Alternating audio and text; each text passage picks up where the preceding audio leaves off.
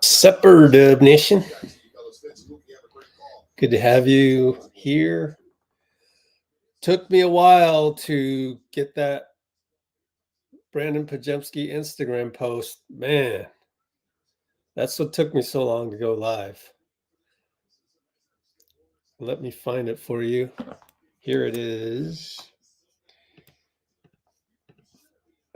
Let's see. Okay. Instagram, yeah. Here it is.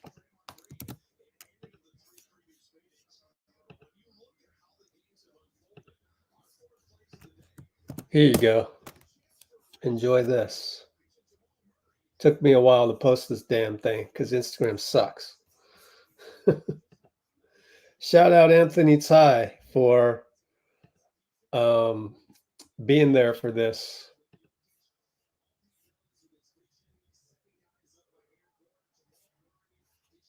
Thank you, I appreciate that. And yeah, we were up front playing cards, and Gary was like, "It's 2 minutes to Klay birthday," and then hit midnight, and we all went back there.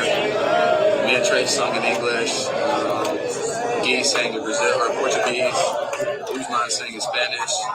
Same with Lester. So it was just a good thing. You know, he's a great player, great vet to be around, a great person, and he does so much for the team. He's done so much for the organization for as long as he's been here. So enjoy that. The link is now in the description. The referees tonight are Tony Brothers, yay! And then two young guys, Dyne and Mousa Dagher. Okay.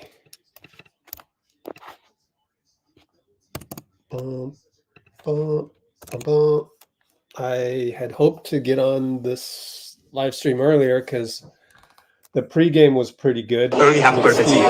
Yeah, thank you. I appreciate that. Pregame was pretty good with Steve Kerr. And how do I find that? Let's go here. SoundCloud. Actually, no, there's Slater. Slater has a good snippet. Let's look at Slater's snippet. Draymond on Jokic. Draymond at center there's just like not monster centers all across the league, but you know, obviously you have one here today. How do you view him, you know, in this particular matchup and the way you want to kind of deploy your center position when you do face like a Jokic? Yeah, I mean, this is one of the reasons we know we're going to still need Loon. You know, and I'm trying to kind of juggle minutes between Loon and Trace because we're going to need both of them for different matchups. This is one where Loon his experience against Jokic matters, and you know how many minutes can Draymond play against Jokic today or in a playoff game? That's a great question, and I think the game will probably dictate that based on foul trouble or fatigue or whatever. So, you know, we'll obviously start the same way we've been starting and go from there. But all of our big guys have to be ready to run.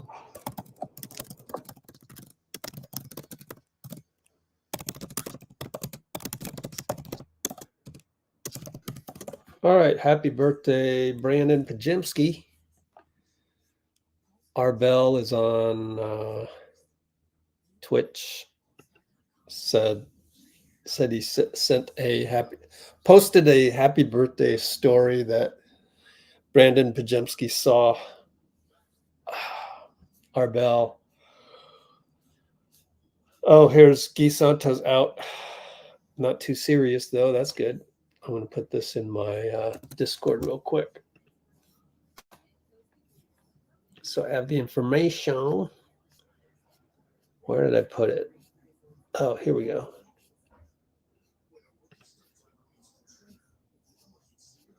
Good. Guy Santos was supposed to get an MRI this morning, according to Jason Dumas. So I hope that is the result of the MRI. No big deal. Hope everyone is well on this beautiful Sunday. We're just turning the corner on winter and getting into spring as far as Bay Area weather is concerned. Yeah, draws a lot of offensive fouls. Exactly. In fact, let's look at the charges taken, NBA charges taken. We got that one on commonly Googled terms. Leading by 5. Isn't that great? Let's copy the link into the description for y'alls. Or the comments and the description. Podziemski birthday. Leads league in charges taken. And as we said last live stream, he's only 2 away from last year's second place total by Kevin Love.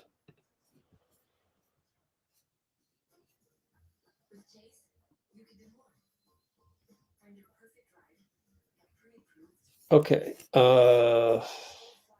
Be sure to hit the like, please, because I guarantee you I will look at the likes right now and it's going to be woefully a small amount compared to how many concurrents we have, which means that people are not liking the video as I speak. Here we go. Refresh. Let's see how bad it is. 37 concurrents. What's the guess? I'd say 15 likes. 17 likes. Come on. 37 concurrents. Only 17 likes. Come on. Tap the like button. It ain't hard. Come on. That means you, and you, and you, and you, and you, and you. Tap it now. Do it, because it's really not hard to do. It really isn't. I get it. I don't like any of the videos on my channel, my personal channel. I watch a lot of, but I subscribe to a lot. I watch a lot of science-based stuff, quantum physics, astrophysics, cosmology, because I love figuring out where we're from, what this is all about, where we're going. The universe is expanding at crazy ass rates, and we have 2 values for that. Talked about it before here. So those are fascinating things, and it brings us right back to gratitude for everything, which brings us right back to the Warriors. So yes, it is very much connected. Everything is. And yeah, sometimes I don't hit the like button on those ones. But then again, all of those channels have like 500,000, 1 million subscribers. They're not going to, lose any sleep on those. They'll be fine. But this channel right here, don't you dare think like it's so easy and everything. It's a struggle. It's a struggle. Every day you check the views and stuff, like it's tough. So I need every like, I really do. Till we get to like, if doubling the amount of subscribers that we have means double the revenue, then I'll breathe a little easier. I'll breathe much easier. Even then, it's very fluctuating, because when the Warriors lose or when they're barely over 500, no revenue. Not no revenue, just poor revenue. Come on, man. Safari, what you doing? ESPN.com NBA standings. Yeah, when we're down here, revenue sucks. Oh, it sucks. Yeah. This live right here, I'll just look it up. Let's look it up as I go on my pity party, as Mike D'Antoni used to call it. Let's go on a pity party. The last live that we did, how much money did I make? Warriors Hornets. $6.79 for how many hours? 4.5 hours. Let's see. 679 divided by 4.5. I made $1.51 an hour wage. Yeah. All right. All right. I'm done with the pity party. Honestly, I don't care. If you like or not, I don't even know if it really helps. But at least I do get to do what I do. I love being on these live streams and being with my friends and being with people who don't automatically hate Steve Kerr. That's in and of itself. If you found some people like that, oh, congratulations. You have found some true friends. Now, let me ask you something. So, wow, I went on a 5-minute pity party. Mike D'Antoni voice.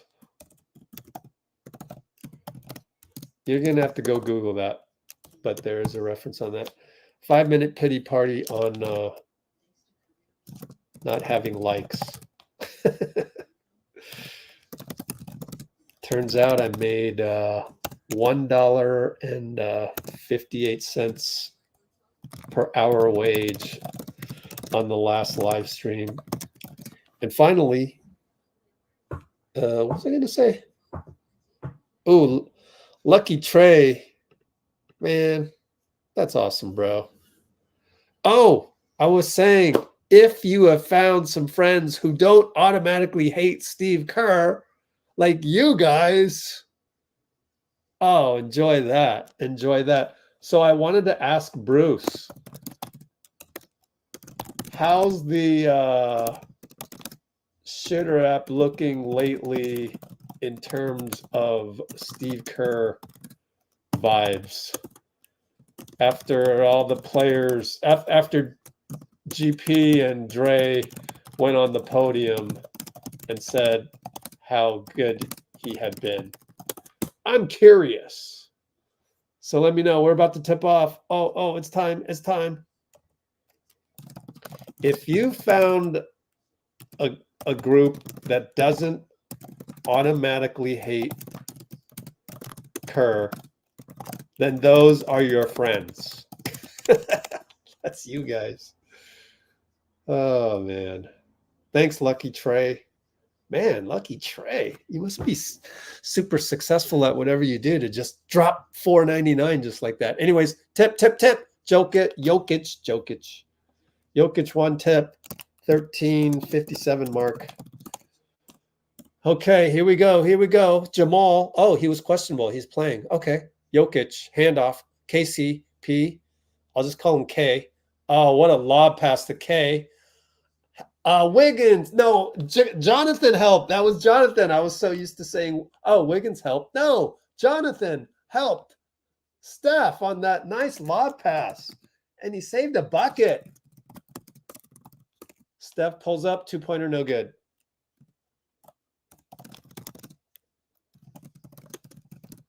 Okay. Now it's Jamal gets down and got free on the baseline and found Aaron Gordon. Wiggins will push it up, but Jamal is there to stop him. Over to Draymond. Jokic leaves him. Draymond shoots a 3. It's good.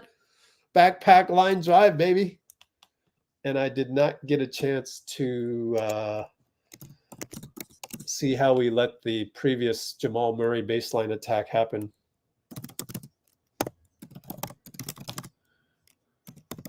Looked like Draymond was in rhythm there. All right, they hand off Jokic to Murray for 3 short. Draymond rebound, touchdown pass. Kuminga! He didn't even emphatically slam it. He just like put it in, just easily slammed it. Let's go Warriors. MPJ got it. Hand off Jokic, screened off BP in the process. Wow, BP versus MPJ. All right, JK tried to get it downhill, but Aaron, good defense. Oh, BP just takes K, finds Draymond, and Draymond throws the ball away, but JK didn't cut. That's JK's fault. Although Dray needs to learn not to pass that at all. AG in and out on the 3 on transition, Wiggins rebound. That's officially a TB-tot for Draymond, but JK should have cut. Wiggins for 3, up top, good on the catch as AG shaded over to JK versus Jokic, was it? Yeah, Kalena is describing the play right now. They find Gordon in the corner. He does not shoot. He attacks, kicks out to Jokic against Draymond, one-on-one. Does a little acting job, but Aaron Gordon got the rebound. Steph fouls the heck out of him, but it's a good foul. And Steph makes sure it's on me, right? On me, not Draymond, right? Good job, Steph. And that was Tony Brothers.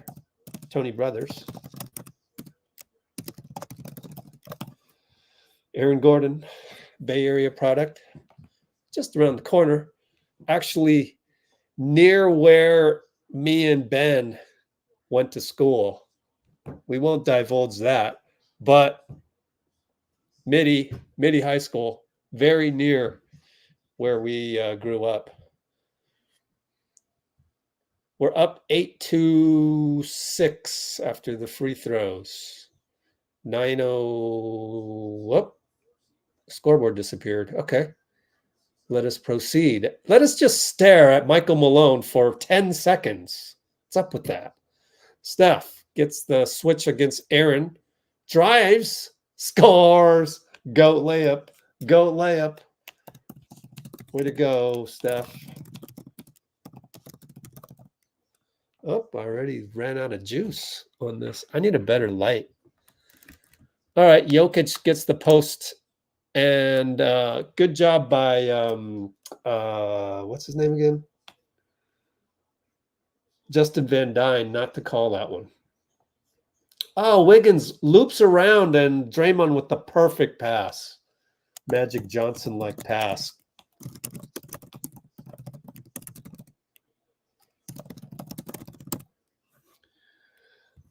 Okay, now we got MPJ for 3. Short, BP rebound. Gosh, she just knows great instincts. JK, one-on-one. Aaron, good defense, AG. Good defense. Steph finds Wiggs, finds BP. Oh, yeah. Oh, my goodness. He blew a layup. Oh, my goodness. That was great tic-tac-toe. But then they throw the ball away. Touchdown pass intercepted by Draymond. Actually, it hit the backboard, so... yeah, it's a turnover regardless. Wiggins finds himself on Nikola, finds Brandon, right-handed reverse. 2 times. Great plays. Timeout, Mike Malone, baby. Oh, we look good. We look good. We're locked in. And I go back to 14-8, 7:39. I go back to what we talked about last game when it was just 30 of us concurrents left. And we said, who scares us? Who scares us the most? And what was the answer when we came up with the answer? Type it in the comments. Who scares us?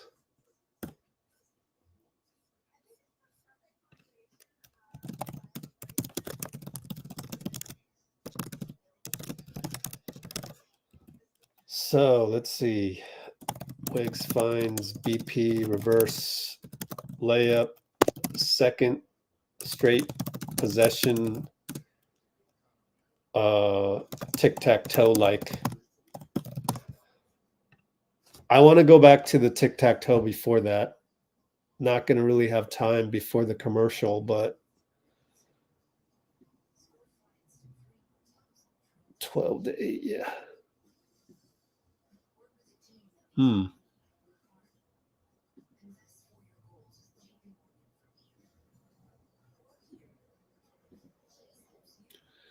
And that was just incredible defense by Draymond at the 8:40 mark against Jokic.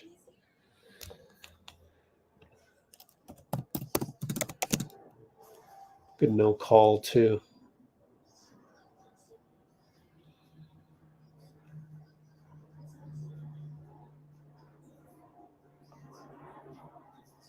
There we go. Wait a minute. Sorry, guys. I am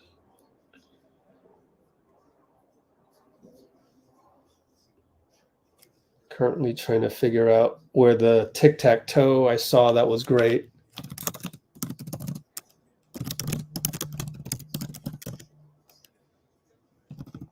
Okay, found it. But then we didn't get the tic-tac-toe because BP blew the layup, and then we come right back, and Wiggins makes stuff happen, and so does BP. Beautiful basketball, beautiful basketball. Like that's what the people that hate Steve Kerr, they don't understand that none of this happens without Steve Kerr's coaching. So we'll look at that next time as we're back from commercial break. And it took me a while to find multiple sequences.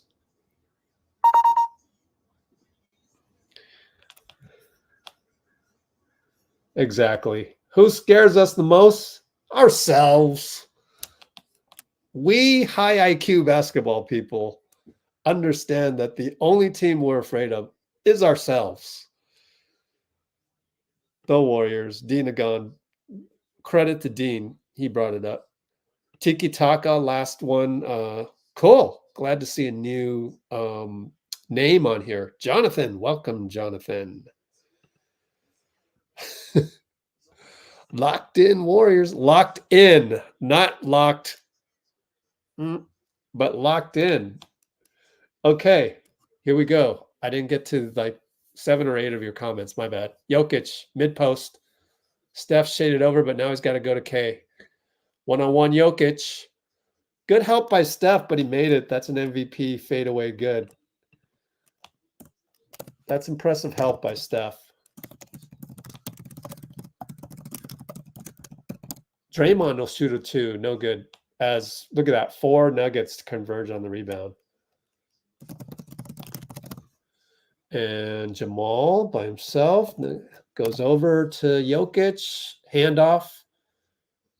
Draws a foul. That's 2 fouls on Steph.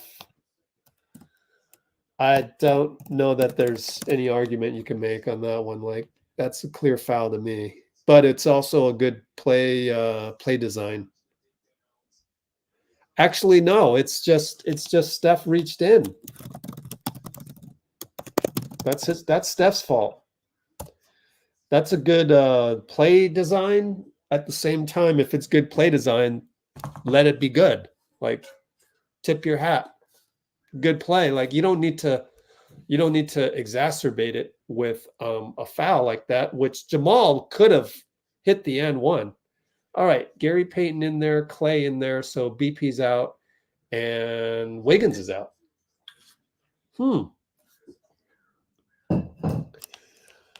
Interesting. Wiggs out for GP2. Klay in for BP is no surprise. And Klay promptly throws the ball to the other team behind Draymond. Jokic inside. Good job by Draymond again. As somehow Jokic missed that. Great defense by Draymond to not foul. Klay gets the handoff from Gary over to Dray.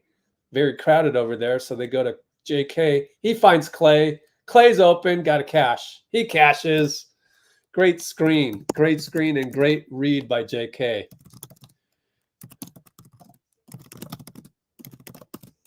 For Klay, JK assist. MPJ 3-ball, good. Oh, man, I didn't even get a chance to see how that play developed. Try and peek at it later. JK downhill, finds Klay. Hot hand, no good. That's okay. Heat check. Oh, so it was Jokic again, and Klay helped out. Yeah, it's a tough matchup. JK now trying to Jokic. Trying to Jokic. No, trying to defend Jokic. MPJ gets around the corner, and then he scores. I mean, Jokic scores on the putback because it was Klay left to go one-on-one with Jokic. So Jokic doing things. Steph, step back three, no good. Oh, MPJ overran the rebound, and GP got it, and it goes over to JK in the corner. GP gets another rebound. Not the best shot. Gets a reload for Klay. GP2 everywhere. GP2. Yeah. Way to find Klay, man.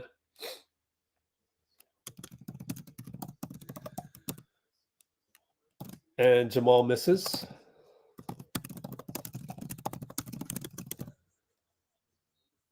And deflected out of bounds, our ball. Oh, boy. So Draymond has to stay in there pretty much. I guess we got Looney. Draymond and Looney can be the buffer against Jokic. And, in fact, Looney comes in. That was a 7-minute stretch for Draymond. Steph against Reggie Jackson. Shoots a three from the logo. No good. Long rebound to JK. Over to GP. Back to JK. Corner against Gordon. Attacks baseline. Power forward. No good. Oh, it's a foul on Looney. Oh, Looney fouled him, huh? Really? Let me watch the replay. I'm watching Looney. Oh my God. What? That's a ghost foul. You're kidding me. Was that on Looney? Let's look at or was it on JK? Play-by-play. Try not to spoil myself. Looney, loose ball foul. What? Jokic scores easily against Looney. Come on. We're only up by 1. Great matchup so far. We're playing championship level basketball. Klay, 2-pointer. Foul by MPJ.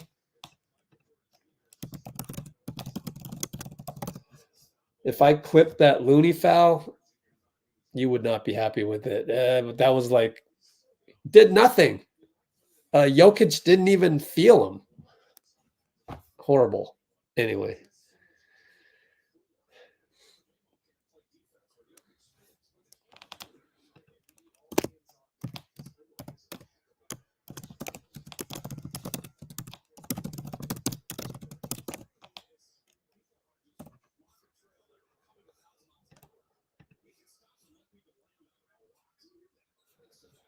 Tiki-taka. We got to get the tiki-taka back.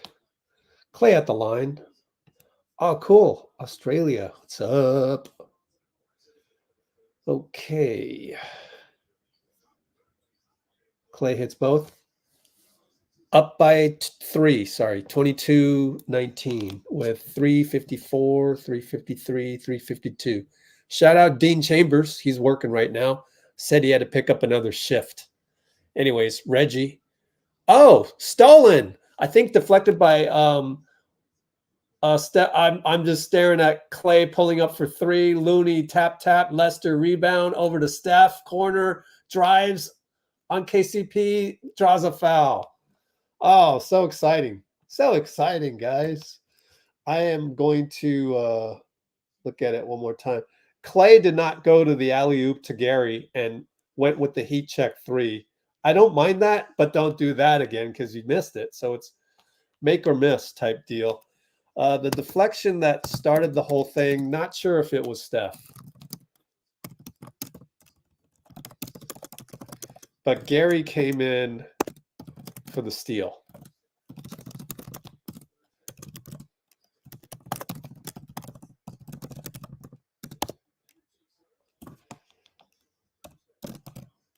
And Lester got the rebound, which is great.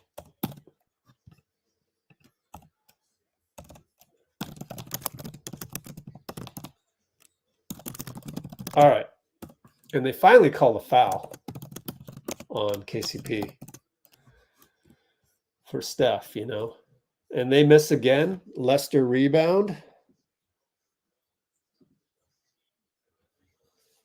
Klay comes around a curl. Nope. Looney hands off Steph. Steph goes, bye-bye, Peyton. Nope. Jokic is there, and he throws the ball to the other team. Steph does.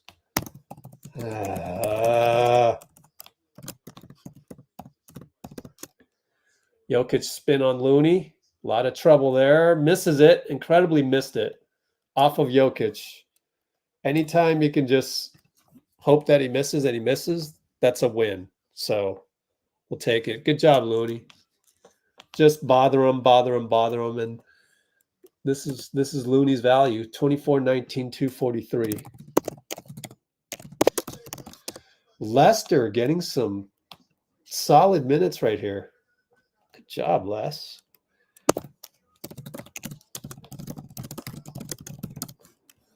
Okay, let us take a look at the last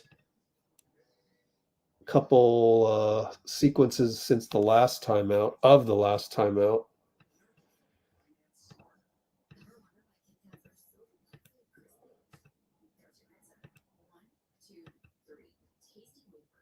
Let's see. Okay, here we go.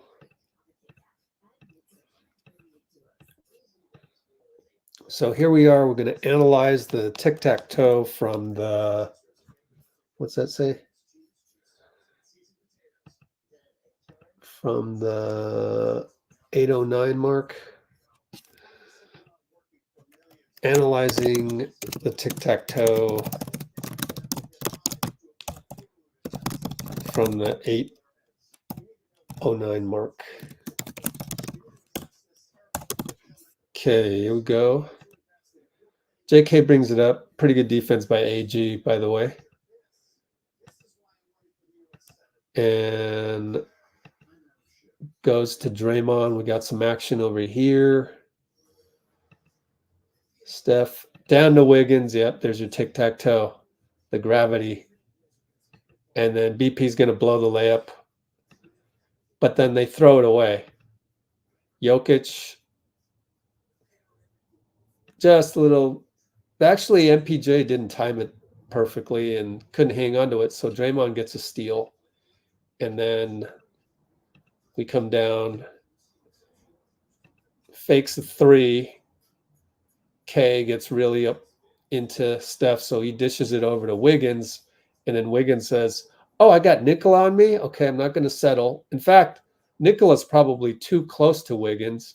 But that is because Wiggins has earned the respect of the three-point shot now because suddenly he's making them. Let's take a look. Look at that. Look at that.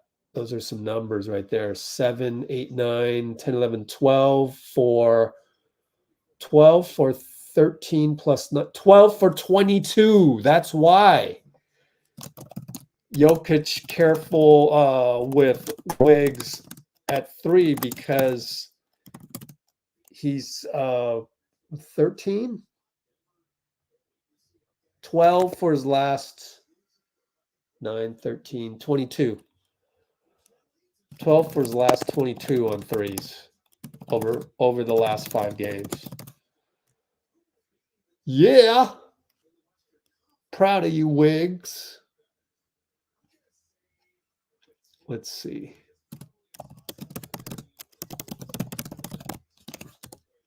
Oh, what a sequence. And then so he blows by him.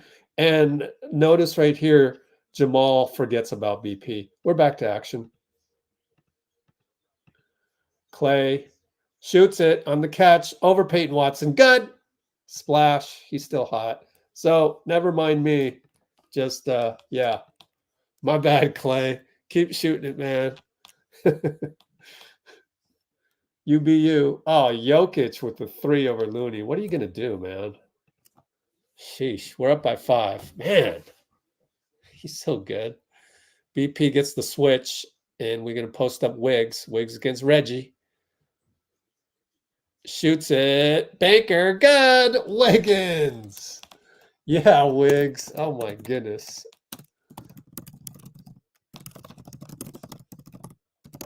Ah, beautiful. And it was a bank shot. Wow.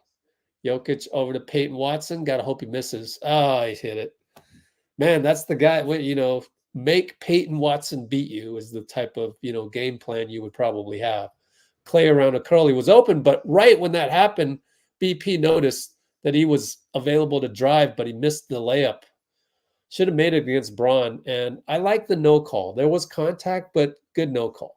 Klay with the curl 3, splash, all net. That was a different type of release. Different. We'll have to look at that. Interesting release, man. We'll have to come back to this. Put some asterisk on that one. Jokic finds Ben Brown for 3, no good. And that, again, another guy.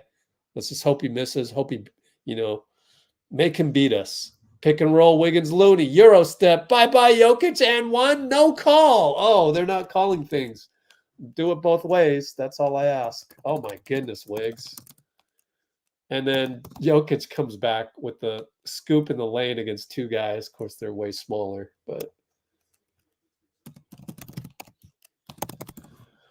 Podziemski finds Klay again, does a fake, shoots a 2. It's good. All net again. He's on fire. He's on fire.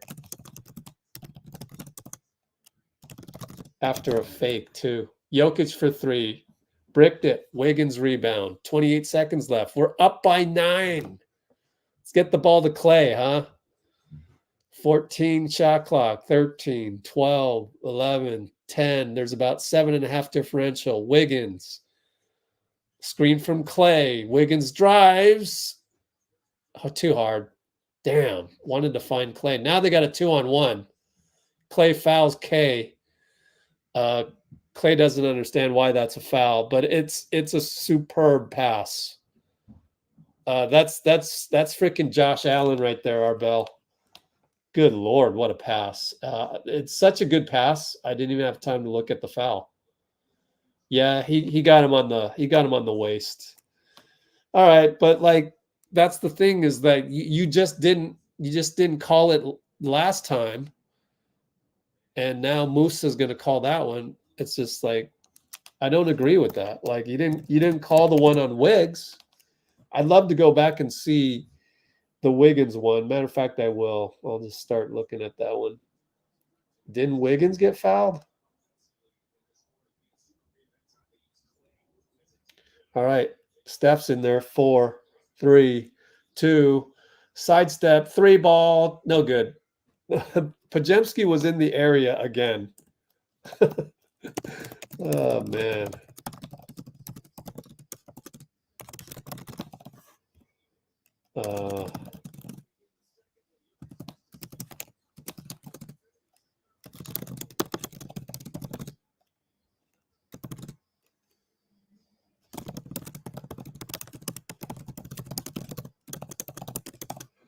Mousa. Anyway, let me look for this stuff.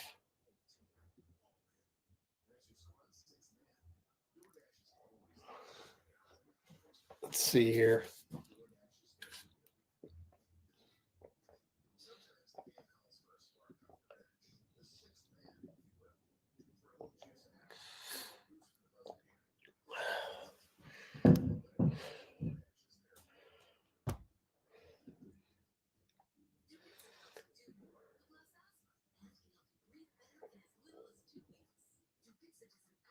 There we go. No, that wasn't it. Wiggins, Euro at the 59-second mark. I'm way off.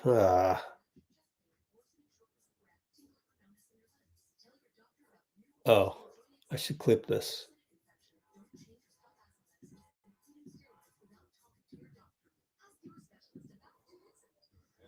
Oh my God, dude. Oh my God. Mousa. Now I got to just look and see if that was Mousa. Tony Brothers. No, it was the other guy. That's why they're not on the same page again. That's my whole gripe. It's always different refs thinking different things. And then when's the foul? And okay, here comes the Klay foul.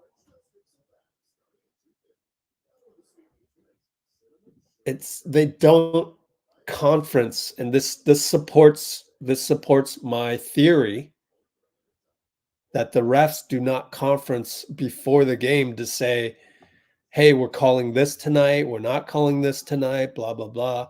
Everybody's in their own vacuum. Now, granted, the three of them are now on the court, and hopefully Mousa understands that we've been letting some shit go. You can see it. We're no longer in the vacuum, but you go into the game in a vacuum. And that, honestly, it pisses me off. Like, I wouldn't want that if I were running the league. Like, in my league that I ran, they show up, and my best refs, they talk to each other and they said, let's do this, let's do that.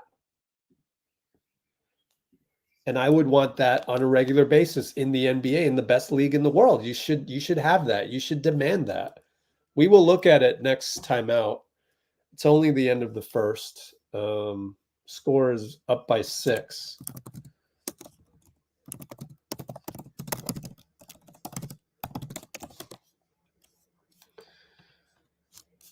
So initially analyzing the Wiggs non-call and Klay and one call, which was Mousa, and the Wiggs non-call was Justin and Dyne.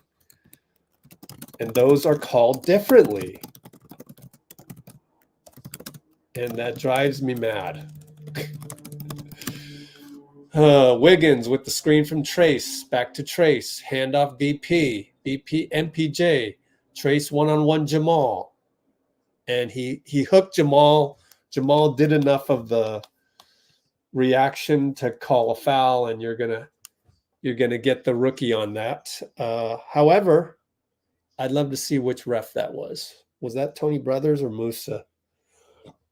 It was Mousa. Oh boy. Don't like Mousa.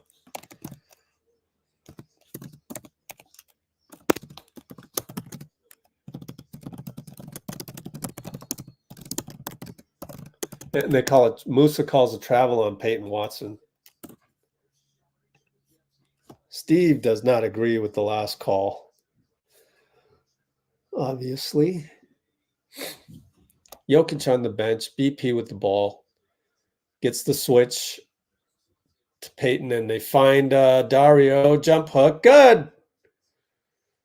Way to find the switch right there.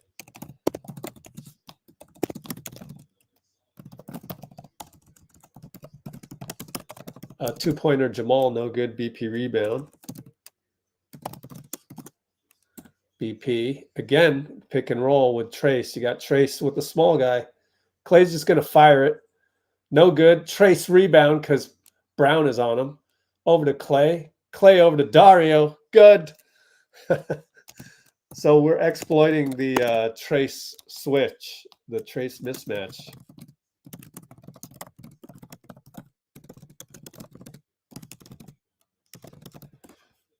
So look for that next time down. Who's this guy? Number 22. Oh, Najee. All right. MPJ, late shot clock. BP everywhere. Brown, no good. Oh, Najee rebound. Come on, Trace. And he fouls Najee. Come on, Trace. And that's what you get for that certain journalist that loves Trace Jackson Davis to no end. He's not perfect by any means. Let me watch the replay here.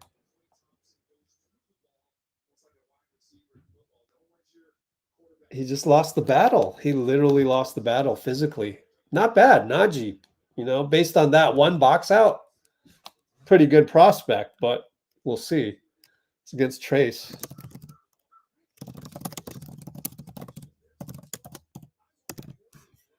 Fitz is talking about that right now, but hey, look, I mean, Trace isn't perfect. Neither is Najee. Najee won that battle. Big deal. But all I'm saying is Trace isn't as great as everybody says all the time. So stop it with the rotation criticisms, right? You know, like there are some warts of Trace. But right there, I think you got a deflection. And after Wiggs missed the layup, we get the ball side out. 14 on the clock, meaning that's a team rebound, I guess. Yeah. Trace will set a pick. Nope. BP over to Trace, handoff Klay, 11 on the clock. And he fakes the three, says bye-bye, and fouled by Najee. And Klay nods at his Klay nods at his family that's in the crowd, honestly.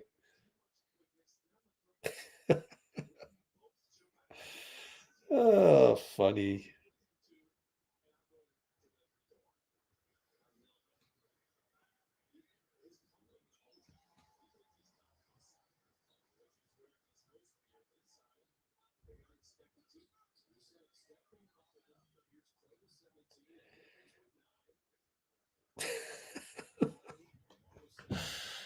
Oh, he's a character.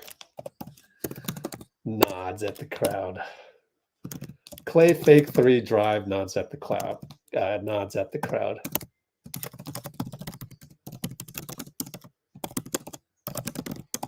All right, we're in zone. Brown in the paint on the spin, kicks it over to Watson for three. No good. I think we're going to make some hay, as Steve puts it. Good lob into Trace, out to Klay for three. Good. Man, Klay, how many points is that? 21. 21 points in 9 minutes, 26 seconds.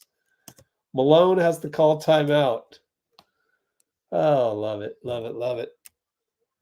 45-32. Our second unit is way better than their second unit. I mean, stating the obvious, but it really is. 6-man Klay. Game 6-man Klay.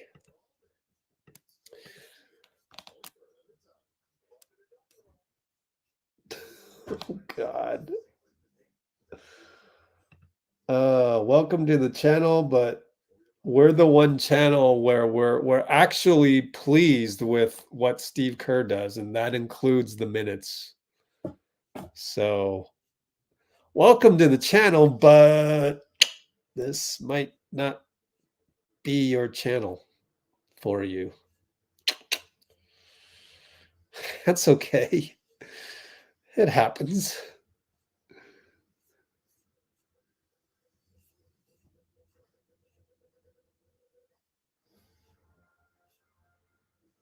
Oh, gosh.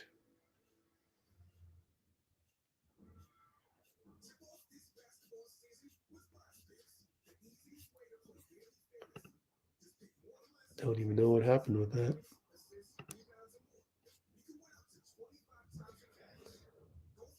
Oh, man. We just don't do the rotation complaint thing.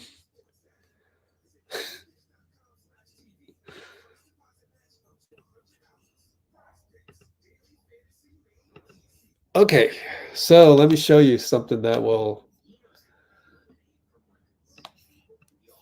illustrate my frustration with NBA refs. Okay, so we shall analyze this, and we are at the 49:30 mark. Analyzing the referees. See above. I talked about it already. So here is Wiggins. He's going to go down the lane and Euro step on Jokic, but notice Jokic how he fouls Wiggins. He goes in. Actually, I should I didn't mean to put Bloomer's comment on there I missed, and I wanted to put that one. And then I wanted to put something. Actually, it was something else. I don't even know. Yeah, okay, let's put it here. We need a. There we go. Boom. And let me screenshot this. Okay, so you're gonna watch Jokic foul. Boom! Look at his arm. Look at his arm. Okay, that's an and one, right? Moments later, touchdown pass, beautiful Josh Allen pass. Is Klay not doing the same thing? That's the same foul, except you called it on Klay. Mousa, that was Mousa. Come on, Mousa, get with the program. We're not calling that today. Design played a Najee out of the timeout. That's what I mean by the freaking refs not being on the same page. They're just not on the same page. They don't strategize. TJ, down low, jump hook over MPJ. MPJ has no defense. So, by the way, Jamal had just hit a one-on-one jumper before that. Wiggins on Jamal, screened by MPJ. BP closes the gap. That was nice. But Jamal recovered, finds Najee. Blocked by Trace. Blocked by Trace. Beautiful. Trace gets the ball back from BP. Nice.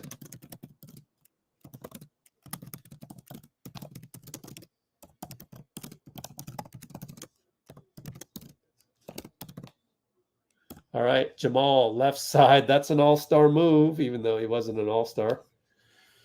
And he scores, lefty. Yep, doing what all-stars do. They got to keep their team afloat when they're struggling. BP with some moves, some more moves. Finds Dario in the corner. What a find, missed it. Good box out of Trace by Ben Brown, surprisingly. Jamal Wiggins, left hash mark, one-on-one, takes him left side. Dario's there to help. Double fake. Find Peyton Watson, in and out. Brown rebound and got it still. Blocked by Trace. Back out. MPJ 3, short. Good closeout, Klay. Good closeout. Wow. This is some great basketball we're watching. Klay gets the step on Najee. Should have been an and one. And they didn't call an and one. And he stares at the same crowd. Gee, I wonder who it is.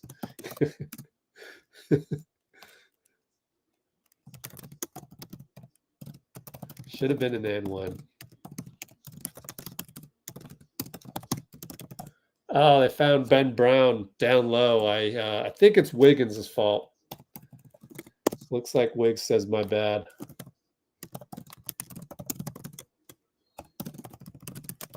And a timeout by Kerr, 6:47 to go. Let me watch this one.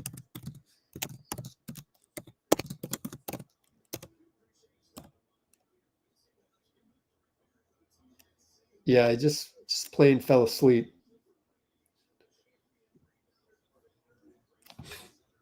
Let me see it one more time.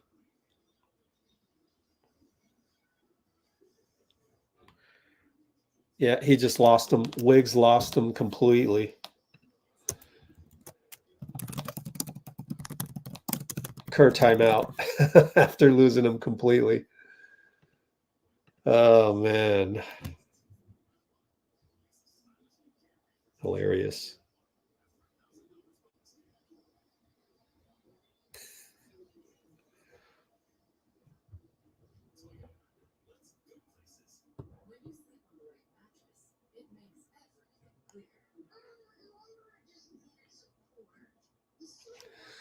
Okay, what are we looking at here?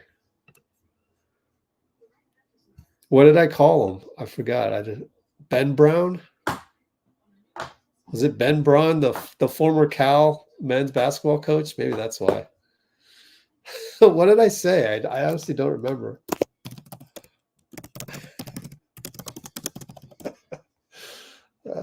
That's hilarious. Don't even know what I was saying.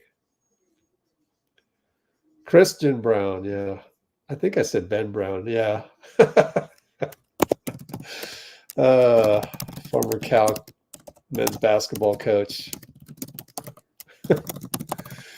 Roll on you Bears, even though there's no more Pac-12.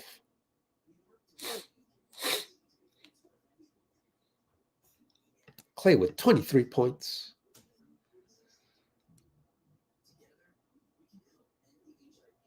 Yeah, our second unit is looking good. Oh, Clifford Ray, yeah. Yep. Yeah, we can. Yeah, let me see if me and Bruce are on the same wavelength.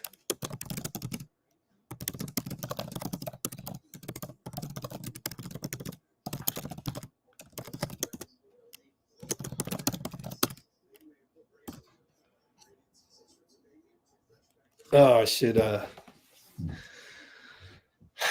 do some Twitter marketing right now.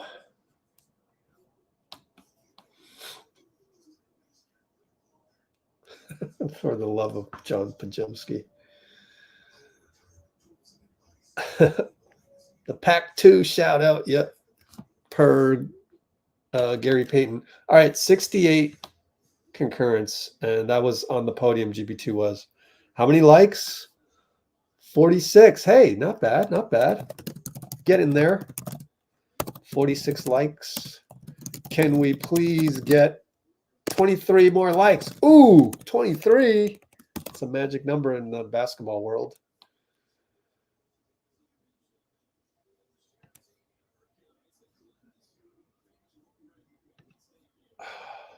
What do you see at that next level, Bruce? Oh, we're back to action coming up. Okay. Draymond left side. Oh, Steph was wide open, but the play was designed to Klay up top, and he's going to get pick and roll. Draymond, 2-on-1. Oh, bad pass. Wow, Dray has been off on the passes today. Huh. Jokic finds Braun, and JK's there to snuff him out. Yeah, JK. And they forget about JK. He easily scores. Wow. Did I call him Ben Brown again? Christian Brown. Jesus. Man, I didn't even like our Cal men's basketball team that much when Ben Braun was the coach. And that was Ben Braun, not Ben Brown. Of course, my eyes see Braun, and I think Brown now. Jamal hits an all-star roll, baseline jumper. JK finds Lester. For 3, Lester hits. He was ready. Oh, man, beautiful. Oh, man, this is nutso. What a game. What a game.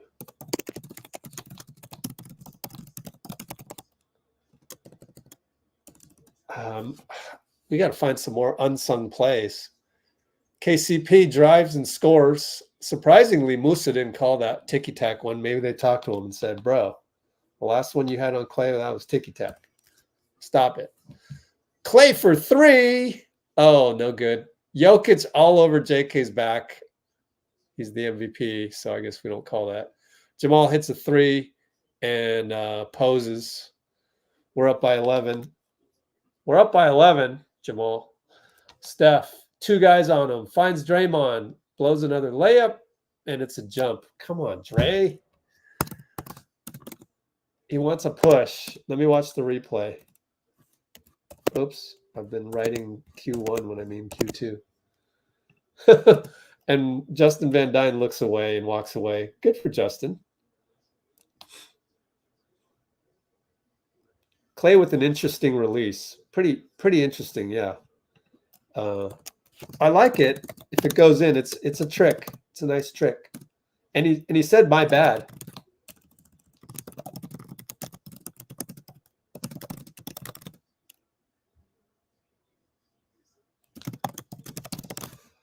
Yeah, I don't agree with Draymond. Maybe AG got you a little bit, but Draymond doesn't even jump.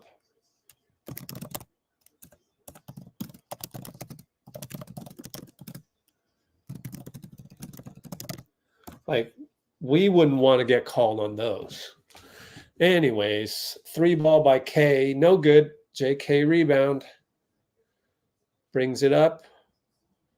Looking at KCP one-on-one, but Lester's in the way. So back to JK. There you go. There you go. What do we talk about? We talked about this. Just go inside, shoot the Kawhi jumper. The decisiveness. There it is. Yes. Oh my goodness. That's the play of the game, man. AG misses it, puts it back against GP2. Decisive mid-range. That's the play of the game, man. Because that shows, superstar growth for JK. Oh, I'm so excited by that. Yes, JK. The Kawhi jumper is back. Just go up. How many times have I said that in previous live streams? Just the guy is smaller than you. 2 steps, rise. He can't block it. It's like you alone in the gym. In fact, I used to practice that for like 7 straight hours at RSF.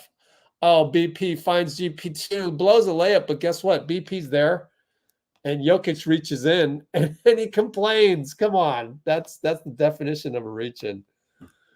But way to go, BP to be there for the offensive rebound.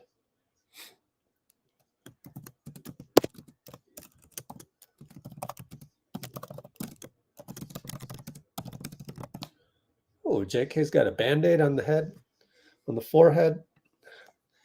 Got some acne. You got some acne. He's so young. Oh, man. I tell you what, man. Denver is freaking solid. Yeah, they're a solid team.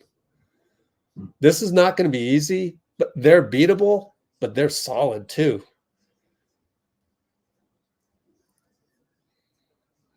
But we're right up there with them. It's clear to me. Just got to execute. Anyways, Jokic, Draymond, one-on-one. Jamal, GP2. Look at that 2-man. Good job by Draymond to gamble on Jokic scoring, and he gambled correctly. Draymond incredibly finds Steph, and he misses it. Steph's the only guy that's not really hitting tonight. And are they gonna call GP2 with a foul here? I'd understand it. But the balance to Steph being 0 for 4 is that Klay is 5 for 9.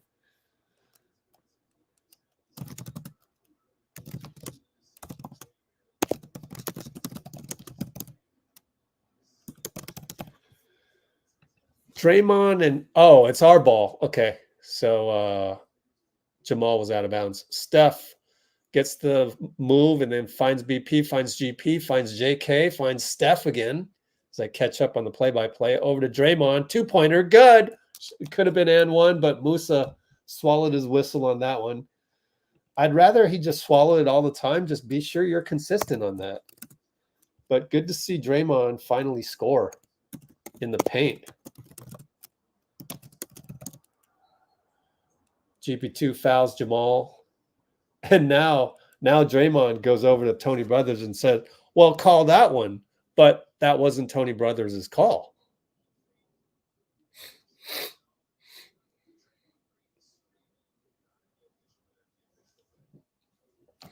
Yeah, I don't know. I don't know if you're going to get through to Mousa. Just don't be calling the ticky-tack on us. Oh, he's talking to Mousa right now. Okay, cool. Wiggs for GP. Wiggs for GP, and GP was smiling because, like, yeah, you screwed up. Get out of here.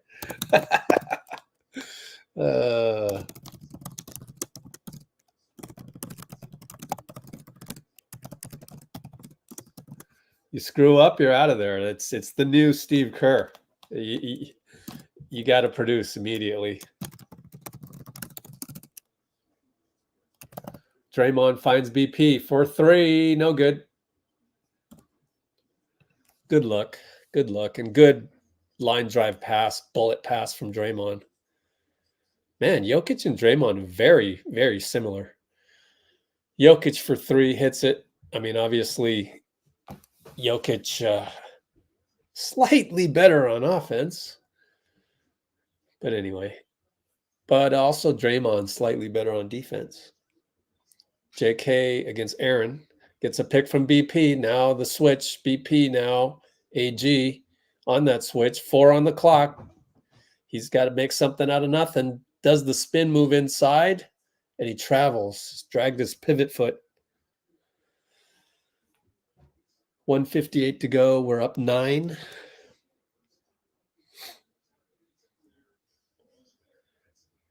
Yeah, we got to run a play earlier than that so we don't get stuck with BP trying to make something out of nothing against the world champs. Jamal against Wiggs, right side. Here comes Jokic. Here it is. Draymond. Look at that perfect pick and roll defense by Draymond. But Jamal hits a spin with another man. Jamal is playing. He's keeping afloat the Nuggets.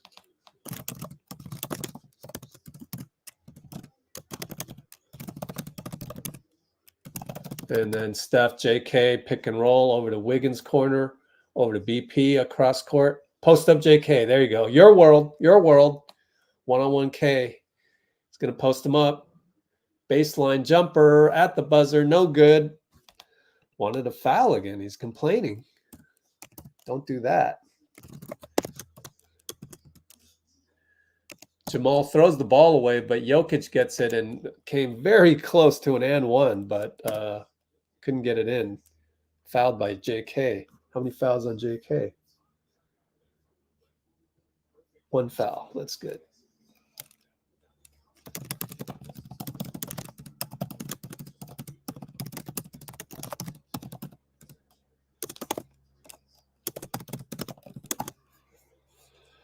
Yeah, I don't like that. I don't like when JK does the thing. Oh, where's the foul? You know, no, dude, no.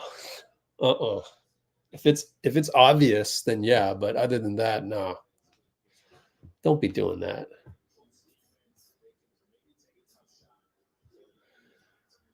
All right, so now we're only up by 5 after 2 straight buckets. Steph is 4 points. Crazy. Sling pass over to Wiggs, over to Klay, who had come in. Bye-bye, fly-by. No good. Missed it at the 47-second mark. Damn. Not a good way to finish this. Aaron Gordon and 1 against Klay. What are you going to do there? I don't blame Klay too much for that one. Tried to bat the ball down, and now they've scored. We were up by 11? We're up by 11 maybe, and now we're going to be up by 2, so that's 9 straight. We're up by 9 for sure. Nope, he missed the free throw. So we're up by 3. Steph, pick and roll Draymond, pulls up on Jokic, missed it again. 2 for 1 shot that was. Jokic says one shot. 18, 17, 16. There's about an 8-second differential. 12, 11 on the shot clock. Jokic handoff Jamal. Shoots a 3 because Wiggins couldn't get around. Over Draymond. Good recognition by Draymond, but it was too late. Sheesh. And they'll foul Wiggins with 6.3 left. BP wants to know what the play is. We're tied up. Jeez. Jamal Murray, man, what are his numbers? He's killing us. 18 points. Over to Steph. 5, 4. Pick and roll Draymond. Goes between them and gets stolen by KCP. Gets off a shot at the buzzer. Steph bamboozled by Denver again. That's 2 games that he's done this. Yep.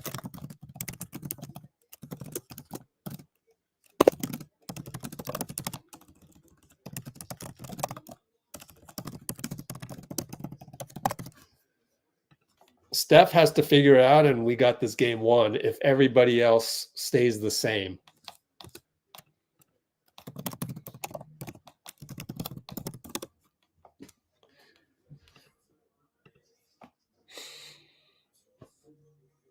And it's incredible to me, actually. 1 for 7, 0 for 5. I want to look at previous Steph games.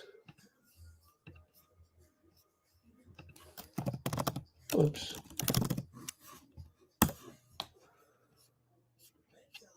Let's see what we can uncover, because I just remember seeing that play at the end. I recall the same thing happening. I don't know if it was Christmas or the other one.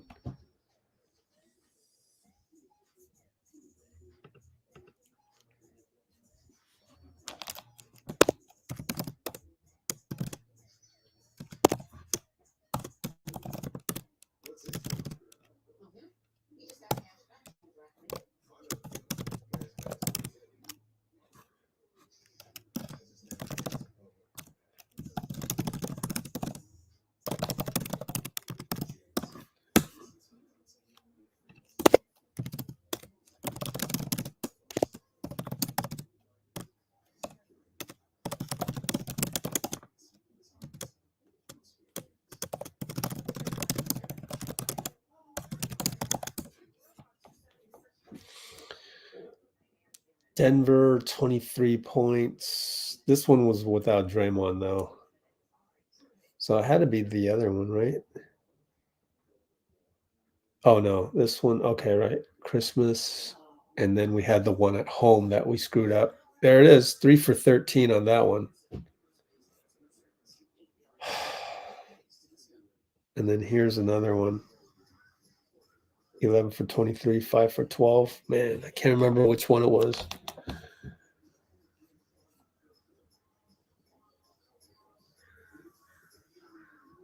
Definitely the Christmas one was weird because it was in the morning, the late morning, 11 o'clock game.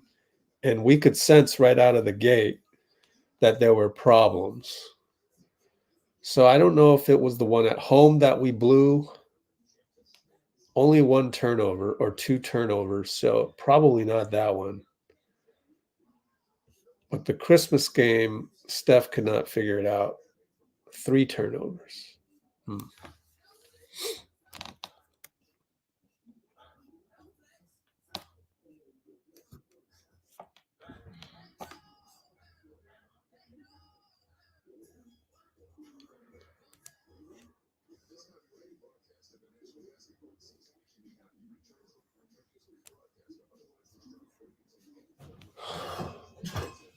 Well,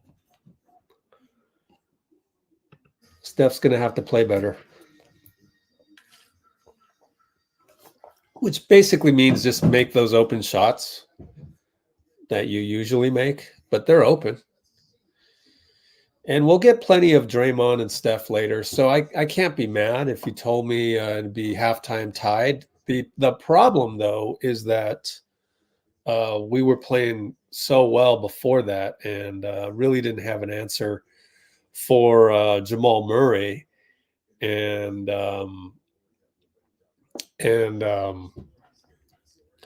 then GP lost Jamal on one of them, and then Wiggs had messed up on another one. So we haven't been good against Jamal. So I would say the top 2 things would be to for Steph to make some shots.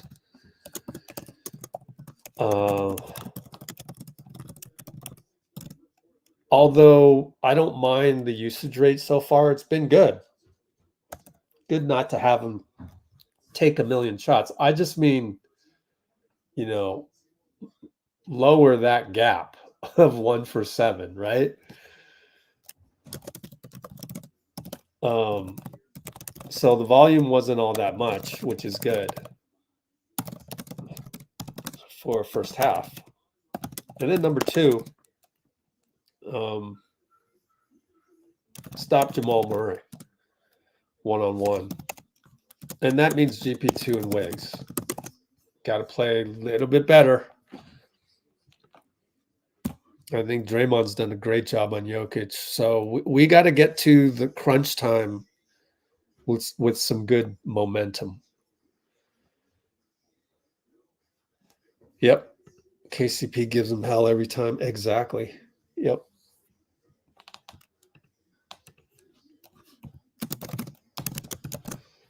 If I were writing the How to Defend Steph book, it would probably start with KCP. I would watch a lot of tape of KCP, see what he's doing.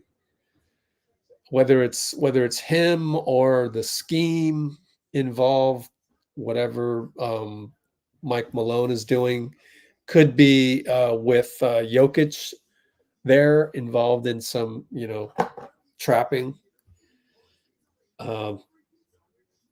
We'll just have to see what's on the tape. All right, I am going to go and tweet out our link.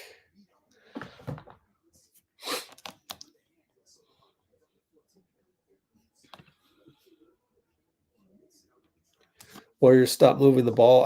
I do think we were trying to get Steph going a little bit, and when Steph tries to get going, whether it's a team directive or his own doing, which I understand, because like you do want to get going at the end there. We saw a few pick and rolls with Draymond to close out the quarter. We saw one shot by Klay, which was fine because Klay has scored 23 points.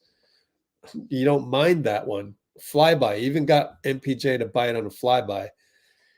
So, yeah, that's why we didn't have the ball movement there. But you're going to have to do that for a good quarter and a half of ball movement. Then we can go phase into Steph close the game, or Steph and Klay close the game. And if we die on that vine, then we die on that vine. This is how it is. That's the dynasty for you. Now, if JK goes off, then there's nothing Denver can do.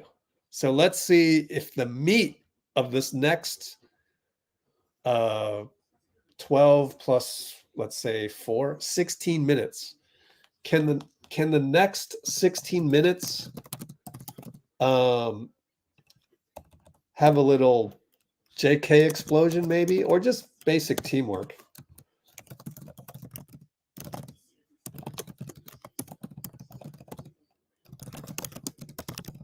Basic teamwork also works, as seen in the majority of Q1 and Q2.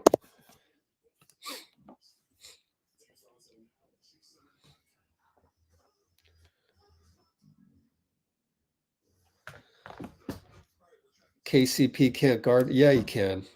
Strong disagree with you on that one. Yes, he can.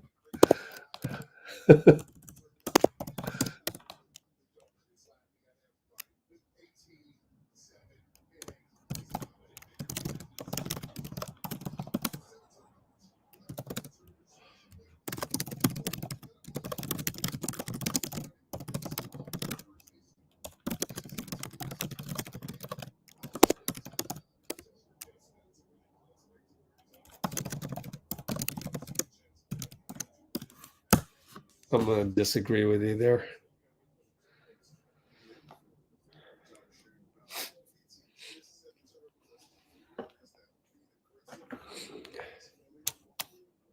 Who cares? I'm with you, Dashix, but I don't want to get addicted to, who cares what Wendy says? Stephen A. Who else? Stephen A. Although Kendrick Perkins, Chandler Parsons.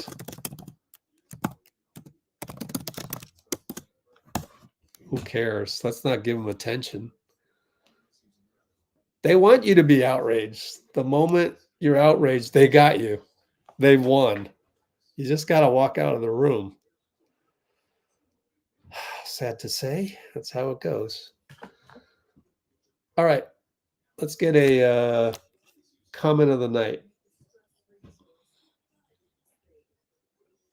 Yeah, so if we can free up JK a little bit, maybe we'll do a little bit more Steph inverted screens.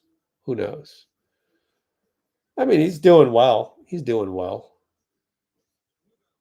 What do you think TJD develop next? I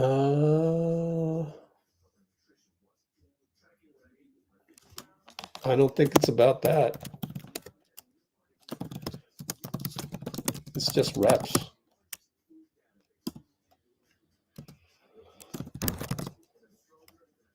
Faster, more athletic Looney is the archetype. That's my opinion. Okay, let's see.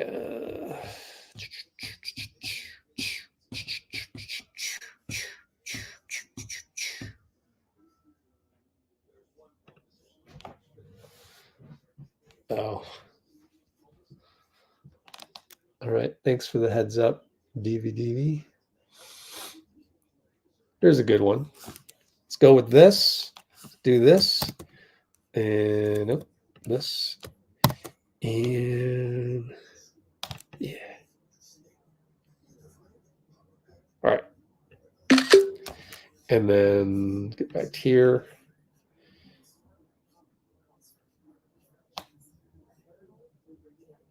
Yeah. Gravity.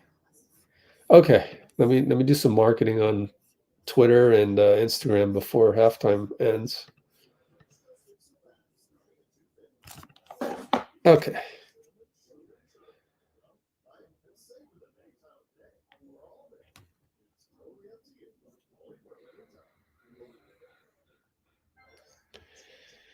Should be a good second half. Oh boy.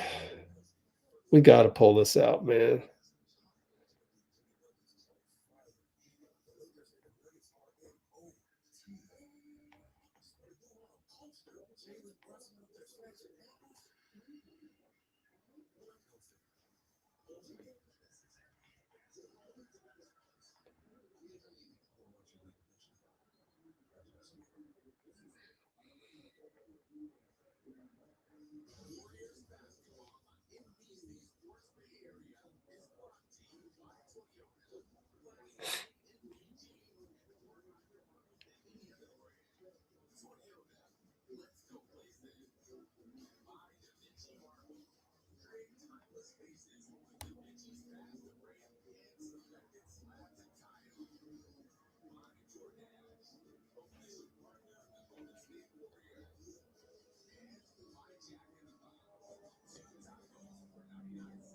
Okay.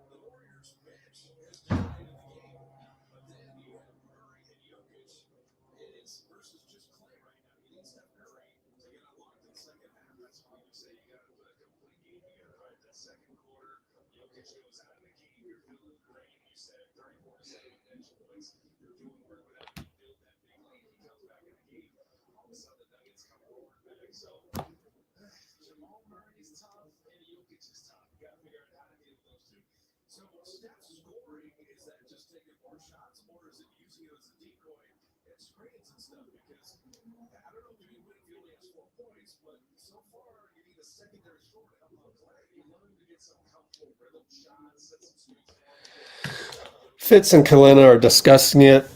Yo, Fitz, what they got to do is exactly what they do.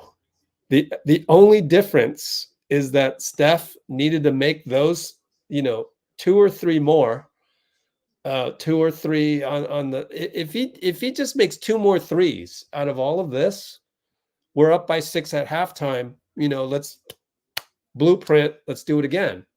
So it's not that complicated. And in a way, I'm agreeing with Bruce. I'm agreeing with Bruce that Steph just missed shots. Give credit to KCP on that last play, got him and everything. But like when it comes down to it, if it's Steph versus KCP in the waning moments, I'll take that every day, including Sunday. All 366 days of this leap year, I will take Steph, KCP with the Draymond pick and roll and Jokic there. Let's let Denver figure out how they want to defend that. And how they're going to defend it is that they're going to let anybody but Steph beat us. So that's fine. That's fine. And we'll go from there. So it really just comes down to Steph has to execute that in the late game. Now, between, as I just said at halftime, between now and 8 minutes to go, we have to play exactly how we played. We closed the first half poorly, but that's fine. I mean, that's like Jamal went crazy and we need to step up on Jamal. That's fine. Like, so far, so good, actually. It's not that bad. And the whole thing with Steph, I mean, Steph's just got to make a couple more shots. That's all. BP handoff Steph with nobody in the stands. Steph goes one-on-one, missed it, in and out. Another miss. KC against Draymond as Steph got caught up. Like, he jogged back. That's on Steph. Now we're on our heels. This is all Steph. Aaron Gordon misses a 3, though. So we dodged the bullet. Come on, man. Wake up. Come on, GOAT. Kuminga, one-on-one, Aaron Gordon.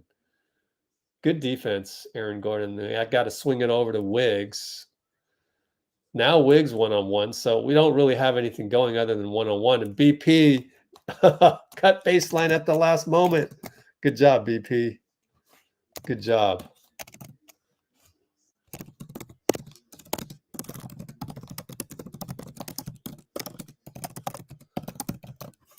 And Jokic one-on-one Draymond.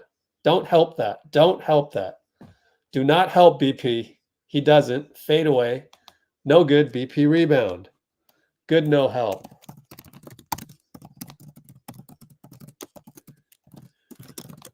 Steph takes KCP. Scores. There's your there's Bruce nodding his head and said, "Told you." Yeah. I mean, I get it. We're talking like we're almost talking the same thing, but I don't want to minimize KCP like that though. He's solid. Jokic misses a 3, offensive rebound, Gordon, and he scores a layup right back to Jokic.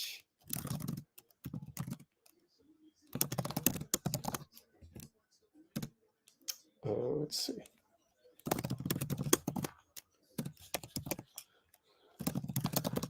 Draymond over to Wiggins. Got to cash that. Missed it. Oh, boy.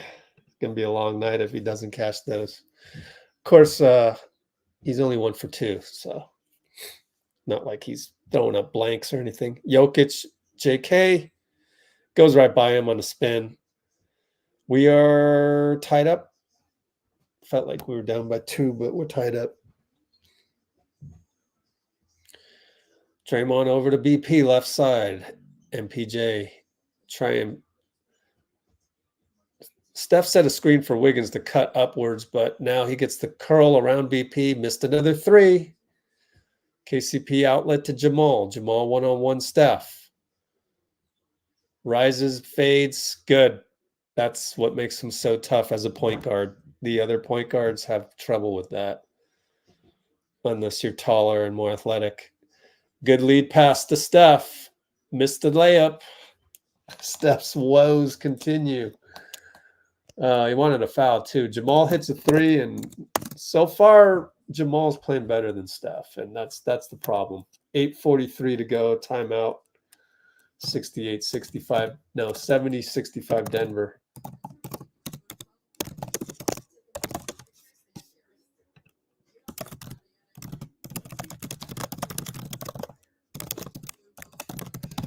Let me clip that back and see if Steph got fouled on that one.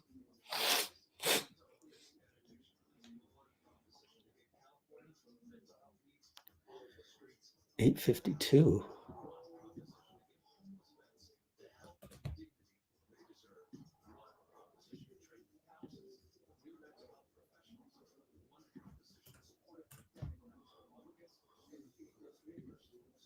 Okay, clipping that one.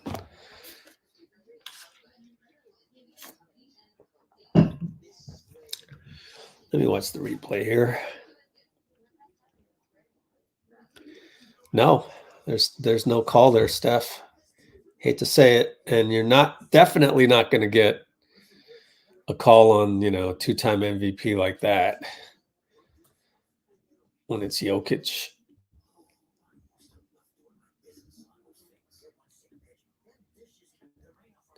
Didn't look like a foul to me. I don't mind it being no calls from this point forward.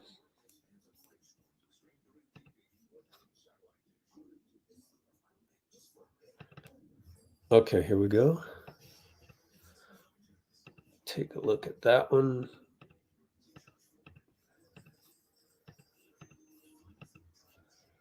Here we go. Really exquisite pass by Draymond. Near. And then let's watch this contact. I mean, that's not a foul. It's just not a foul. I don't like ticky-tack calls, and I wouldn't want that one called against us or them. Let's call it like it's a game 6 of the Western Conference Finals.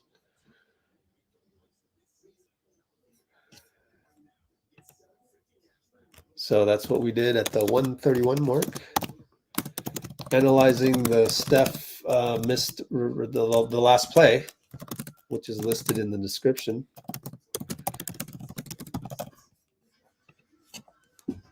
So we are where we're at. We're literally 5 points. We're 5 points behind Denver because Jamal Murray is playing about 5 points better than Steph. That's what it comes down to. And that's fine.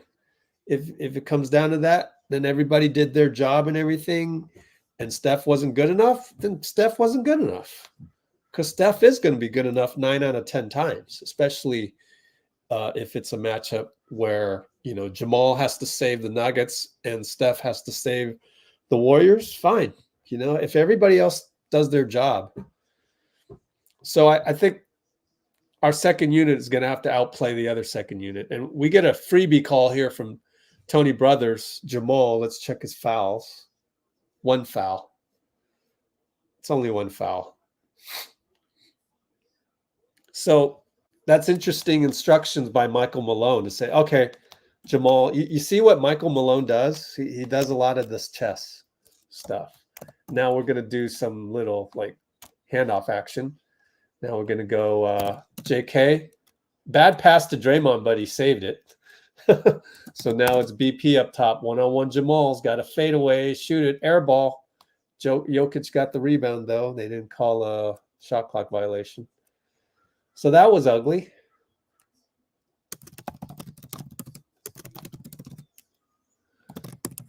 Aaron Gordon fadeaway good.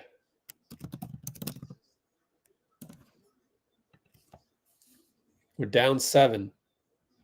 Pick and roll. Over to JK. Over to BP. Back to Wiggins. Up top. Drives on Jamal. Blocked. So our offense is stalled completely. KCP hits that one, and that's your world champions kicking our butt at the moment.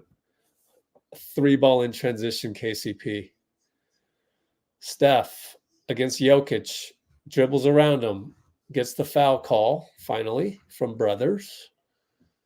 And we're going to go second unit with 7:30 to go. Klay and GP come in.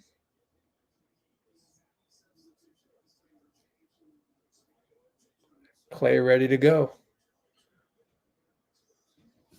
So 7:30 mark. I'll bet you that was a little bit sooner than usual, huh? There's Klay for 3. Missed it.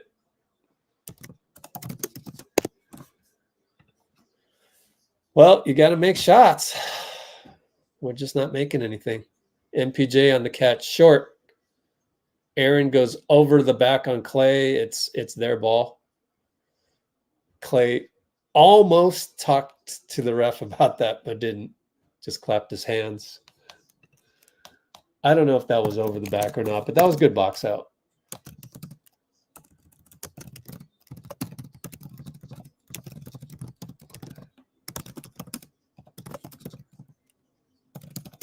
All right, over to Jamal. Behind the back to Jokic for three. No good. Good closeout. Draymond, DPOY style closeout there. Wiggins attacks. Reach in by Gordon. How many fouls? 2 fouls. Third team foul according to Fitz.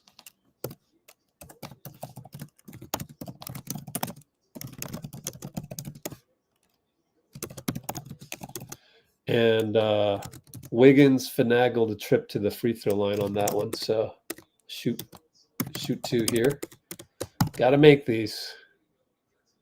He makes it, front rimmed it, and rolled back in.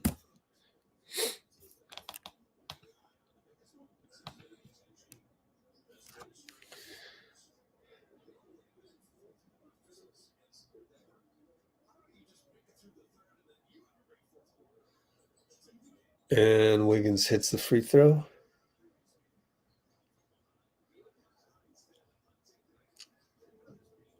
All right, Gordon brings it up on Klay. Klay drops back. Then we switch over there on the weak side. Jokic over to MPJ, catch and shoot 3, no good. Steph gets the long rebound, brings it up. Denver in scramble mode, pick and roll with Draymond. Draymond free, goes upstairs to GP2, and it was poorly executed. Wiggins has to foul Gordon 94 feet later. Golly.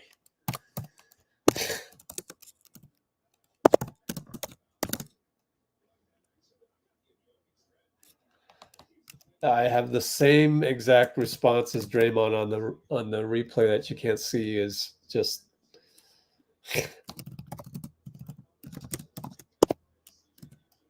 timing's off. You missed a free throw, Gordon did.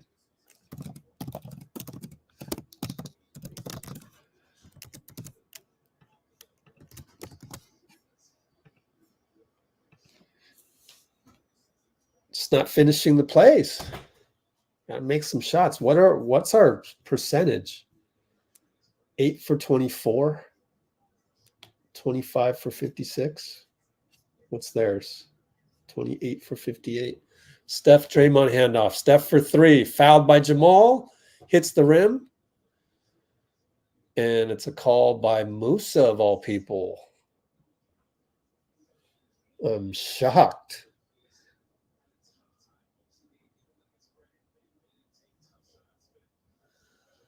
Oh, I missed the replay. I guess he did get him.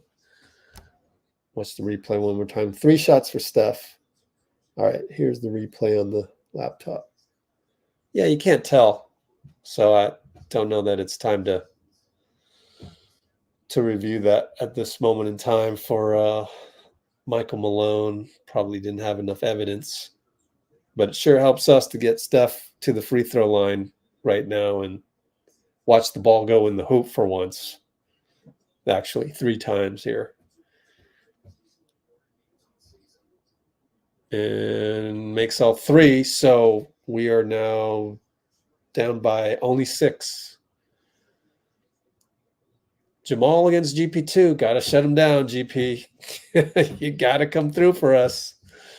And he does. He stops him a little bit. Now it's Jokic. Draymond way out there. Finds MPJ. Jab step. And he finds Gordon for a dunk. And maybe don't help that one, Klay. And Steph gets fouled on the head barely by Jamal. Jamal goes crazy. Steph looks like confirms that he did get hit on the head. Jamal doesn't know if he hit him or not, so he's checking with the iPad. Yeah, looks like it. Oh, I don't know. Well, maybe got wrist.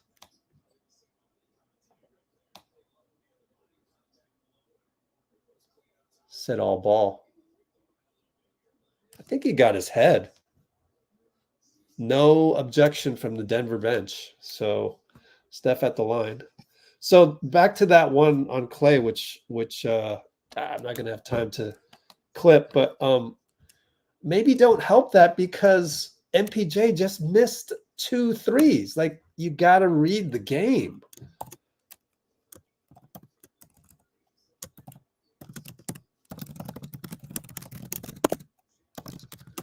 Jamal, Steph. Steph funnels him to Draymond. Jump pass gets deflected. Bad pass, Jamal. Lead pass to GP2. Dangerous, and he loses the ball. Oh my God, dude. Come on now. I mean, good defense, but you threw it right back. It's just fumbling. Just not good. Careful GP2 jumping over the thing there. Dray and GP2 not connecting.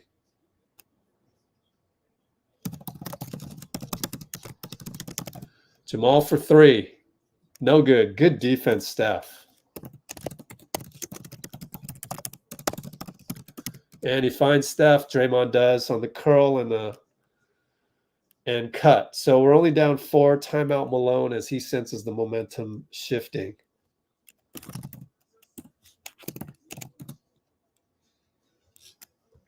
Good job by Steph, man.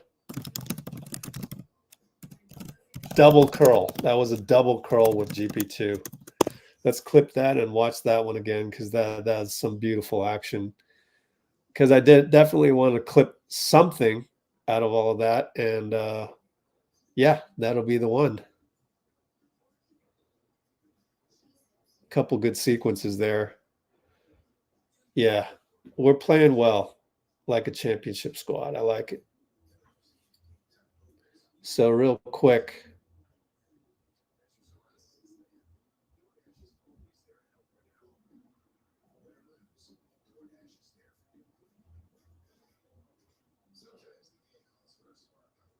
Send that over.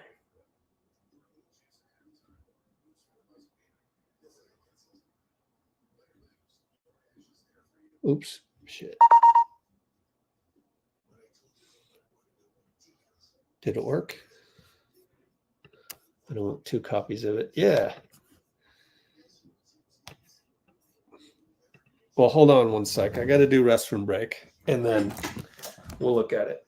Be right back.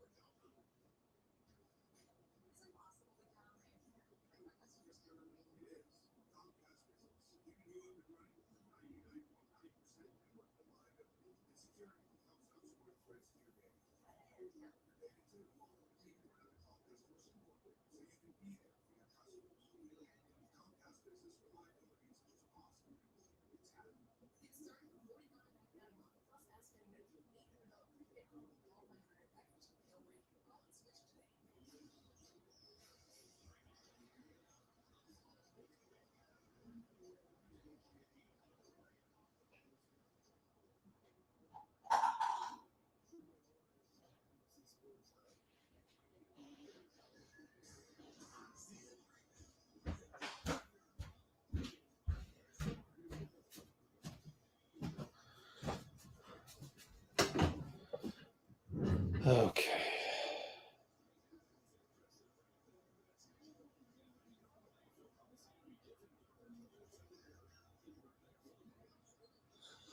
Well, we're not going to review that play just now, but I found out something's wrong with my Instagram, so I have to go fix it.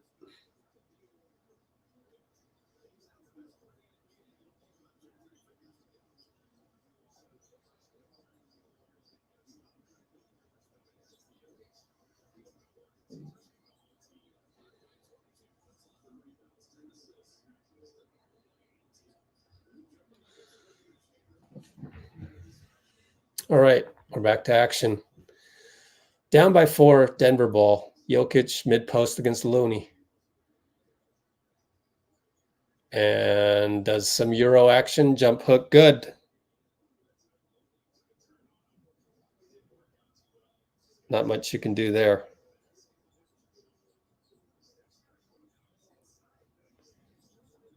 And Steph, one-on-one, Gordon, hook, scoop shot, good.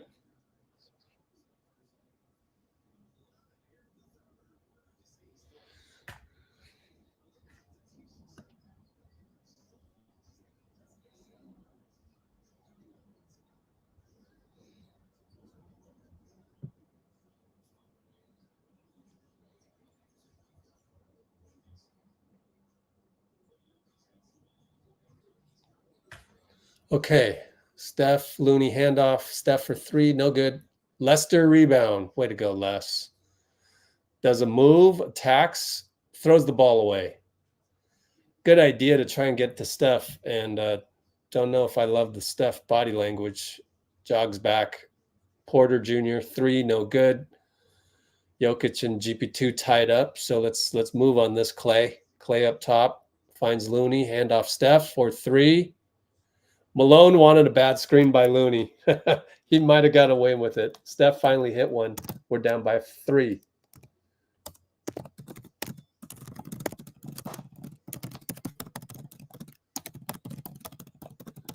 Right in front of Malone. That was funny. Actually, a funny play. All right, Jokic's going to back in Looney and then kick it out. Who was that? Jamal? Is he even in there?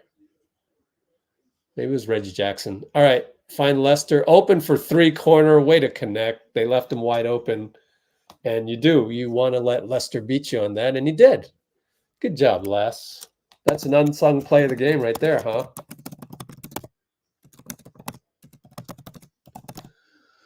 Jokic Looney, mid-post, all alone. Good defense. Lester gets back. Reggie for 3. He's late on the close. Kenny Atkinson goes, what are you doing? Oh, my God. Unbelievable. Steph can't draw the foul on MPJ. Now he goes 94 feet later. Klay blocks it. Nope, they're going to call it on Brothers is going to call a foul. Klay says it's all ball, but it'll be dependent on Jacob Rubin looking at the replay. Yep, you got wrist.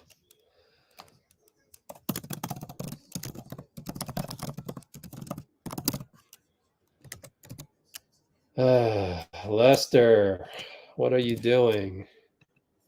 Stick to the game plan, kid.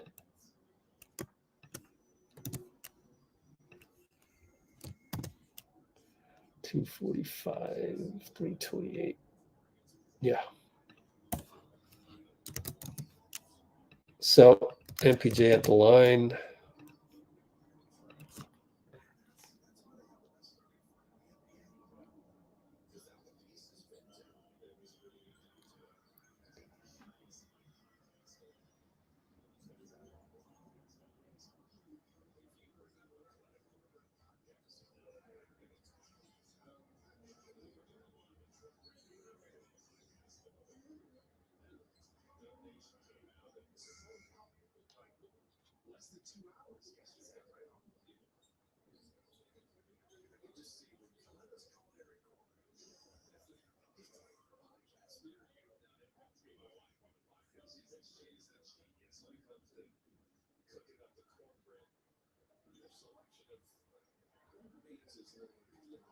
Good Lord, what is happening?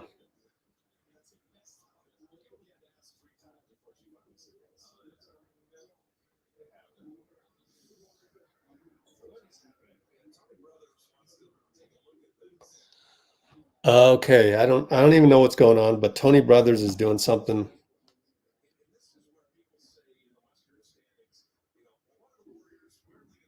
Man, this Instagram problem I'm dealing with is such a pain. So we're reviewing something. I don't even know what, but I'm glad we are reviewing it because it gives me some time to Look at the last play. Oh, did I forget? No. What was this?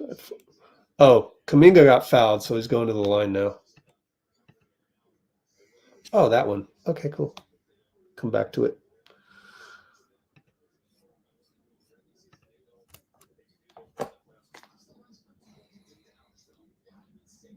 Five, 2, 6, 1, 1, 9.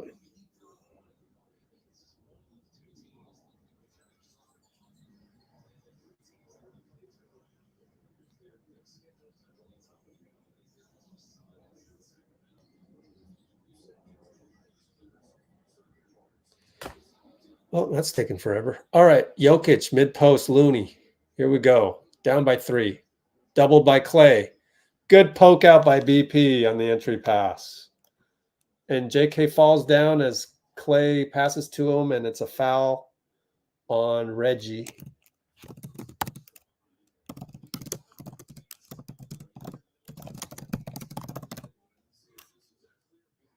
Yeah, let's see if it's clear path. Gotta be. Absolutely gotta be clear path. There's no doubt about this. Don't screw this up.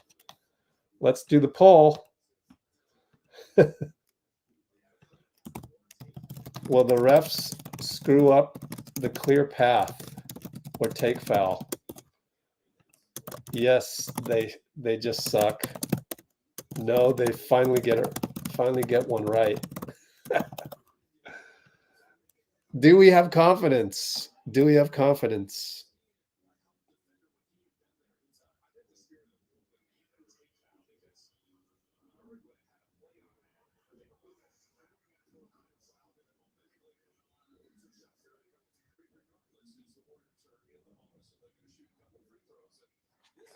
Regardless, the Warriors are in the bonus? No, not regardless. We get the ball back if it's a take foul, bro. Come on. Wow, look at the votes. It's 50-50. We have no confidence in these guys. What? They screwed it up.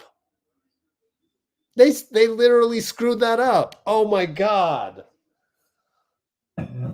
Come on. Oh my God. Well, they suck. Oh my God. And JK misses a free throw, of course. Good Lord. That's the definition. What are we doing? Why are we putting rules in the rule book? Waste of ink.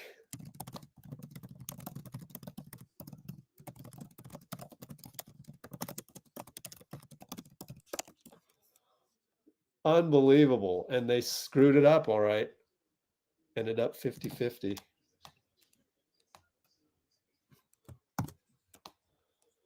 Cross-court pass to Peyton Watson. No good. Looney rebound. Over to JK left side. Go back in on Jamal. Over to Klay for 3. Come on, Klay. Missed it. Brown's going to get a layup. Come on, make your shots. Wow. Oh, 5 for 12. We are down by 4 only. Feels worse. JK finds Lester. Lester wanted to go behind the back, but it got thwarted by Jokic.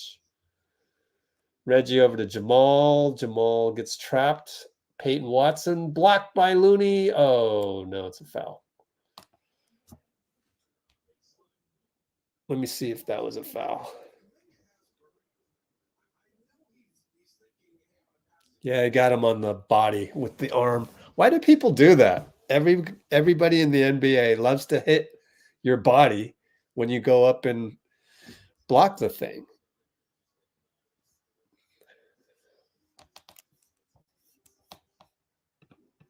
Boyan, if you squint your eyes, you can see the score right here.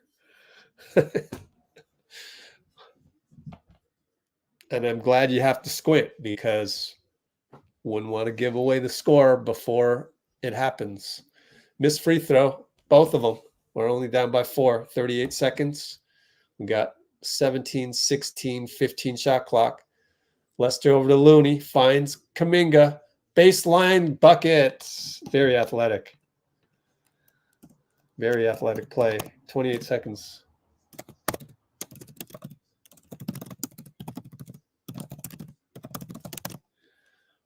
"13, 12, 11. There's 4.5-second differential.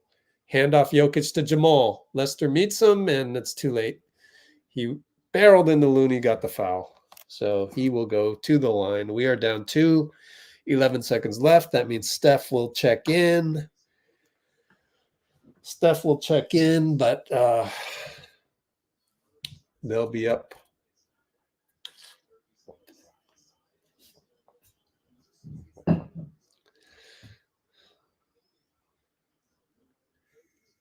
Jokic has 3 triple-doubles in a row. Jeez, that's nuts. Man, 24, 12, and 13. That's crazy. That is crazy.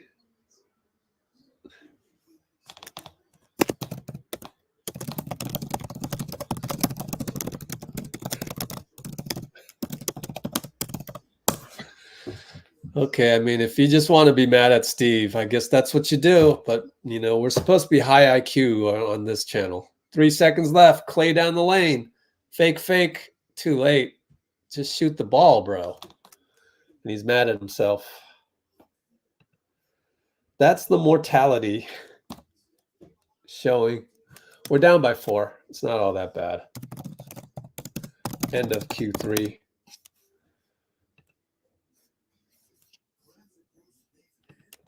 Nikhil, pay attention. This next analysis is for you. Oh, man. So at the buzzer, Klay inexplicably does not shoot the ball. And we are at the 1:57:45 mark, analyzing the play that was, what was it?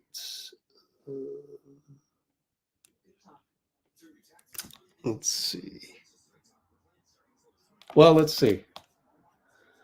Open it up first. Let's see what. Did I forget to put this in the notes? Man, I screwed up.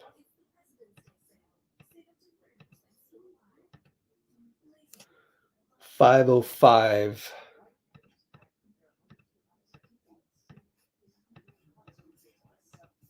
.505 mark. Oh, there it is. Double curl. Analyzing the play at 5 minutes, 10 seconds.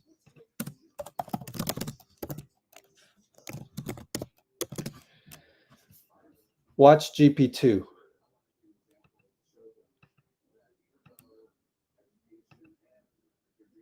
He's going to make a cut.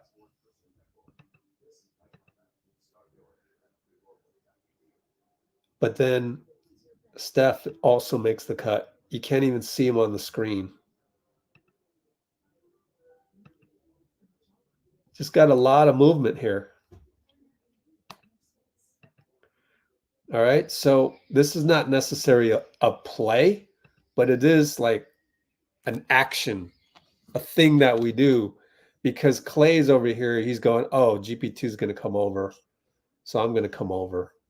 Meanwhile, Steph reads it perfectly. He's in alignment with Draymond.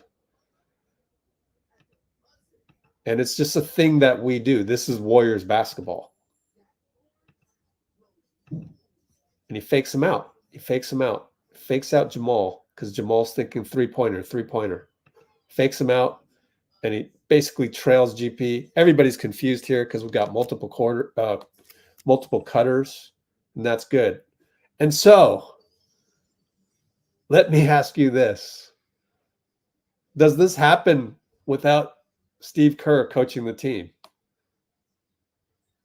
Okay. I mean, that's Kerr basketball.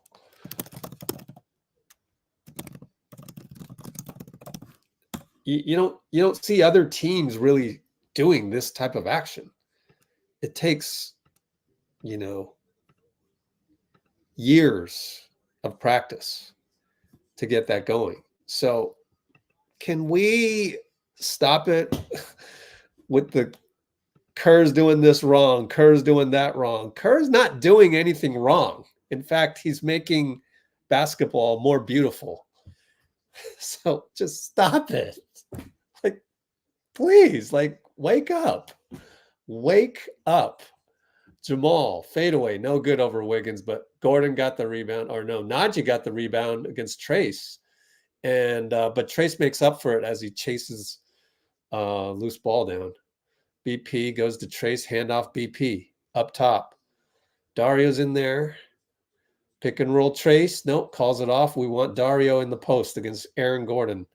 Gordon picks his pocket. Well, not going to do that anymore. So BP will take a charge on Aaron Gordon now. Wow, BP. Nice.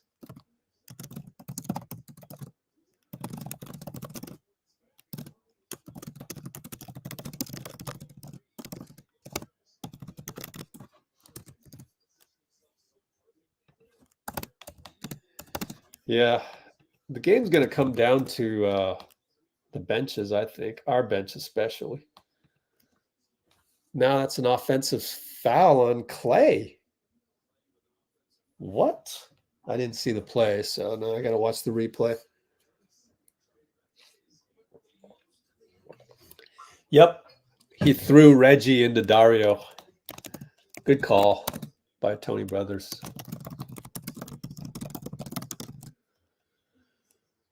And Jamal throws it away. Wiggins, good job.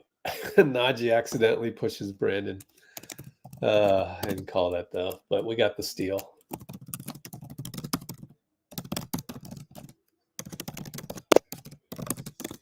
Okay. BP finds Klay. Klay nearly jumped past problems, but got it to Trace. Jump hook. No good, but fouled by Najee. Take it. I'll take it. It's going to chip away here. Only down 4, and we got our second unit in. Our second unit is definitely better than their second unit. Hey, Steph is doing some meditation, baby. I told you it works. I told you. I told you.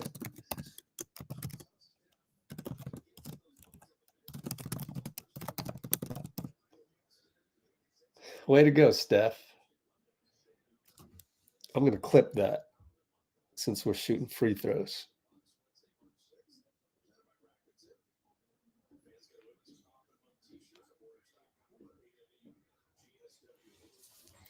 Trace missed it.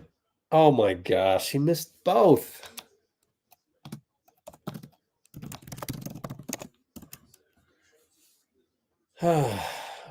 Reggie against the zone. Is it a zone? We'll check next time. Misses a 3, but Najee got the rebound. I'm thinking it's a zone because Najee got the rebound against Wiggins.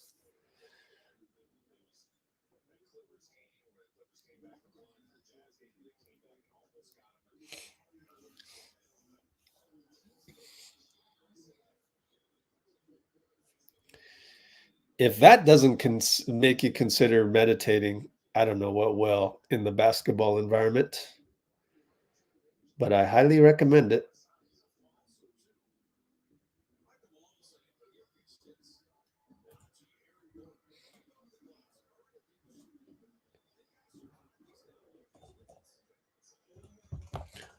Free throw good.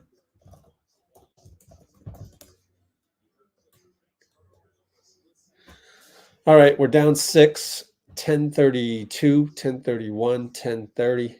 Post up Dario against Jamal. And he gets doubled out to Wiggins. Got to make that. He hits it. Got to make that. I mean, that's, if you don't, we're in trouble.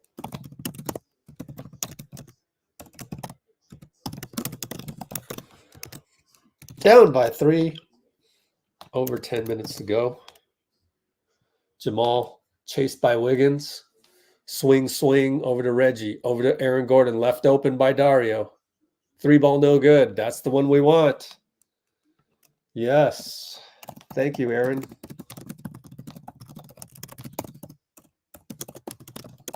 That's the game plan. Trace Right side over to Klay for 3. No good. Well, the mortality of Klay continues. AG spins, attacks, scores on Dario. Make or miss league is going to come down to. You play good enough, you get to the point where it's make or miss, and you rely on your superstars. Klay with the cut, fouled from behind on Reggie. Good cut by Klay. Only the second team foul, though, and it's non-shooting.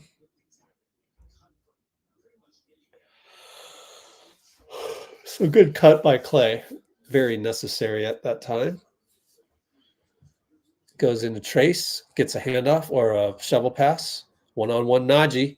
Takes him left side. Can't find it. Gets it to Dario. Tough shot in traffic. Trace can't come up with it. Jamal rebound. Approaching 9 minutes. Goes between the legs. Blocked by Wiggs. But Jamal got his own rebound? No. Missed it. Good block, Wiggs. Wiggs has done well. I said that was a factor, and he did. And a nice entry pass. And Trace smashes over Najee. Great pass by Dario. Tic-tac-toe, in fact, by Wiggs. Wiggs, Dario, Trace dunk. Way to go, guys. Tic-tac-toe, tiki-taka. That's the name of the game. Aaron Gordon spins in the lane, and it's a turnover. Trace chases it down over to BP. BP finds Klay. Klay fake. He drives. No. Kick out to Wiggs. 3-ball, no good. Oh, that's tough. Michael Porter Jr. scores. Too tall over there. BP gets pissed off because Wiggins wasn't there to inbound the ball quickly. Wow. Timeout, Steve.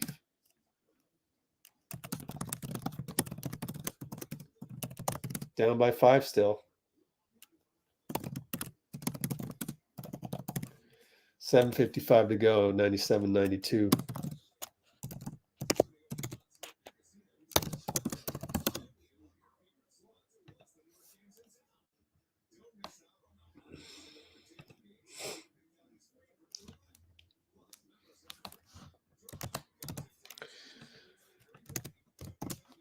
Yeah, I feel that on the taking a 2 instead of a 3. Let me see what I can find on the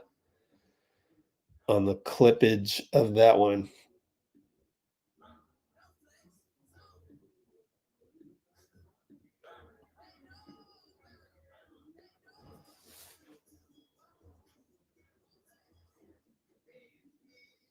Have analytics ruined the game?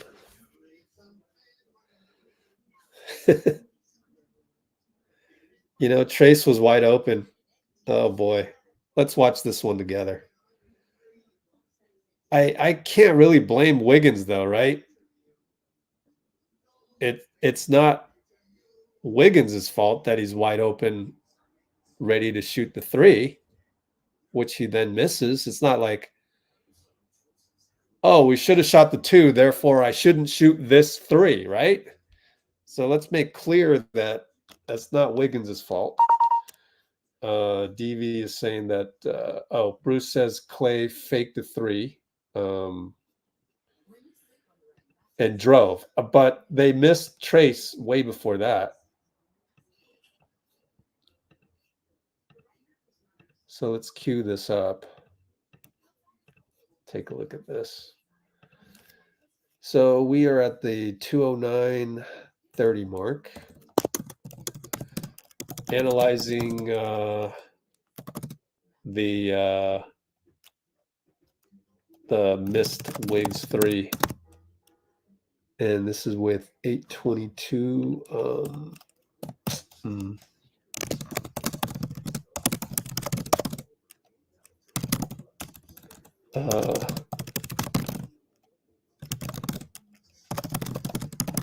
Everyone didn't see TJD, I think, is what happens here. So, okay, bad pass. Good job, Trace.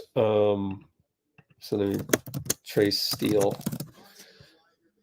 And we run up court. Finds Klay. He's wide open right here, Klay. Hello.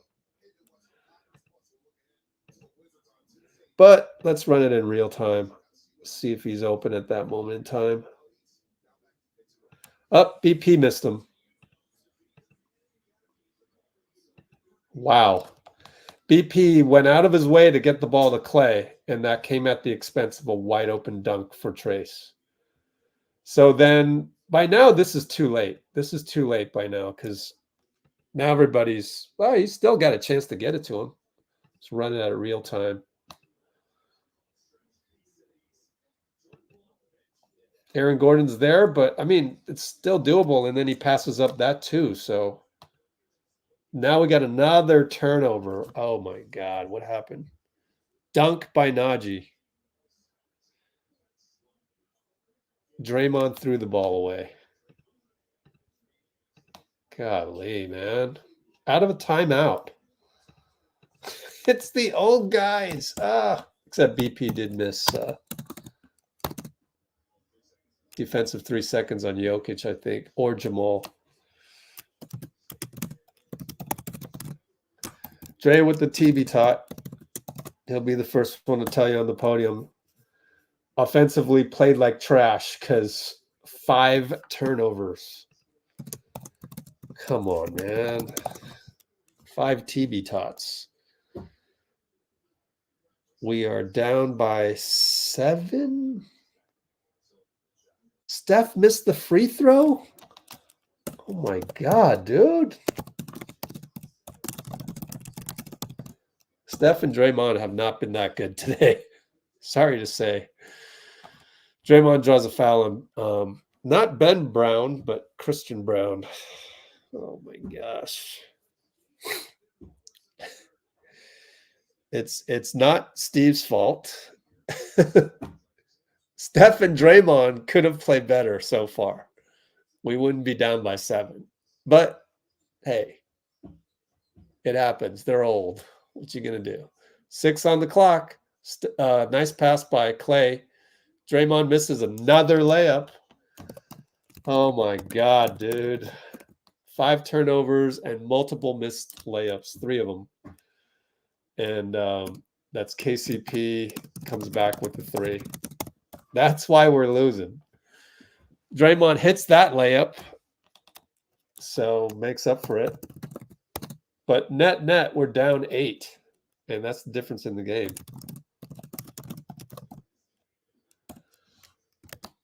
It's going to be a tough one, and it comes down to the veterans, and maybe that's, I said that the difference would be Kuminga. Wiggs with another deflection, but it goes out of bounds. We couldn't get the steal. So you see our lineup out here. We're sticking with this lineup, whether it's Klay, BP, and maybe JK for Trace. But it's we're the meat of the game is gone by now. We're closing the game at this point. GP2 with the steal. They didn't call the take foul. Gets it over to JK. Blocked by Najee. They could have called the take foul a long time ago on Jokic, but they didn't.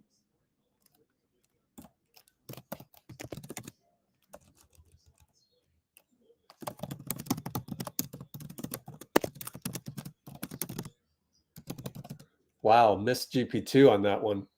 And then it's a backcourt violation. What are we doing? Unbelievable. So Steve gets up off the court to on the court to encourage his guys. Incredible. Steph should have gone to GP2.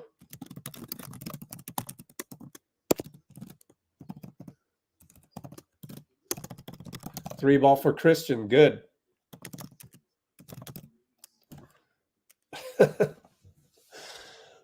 Yeah. JK against Christian down low. Just go now before the double team. He goes too late. Brown blocks him. Yeah, we're getting schooled.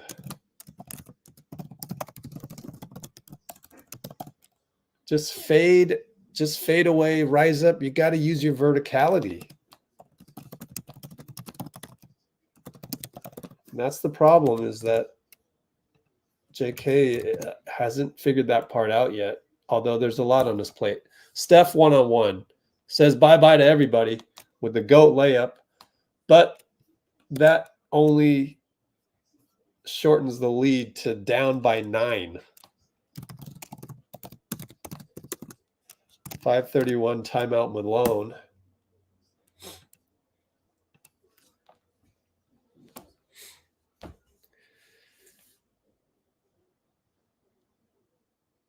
Warriors are begging to lose this game. Yeah, I mean, but it's like, here's the problem.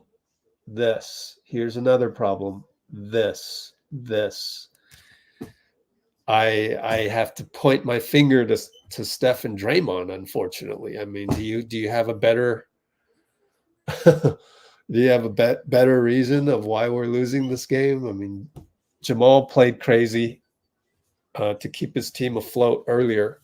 So Jamal helped tie the game at halftime. But us being down 9 overall, I mean, I'm sorry. I just keep seeing the same problems, and it's that our generational players are getting older, and it's the end of the dynasty. So, you know, Draymond can't stay young Draymond forever. He's going to be unreliable on layups. He's going to be unreliable on passing. So that's where you have to find JK for the meat of the game. That's my solution to this. Now, the game's not over by any means. 5 minutes 31 to go, but like, should things continue in sort of the smirky way, then my solution is that you got to involve JK for the meat of the game.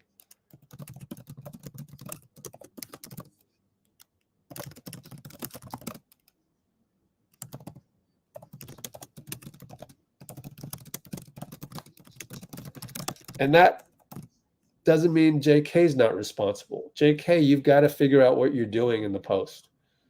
Because we're going to go to you. We want to go to you. I mean, this is my plan. This would be my blueprint. But you have got to figure out your moves. Like, you can't be, slowly dribbling the shot clock away against Christian Brown. I finally said Braun.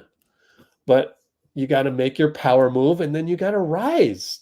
He can't block that. You getting blocked by a Christian Brown should never happen.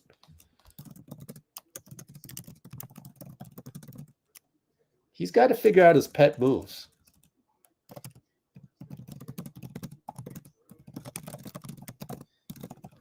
So that's my thing is the only way to avoid this in the playoffs is you got to involve JK in the meat of the game, but then JK's responsibility is, if we involve you, you need to step up.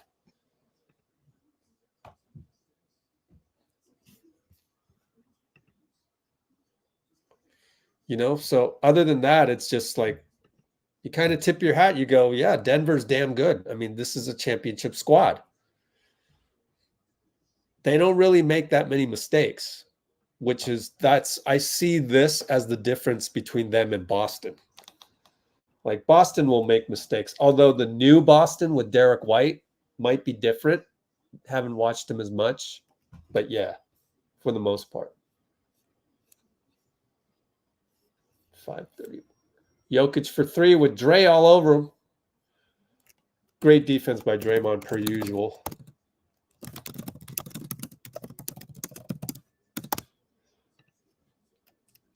Steph pulls up for 3. Hero ball, no good. GP rebound. Back out to Draymond. Inside to JK. It's out of bounds. Referee doesn't know which way to go. It's going to be our ball, though.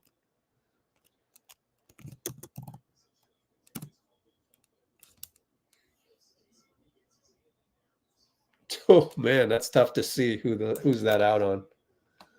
Little opposite arm by KCP not called.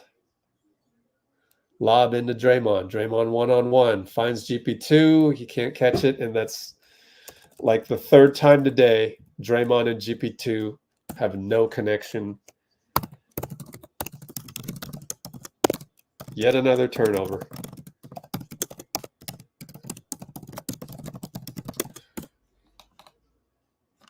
Subpar games. I mean, great plays by Draymond here and there, but you expect it all the time. Jokic scores against Draymond, an incredible finish. Like, how did he even get that scoop in there? We're down 11 with 4:27. JK will attack, will get fouled.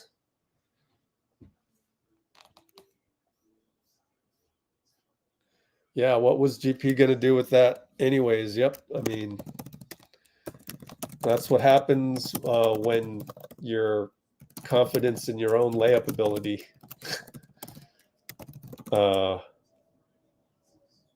hits a nadir.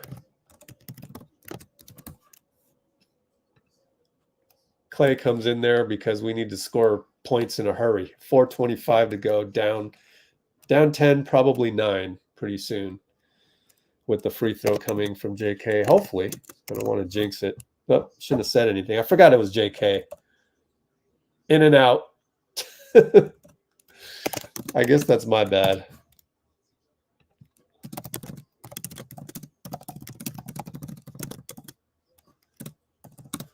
Jokic fouled by by Draymond.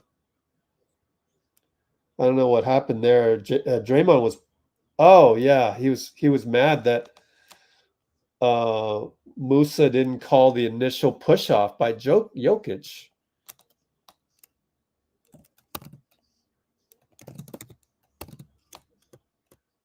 Wow, that's Mousa for you. Only his 6th season.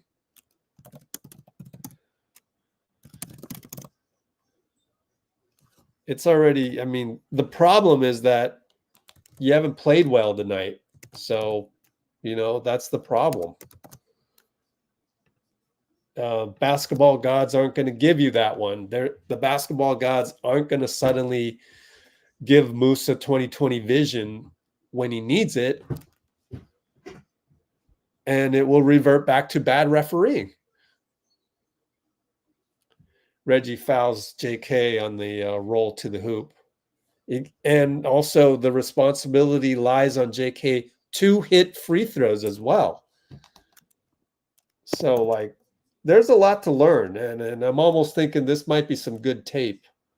Even if we lose, this is going to be some good tape for us to learn from, because you're not winning no championship unless you figure this out. Figure it out soon.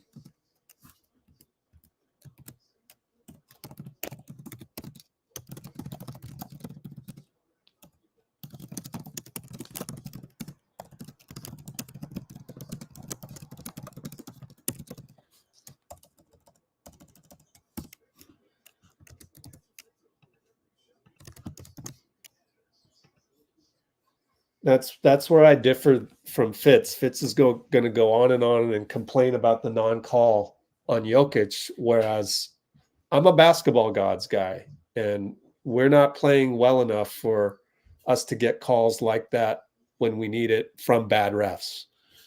Jokic for 2, scores again, MVP bucket. A lot of good tape to go off of. Pick and roll, Steph, Draymond.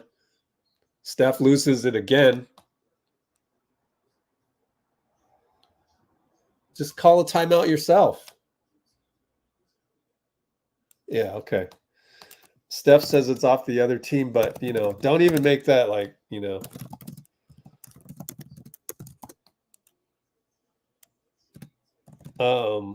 wants a review, but just call the timeout to get the review yourself. Can you call the timeout to review it yourself? Could Steph have called a timeout there for himself? Just out of curiosity.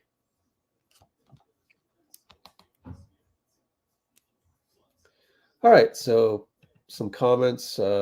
Why did we stop playing like this? I told you. 1, Jamal saved the Nuggets. too too many misses by Steph early and turnovers by Draymond. I mean, Steve, why asking to review? Because Steph wanted him to.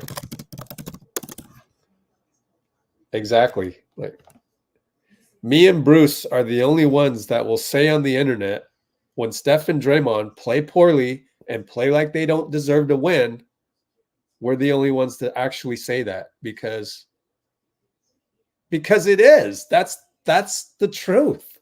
And nobody on that shitter app is going to say that because they're too afraid to blame the best players. They're going to blame Steve Kerr because there's nobody else to blame.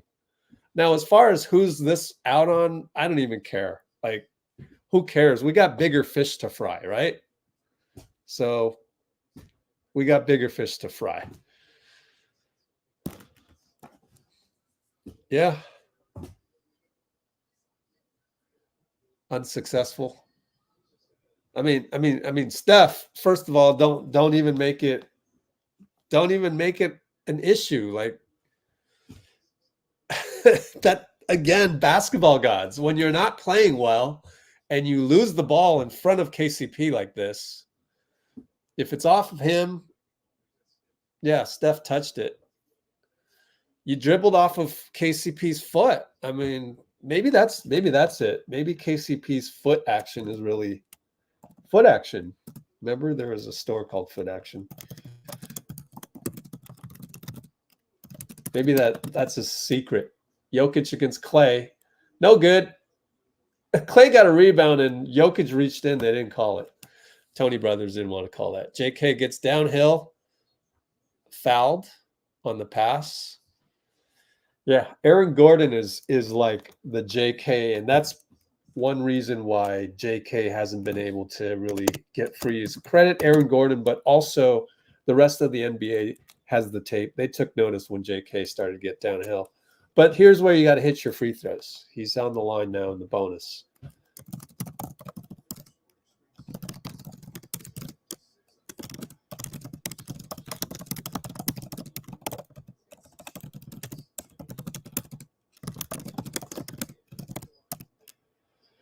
So JK is going to have to adjust to the adjustment. And he misses another free throw. 8 for 12. You're leaving points there. We should be down 7, but we're down 11.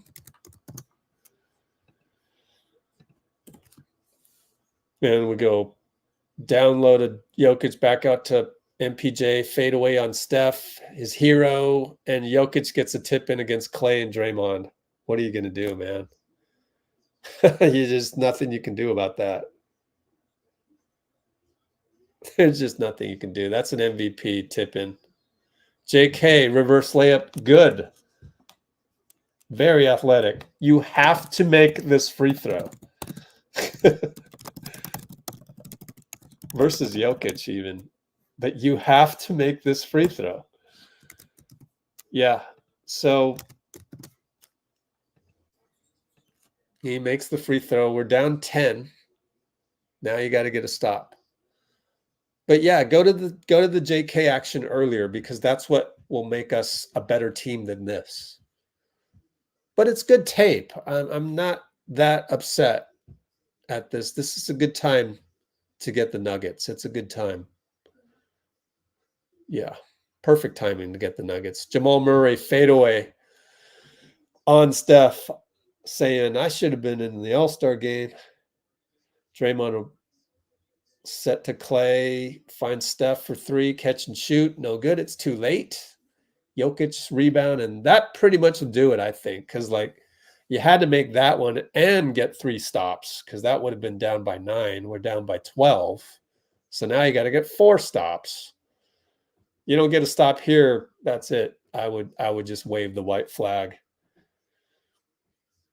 Jamal against Draymond finds Jokic, and he knows to go alley-oop, timeout to get everybody out and wave the white flag. 117-103, that's your barometer. And Am I the only one? How about, is Bruce with me on this? Like, why did Dray have to say what he said on the podcast? Why? You jinxed it, man. That's what you get.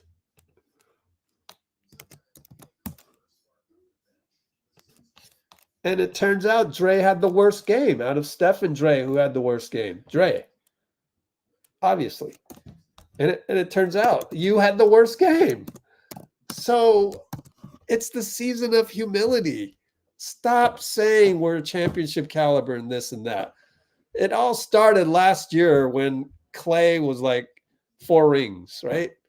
And then like we still haven't learned yet. The moment Draymond said that on Instagram, I was like, uh-oh. I mean, I agree with you, actually, Draymond. I said that earlier. We said that since last night or the other night on the live stream. We said, who are we scared of? We're scared of the Warriors, our own team. This is an example of why. But we don't go out and tell everybody that, oh, yeah. Oh, we can beat every team and we can, we just keep it to ourselves. Like, that's something and you keep in your locker room. You don't tell everybody. You tell everybody. Basketball gods go, no. Let me spank you on the butt right here. Malone's going to keep his guys in there, and now he's going to sub everybody out. I mean, even if we agree with you, Dre, keep it in-house. Like, this is not for the general audience to know. Like, you didn't see me write an article. You know what I mean? Like, you don't see me like, oh, I gotta write this. Oh, I want all the NBA journalists out there to know that I think the Warriors can beat anybody. No, I keep that to myself. But that's what happens when you sign the deal with Volume and then you sign Sloan and you think you're all that, and now you're playing the media game. You still got to play basketball. You're number 1, a basketball player with the basketball team. Then number 2, you're a podcaster. So I got to get on Draymond for that, man. I mean, classic basketball gods right there. Like, that's the equivalent of Fitz saying, oh, Steph has made, 87 straight free throws and Steph misses a free throw, right? That you don't say that. You should know better. So you get what you get. I can't wait. They better have Draymond on that podium, man. Exactly.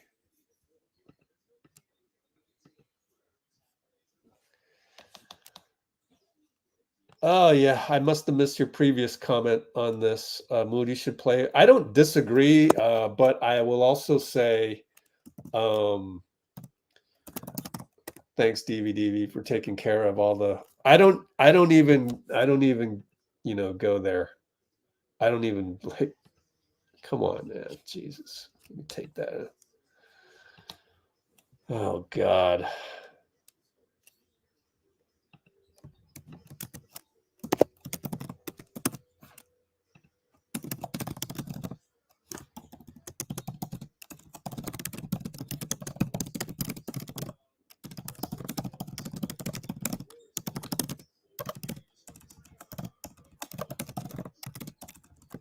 We're not even going to give any more attention to that. But,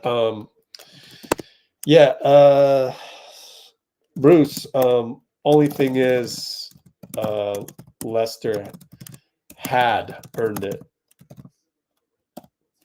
So it's his to lose. And he made a bad mistake today that Kenny was mad about. So we'll see. We'll see next game.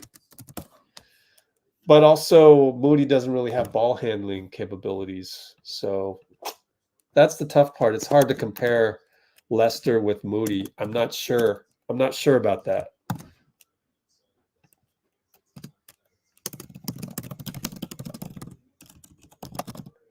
So that is the game.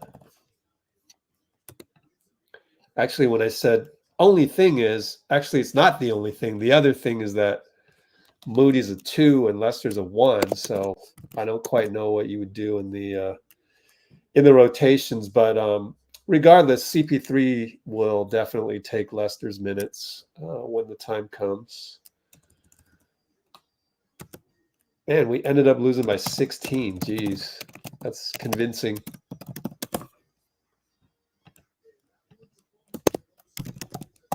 Let me see if I can find the Lester mistake. Is it before we ran out of characters in the description or not? If it's not, then you can see it in the description. Let's see. Kenny lost his marbles on that one. 2:25 to go. No, it was past that. So 2:25 to go in the third. Lester doubles Jokic and leaves either Reggie or KCP wide open.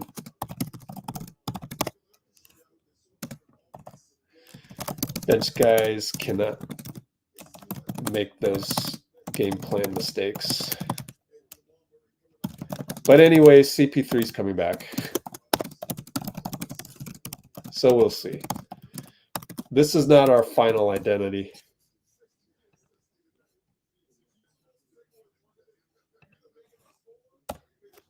Not our final identity, but we'll get there. So that is one mistake Lester did. Might be the only one. And he did hit an open 3 in the corner late, so that was good. It wasn't like we went away from him or anything, and the rotation called for him to come through later, and he did, and he still played despite the messed up assignment earlier. But CP's coming back anyway. But yeah, you just can't make those mistakes. If this were a playoff game, that would be much more under the microscope. But yeah, so we are not quite as good as we thought we were, and this is a great barometer, and that's fine. And I think it's a good wake-up call. I still do think playing Denver right now was pretty fortunate circumstance. This is a good wake-up call.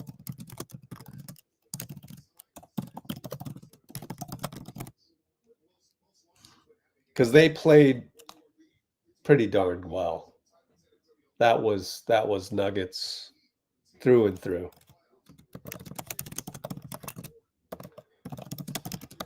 Oh, so do we play these guys again? I can't remember. Let's take a look at that schedule. Or have we played them 4 times? 1, 12-25. We played them 1, 2. Yep, we've played them 4 times. That's it. We're 0-4. But really 0-1 with the new identity and Draymond and everything. So good loss, good tape to have. Also, I will say this is problem number 7 out of all of them. But like Klay's got to realize that when he gets hot, might only be for that 1 quarter. So, in other words, don't get fancy on the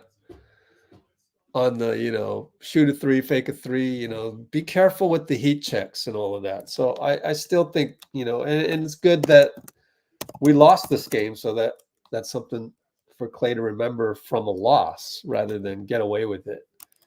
So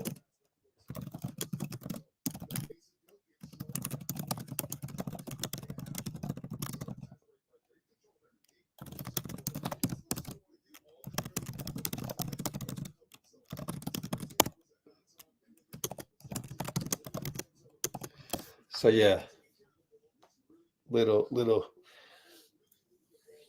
humble pie tonight. Little bit of humble pie.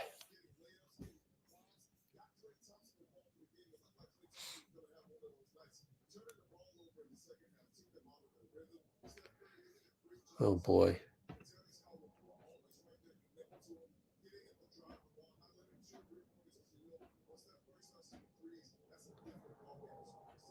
Okay.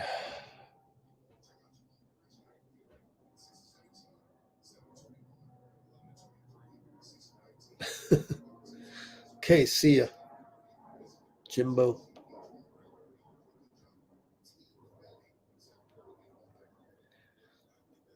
Let's look at the standings real quick. Where is Denver?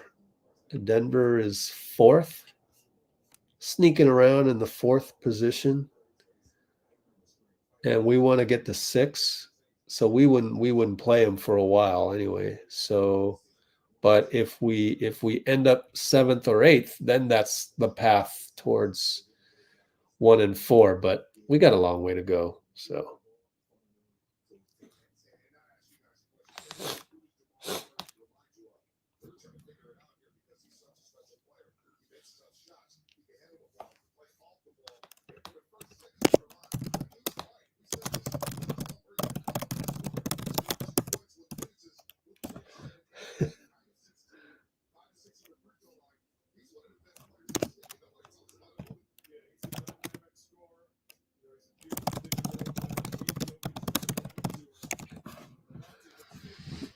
Okay.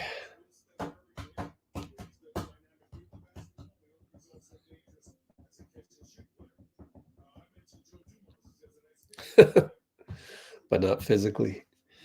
You feel he's hurting. Well, what you feel is what you feel. I don't know that you have evidence on that, so you're kind of guessing. So just remember, kind of guessing there. I don't have any information to tell me that Steph is hurting, so I'm not processing any of those feelings because I don't have any facts to back that up. It's just a thought. But I reject that thought because there's no evidence to prove it.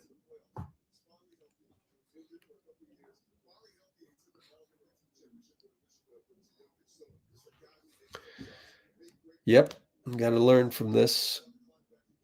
At least the idea isn't to peak now. So the good news is that we still got a mountain to climb, and we'll climb the mountain. And we can get better, but I do think that Steph and Draymond tend to do this from time to time, right? Why? Because they're old.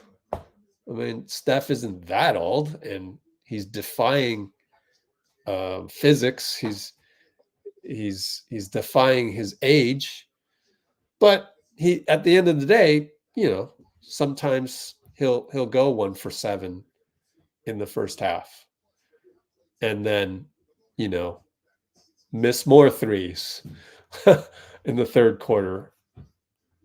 Sometimes it happens. And so for them to play well for 7 straight games, or really, 4, 5, 6 games in a 7-game series. We saw that last year. I was concerned about this last year, particularly Draymond. The amount of turnovers that he had in the losses against the Kings, remember? Matter of fact, let's look it up.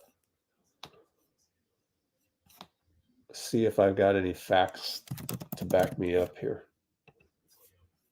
So that's why I think we need JK. We need JK to get us to the next level. So you'd say everything you want to say about today's game. Draymond can play better. Steph can play better. Klay can have a better second half. The problem is that this is going to happen in a 7-game series. We saw it happen 2-3 times every 7-game series. Why? Because they're older. They're just old. They're not going to play perfect, and it's physically exhausting, etc.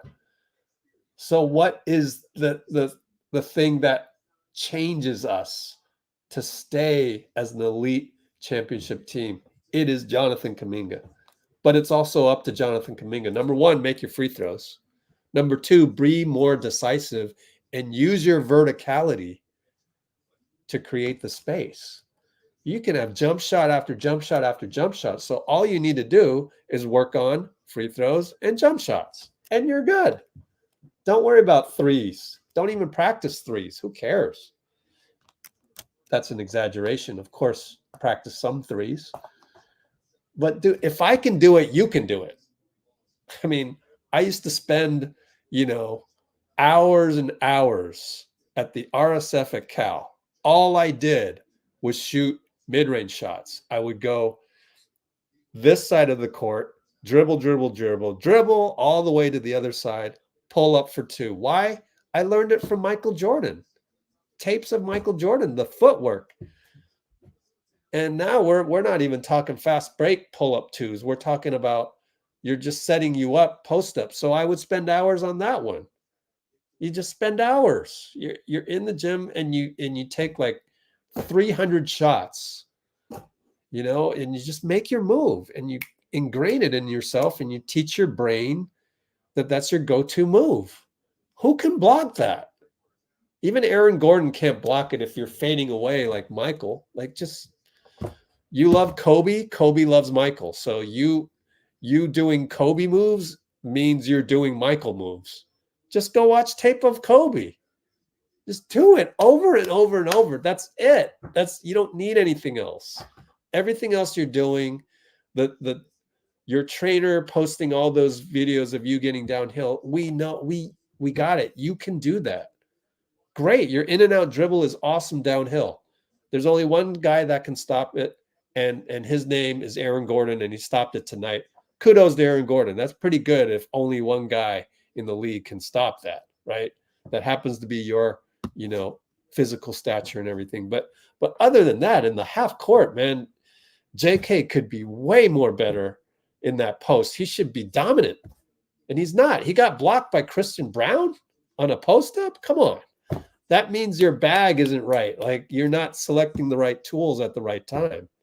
So the moment JK figures that out, and the moment that the team buys in that to get to the next level, if I'm Draymond and I'm having a bad game, and that's okay, because bro, you are 33 going on 34 pretty damn soon, March 4th. That's okay. You can have a bad game, Draymond. You can. It's okay with me. Steph, you can go 1 for 7 in the first half. That's okay with me. But we're going to need you guys to realize that JK is going to get you over that hump now. Rather than lose the game, you defer to JK, and JK wins you the game. So that's my solution.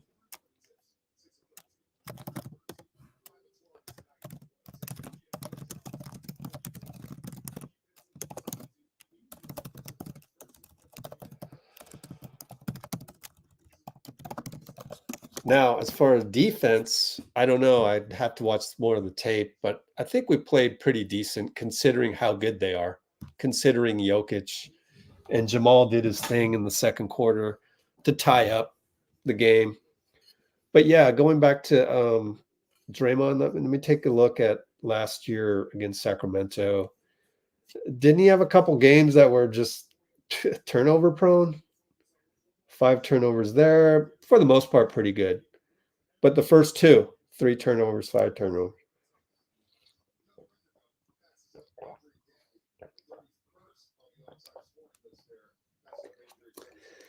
I remember this one when we lost game 6.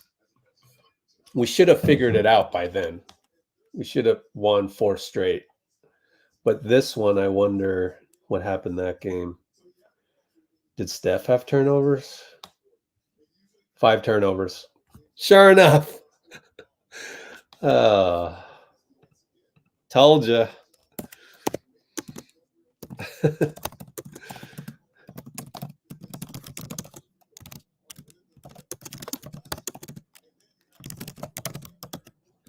Okay, let's get ready for this post game. Okay, cool.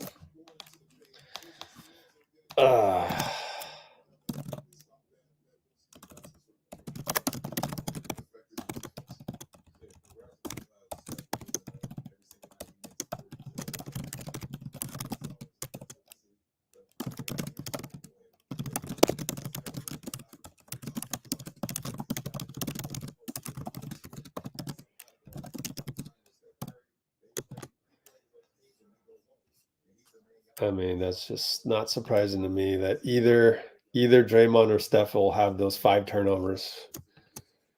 And then we'll lose a playoff game that way. All right, Steve is going to be at the podium. Okay.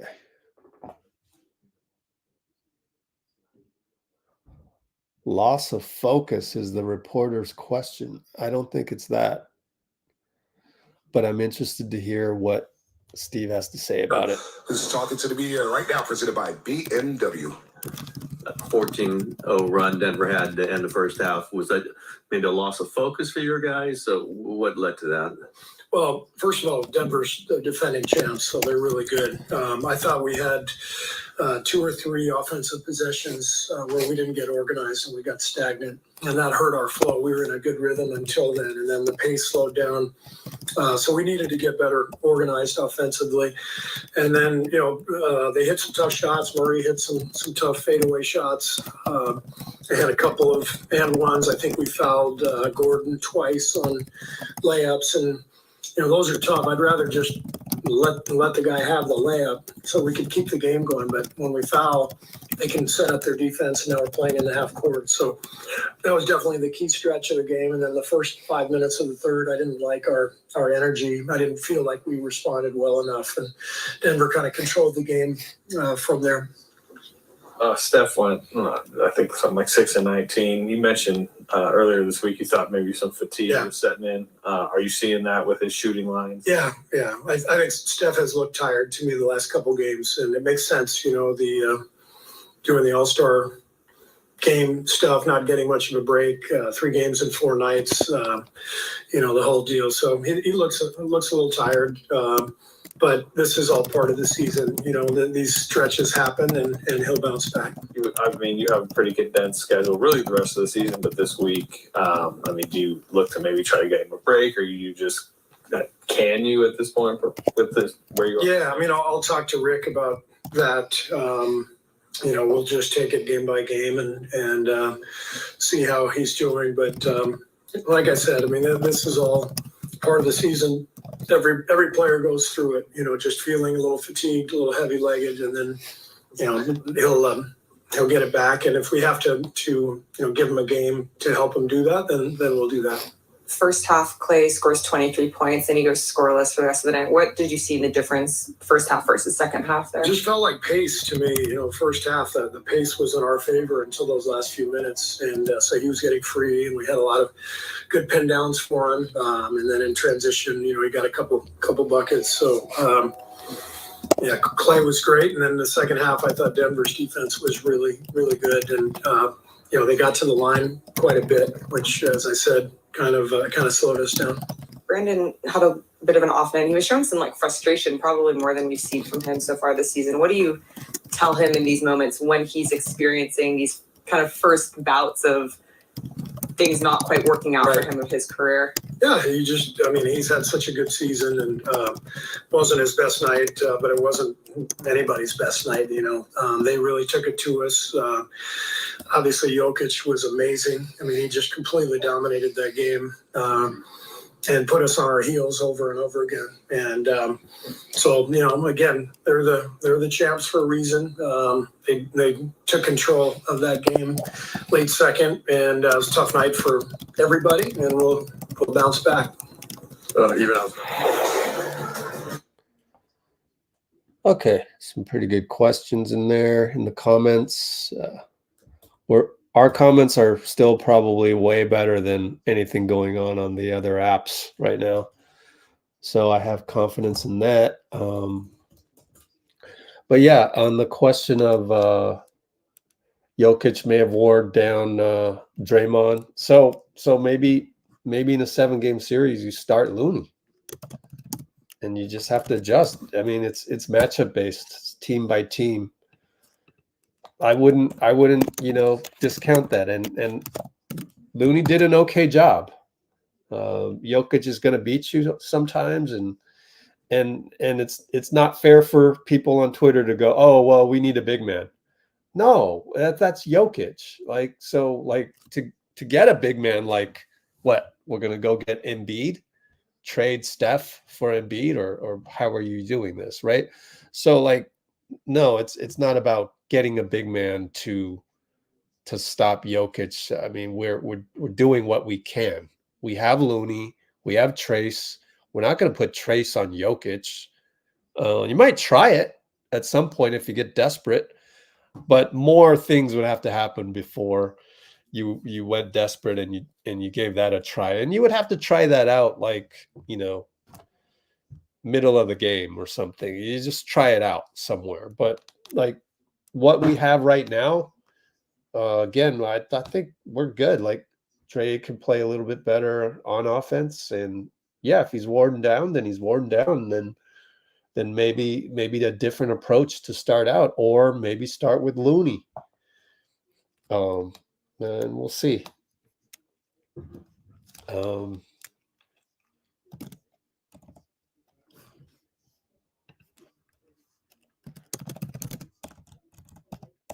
Okay.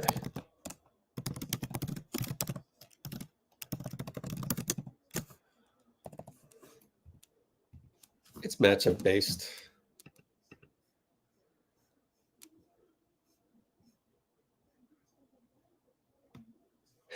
Kuminga, get in the lab, Kawhi, or actually, Kobe.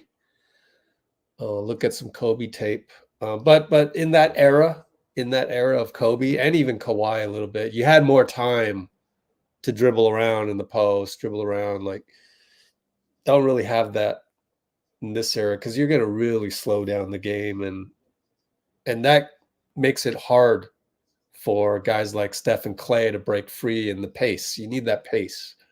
So it'll kill your pace sometimes. So you gotta take Kawhi and Kobe tape, but you gotta speed it up. You gotta figure out what they do, but then mold it into this generation, where think of something quick.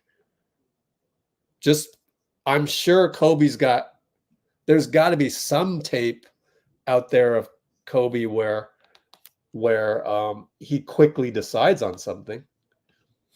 It's got to be, right? So look at that tape. Man, maybe we should do this and send it over to his people.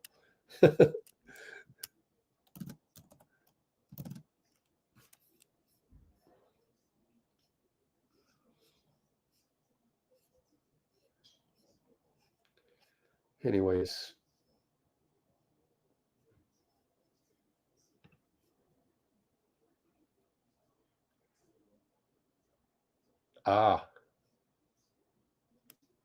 Bloomer is working more. I see. Yeah, that is the basis of it. Well, let me tell you this. The key is to know when you're in survival mode and when you can leave survival mode. Leave it at that. So when the Warriors come on, try to leave survival mode. But that's where the meditation comes in. Again, it's really more about getting your brain out of survival mode. Your brain waves are in beta mode when you're in survival mode. So when you meditate, you become you put your brain in a state where it's more peaceful and relaxed.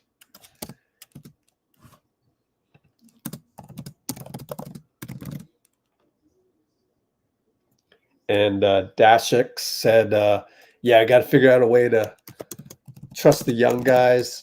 the tough part about that is that the old guys are like, 4 rings with their heroes. They've won the wars, the basketball wars. So it's hard for them to change that immediately. So we're in that transition period. We'll see what happens. They got to change too, along with that. That might be the hardest thing, as we've seen with Klay, to trust the young guys, right?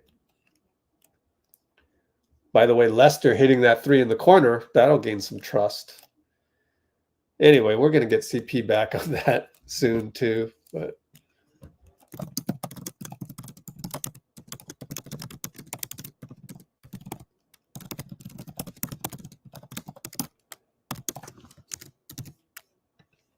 we got to come up with some unsung plays of the game. How do we do that?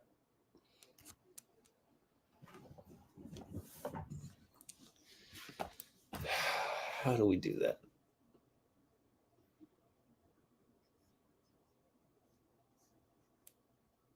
Oh man, survival mode's every day for you. Sheesh, that's tough. That is tough. I feel you, man. One loss and they need days off. I know, huh? Rest Steph against Washington. Yeah, we'll see. We'll see. Is there a back-to-back coming up? Let's take a look. NBA.com Warriors schedule. I believe there is. No, Washington Thursday, Tuesday, Thursday. Here it is, New York, Toronto. Well, we need all the wins we can, so I'm going to say no. Don't rest Steph. Okay. Oh man, Cholo, you too? You're in survival mode too? Man.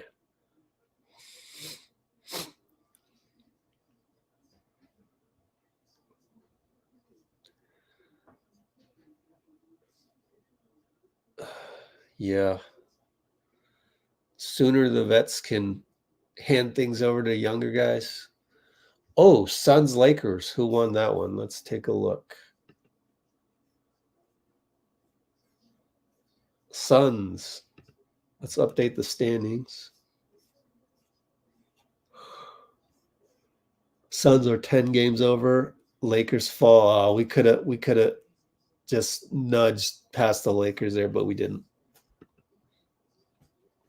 Oh, cool. We got an unsung play of the game here. Cool. Yeah. I have a few in the description if it jogs your memory, but don't have a lot of them. I think I have 3/4. Yeah, 3/4 worth of.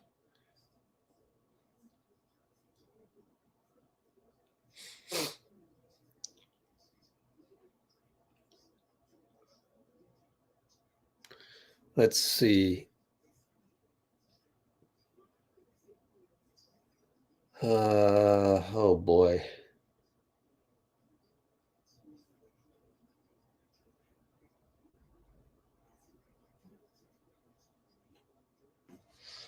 Well, there was the Draymond, the and one layup of JK versus Jokic. Oh yeah, that was very athletic. All right, sure. That's a good one. How about 2 more so we can put him in the poll? Let's see.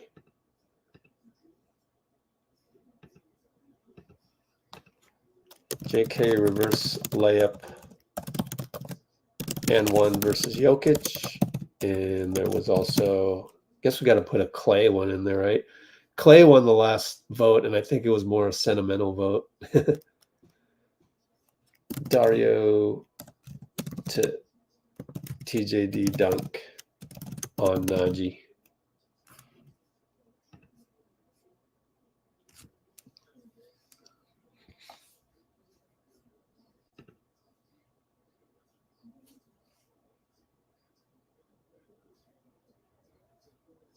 Exactly. Save the call for help for the off season.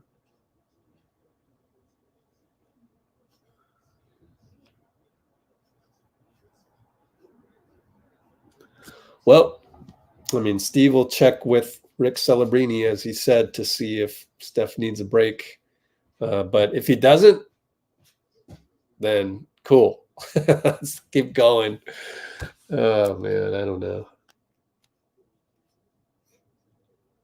All right, we have another play.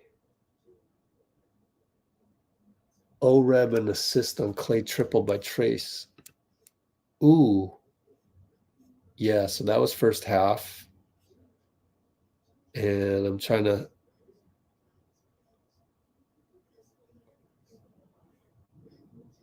find the exact one.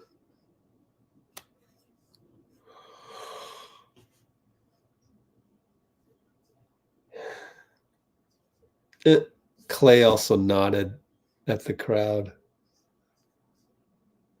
I mean, I would rather you not do that, Klay. Like, season of humility. Let's not get too happy here. Are we really getting happy after every, good play that you make? Like, yeah, I'm old and I just scored. Like, oh God, I just scored an and one. Like, I don't know if I want that. JK was decisive on one of the post-up plays. Man, I can't find the Trace offensive rebound to Klay 3, but I'm sure it's there somewhere.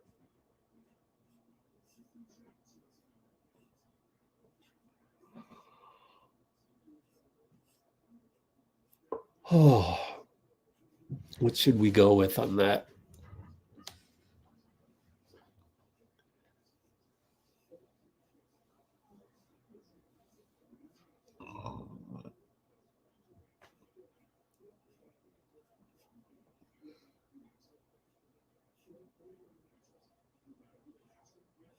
I can't find that one.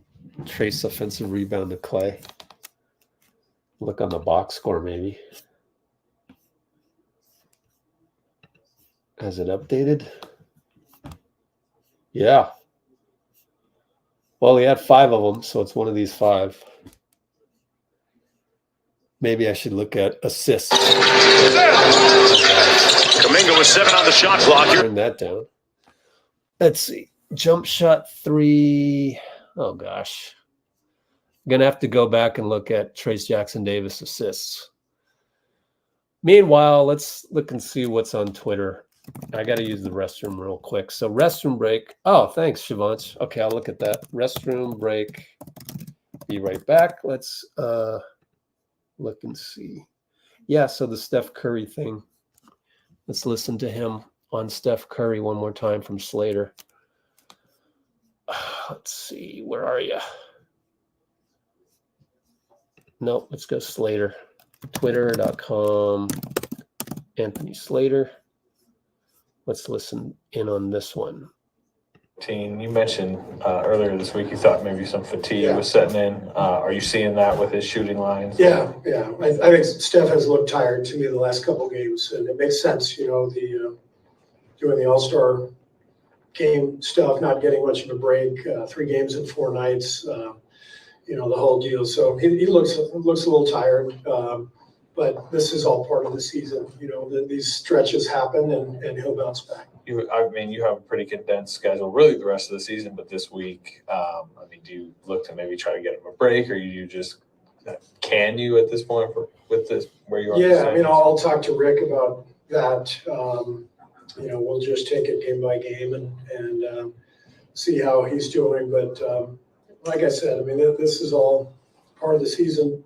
Every player goes through it. Just feeling a little fatigued, a little heavy-legged, and then he'll get it back. And if we have to give him a game to help him do that, then we'll do that. First half. All right. I'm back. Okay, so 121.4 mark of Q1. Okay, cool.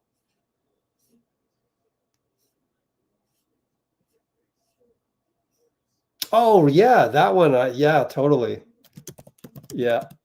Why? Because Klay came around the curl and he kind of launched it really interestingly. Let's take a look at that one. 124 mark, huh? Oh, I got to be careful with this. Yikes. Pause. Okay. 124 mark. Here we go. What do I click on? Oh, the whole thing? Okay. Fast forward a little bit. Oh, so Trace got the rebound, I guess? No, Trace isn't even in there. But I would vote for this one. So it's just a basic curl. I mean, pin down, basic pin down. Here he comes. Look at this release, though. Yeah, very Kobe-ish kick out. It's different. He hasn't always had that. Two guys on him. Well, yeah, we'll put that in the Klay curl with the Kobe kick out release. Kobe kick out release. Any other ones?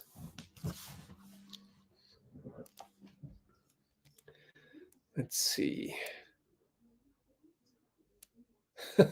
Power nap.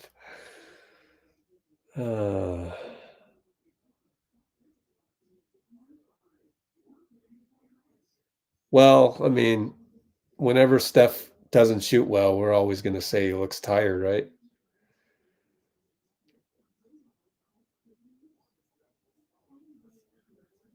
Let's see.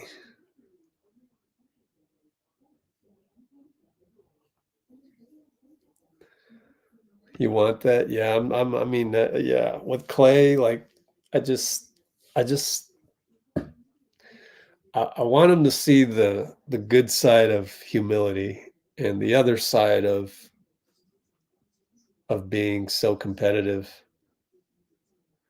But it's tough. He's always been that way.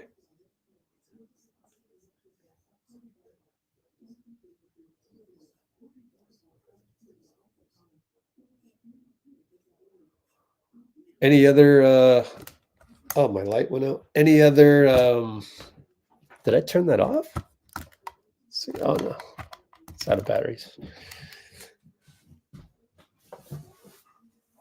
Any other plays? We got Trace with the alley-oop from Dario. We got reverse layup and one JK against Jokic. We got Klay just now. We saw it here on the Kobe kick out release. Any other ones? I'm gonna put the one in for the one we saw earlier. Tic-tac-toe for but BP blew the layup and then they came right back and got something else. Let's take a look at which one was that. Went through it. There's Steph. And how about this one? Let's see. Oh, and then he Wiggins found BP. Man, we were playing so well. That was the pace thing. We were having really good pace.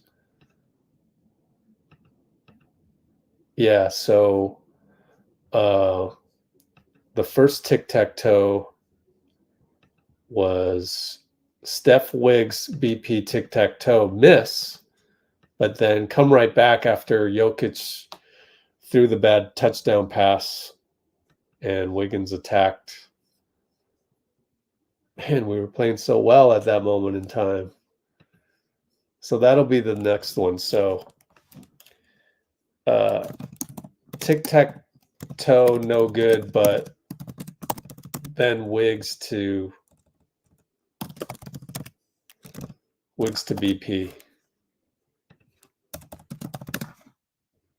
Unless you got any other ones.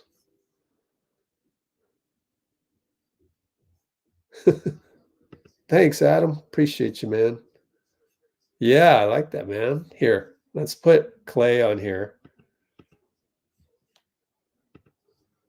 Oh, yeah. Well, let's have all this stuff on the screen and let's put that on there. Thank you, Adam. Appreciate you, man. That's what makes it so enjoyable, honestly. Like,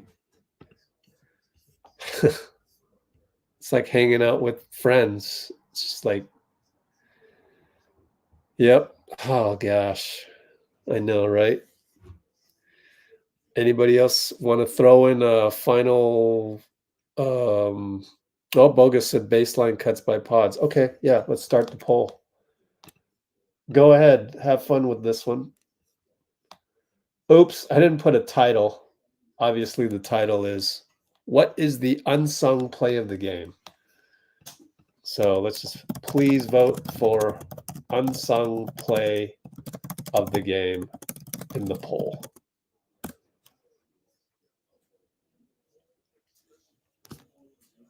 Oh, great. One of the bugs out from outside came in.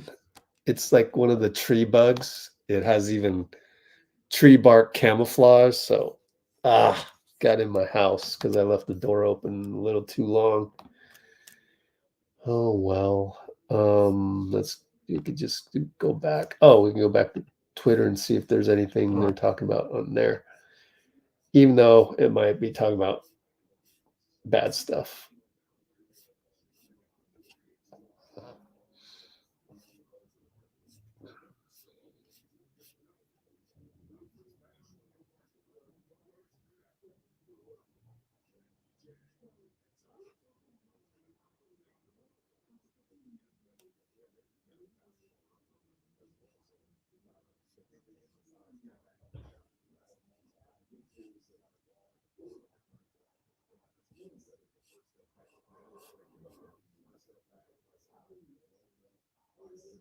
Oh, Chris will play all of the non-Steph minutes.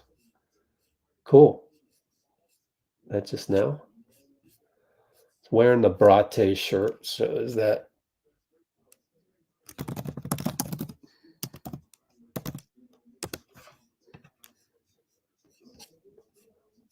Yep, Brate's shirt was on that post game.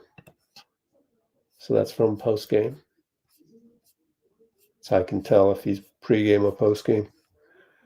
Okay, so yeah, why don't we tweet our link out on Twitter?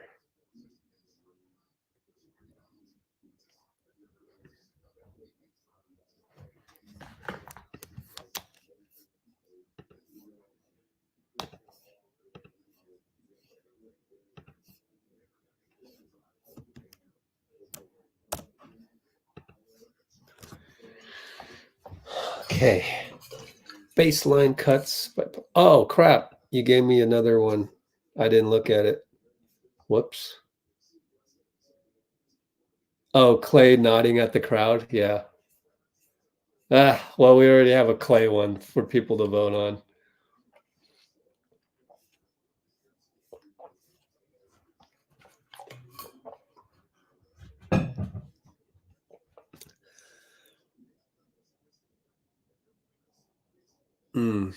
JK lived at the free throw line, although he missed 4 of them, but glad he made 8 of them, or 9 for 13. Let's make a couple more.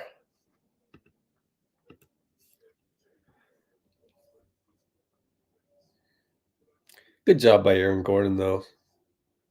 He's the one guy that can kind of stay with JK when he attacks downhill.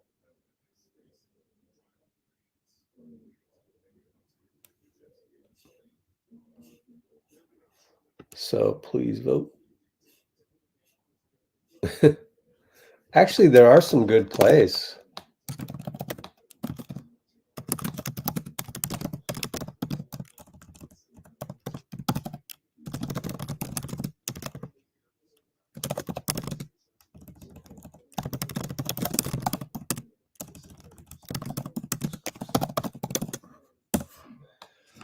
All right, Trace at the podium.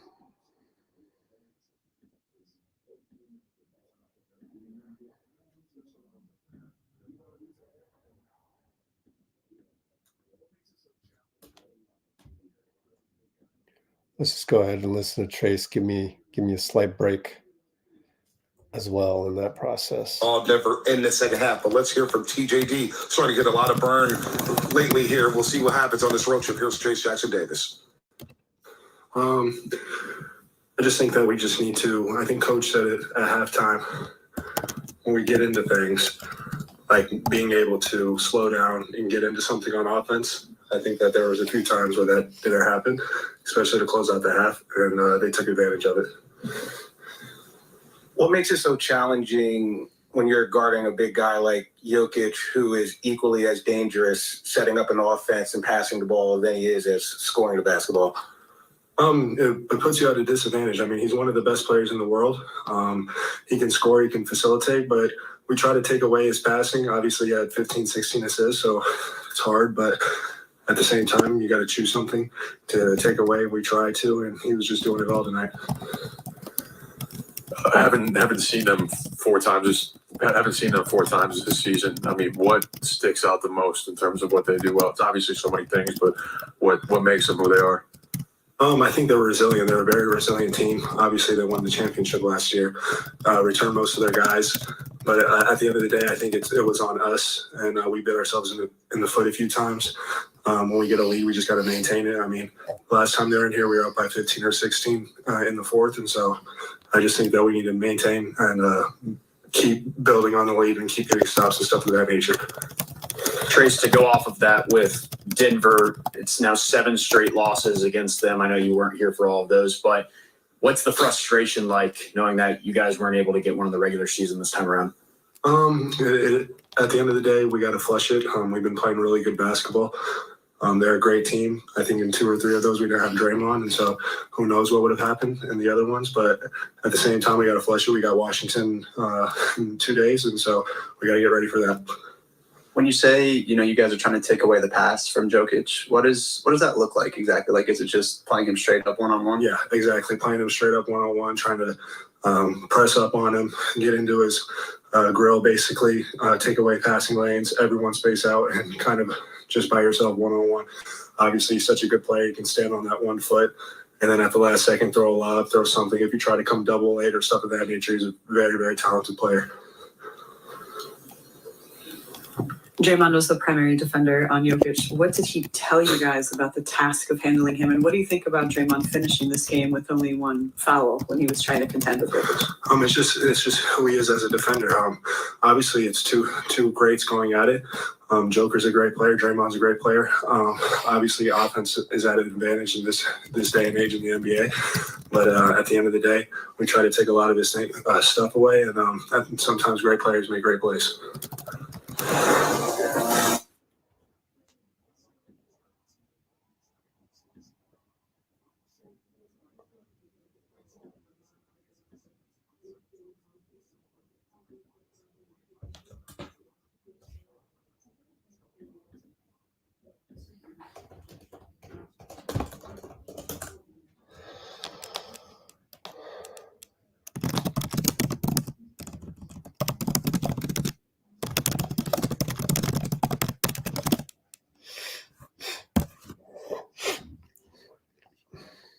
How many games do we have left? Okay. Let's see. That equals 56. So we got 26 more games.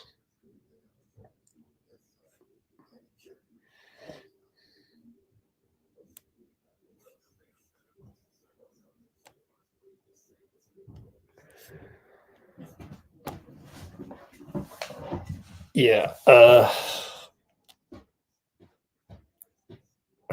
I think we've already analyzed it as much as it can be analyzed.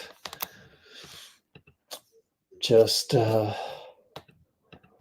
good tape to have.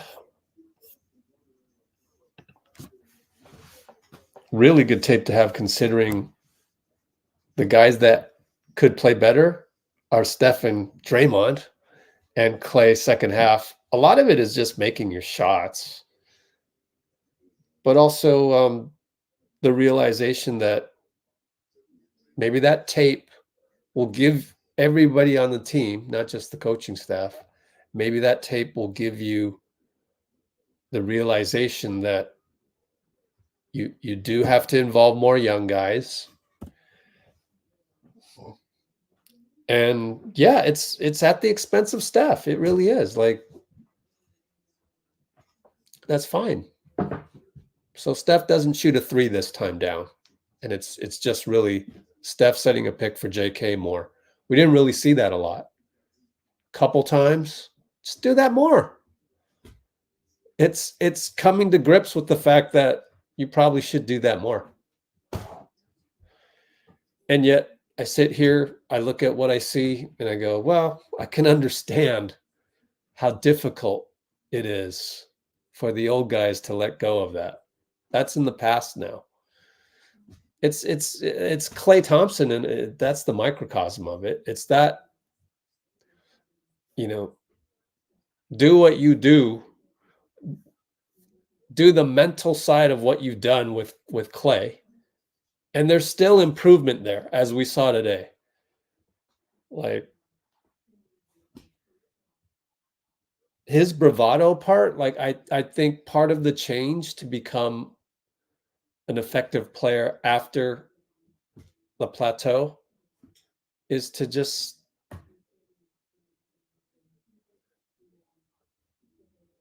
stop being the angry old man yelling at the sky type thing. Like, it's fun, it's theater and all that, but what if that happened every single game? Like, doesn't that grow a little tired? Like, Klay, bro, just play like a 6-man. Like, I don't see Jordan Clarkson celebrating every awesome play, right? And so I'm just using that as a microcosm of what's got to happen with Steph and Draymond. So I think we're right back to the theme of the whole season. And it's just, I'm saying the same thing in different ways over and over to make the live stream a little interesting. But it's like Klay not celebrating every 6-man move because you don't see Jordan Clarkson doing that, right? Is just a microcosm. It's just a microcosm of. I should have done the tweet before I said my, gauntlet statement here. It's just a microcosm of what's happening with Steph and Dray. They've got to find their own. So it does come down to the trust the young guys thing, because then the pace gets really slow, So all of that, you guys in the comments is, it helps out when Cholo is sitting there and commenting that, well, why didn't we just do that in the second half? Yeah, good point. Yeah. Let's go to the young guys more and more. Let's keep the pace up. Trust young guys to keep pace up. Yeah. Because don't you remember in the third or fourth quarter, was it? Klay comes in. Actually, the starting unit was a little stagnant. Man, we could take a look. Let's just dive into it. Before I dive into it, so we are about to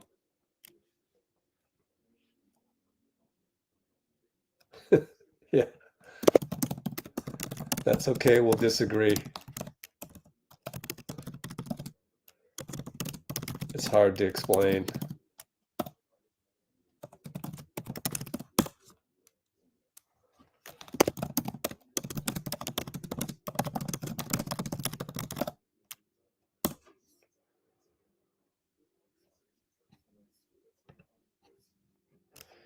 We're about to analyze the start of Q3. Hold on. So yeah, you can disagree. I mean, it sounds like I'm not rooting for Klay. I am rooting for Klay. I'm trying to be like, Michael Thompson, his dad, trying to give him some advice. You want to, you want to improve your game, Klay? Do this, that, and the other thing.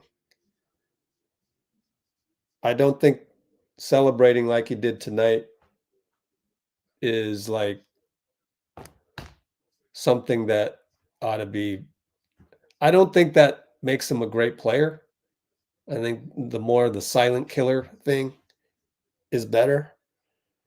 And just being mad at the world, that type of thing, as if it's in defiance of yeah, see, I can still do it. You don't need to do that.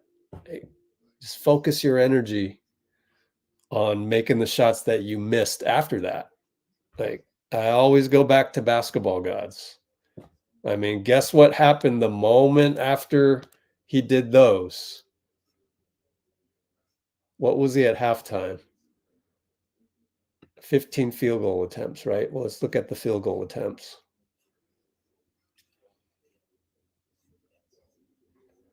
3, 3, 3. Oh, he only shot 3 in the second half. So it's not that bad. But, then you miss 5 straight. Celebration happened here.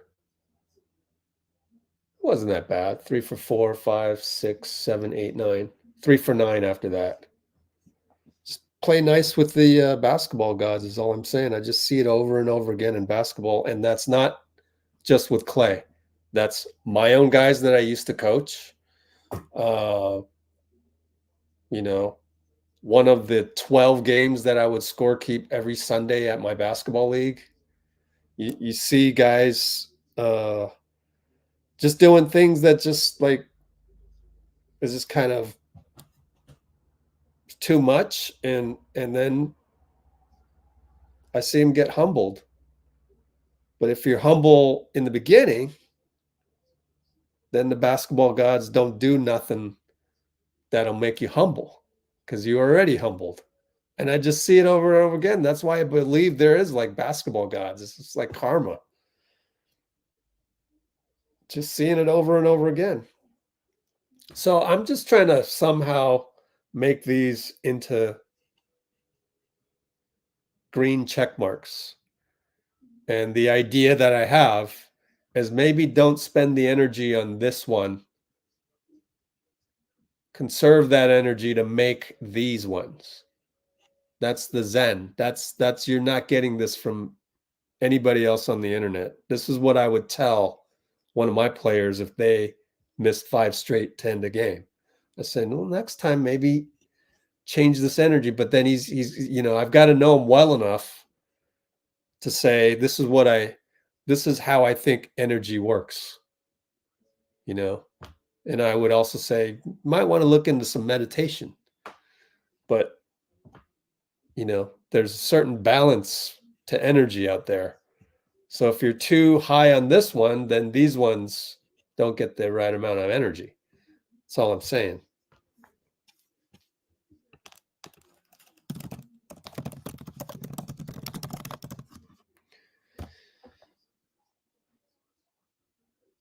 I think Klay is better than needing to celebrate this or that. Like, it's like I'm sitting here going, I know you can do that. Like, you need to show me that. So again, he's fighting, he's fighting all the guys that don't think he can play anymore.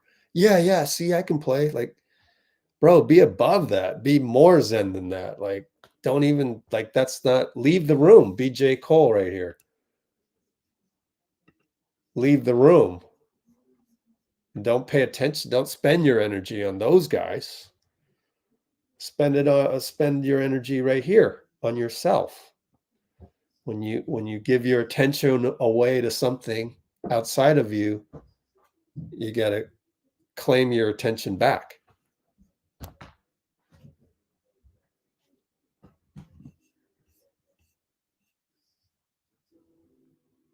Yep. So we're diametrically opposite. I don't think you guys understand the Zen part, but I'm not here to force you to understand that. That's your own path. That's one thing I've learned is that you learn something on your path. If other people can't see that, then other people can't see that. you can only do so much. So as long as you keep that in mind, consider it, be curious, try to understand it. But if you think I'm here to attack you or this or that, then you're on the wrong side of the equation. Then again, you're like Bloomer and Cholo, you're in survival mode and you're not able to lower the defenses. Right now, you guys are trying to defend Klay. You're like, I'm going to defend him. So, of course, everything I say is just go right over your heads, but that's fine. That's just life. That's how it works. So we're going to still look at start of Q3.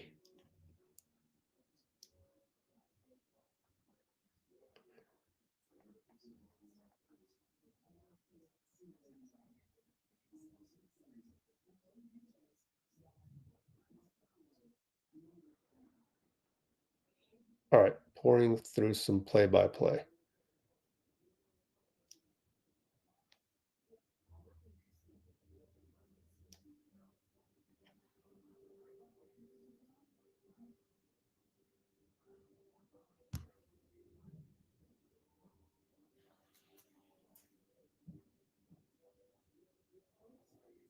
Oh, it is a scary feeling when you can hear that bug flap its wings somewhere in this room. Oh, man. Make sure my door's closed in my bedroom. Okay. Just don't get in my bedroom. Then I'm cool with it. Do not attack me in my sleep, please.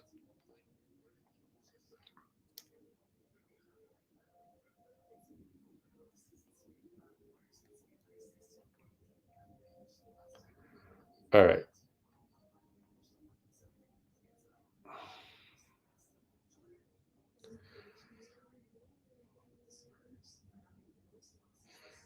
Now let's analyze and see just what really happened in the third quarter with our starters, because that was stagnant. That was very stagnant. Because the problem with my play-by-play on in the notes is that I don't have the score. So in this one, they will have the score.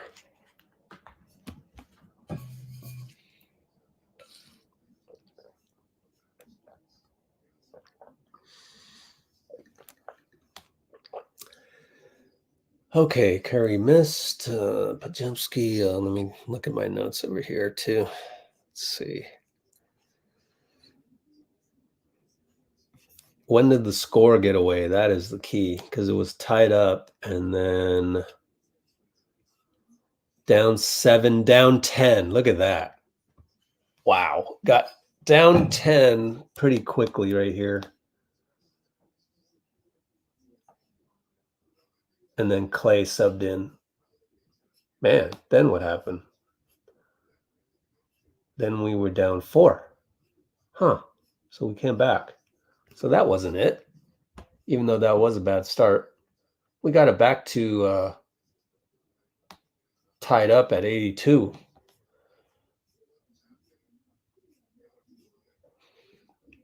Only down by 4. So really it was fourth quarter.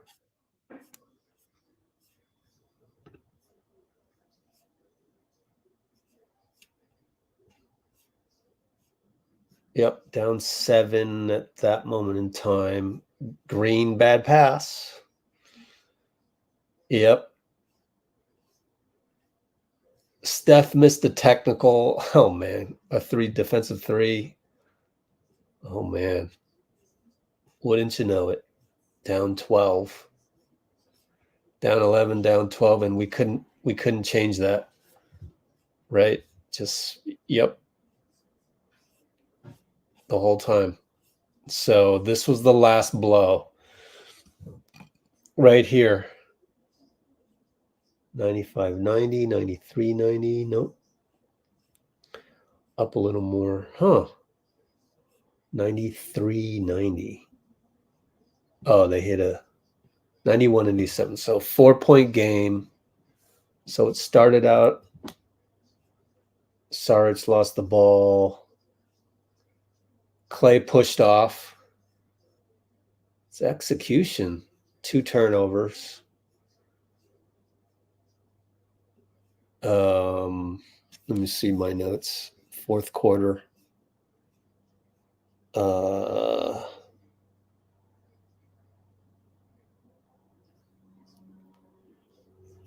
The turnover by Dario, that he had no chance against Aaron Gordon. Aaron Gordon is a problem for us. Aaron Gordon is a problem.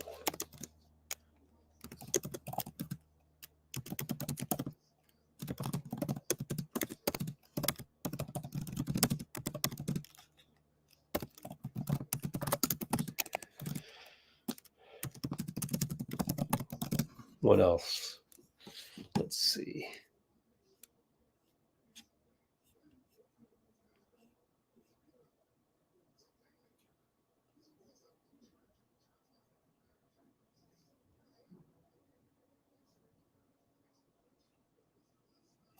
Wiggs hit a critical 3 right here. 10-22, and then 95-90, 95-92. Wiggins got a block on Jamal. So this is okay. Klay missed a 3, but it was inconsequential in terms of still got a cutting dunk shot by Trace from Dario. Wasn't that the play that Shavanch liked? Anyway, Trace got a steal. Missed the 3. Remember that? Man, was that the play? Wow. The one where Klay faked the 3, drove baseline. Actually, BP looked for Klay. Instead of going to Trace, and then Klay faked the 3. He didn't hit Trace either. Drove baseline, kicked it to Wiggins. Wiggins missed the 3. How much was on shot clock? Let's watch. This is dangerous, though. Showing this. 16 on the shot clock. Oh, my God. Wow. So that's where we are. Ooh, this could be the turning point of the game. The thing is that Wiggins had hit this 3, so he's probably feeling good about it. Yep. Man, isn't that crazy? Trace got the steal, and BP didn't pass to him. 8-18. 8-18 mark.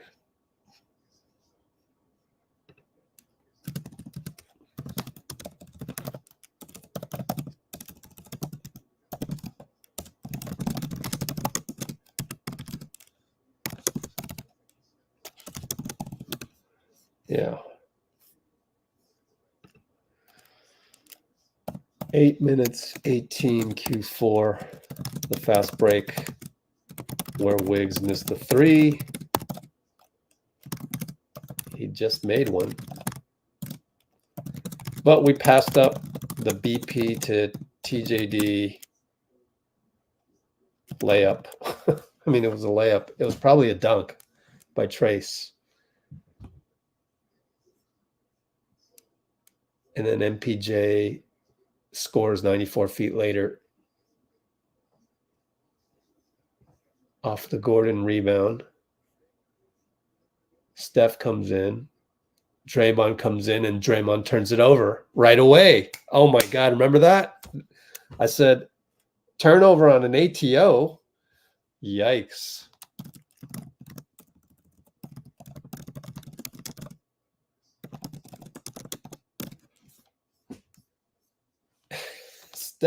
Steph misses a defensive 3 free throw.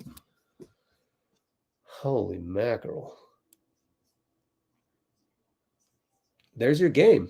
And then, of course, Draymond missed another layup. 7-10 mark. Did I mark that one down? Dray up. Yep. And then KCP got a 3. So this was makeable then, right?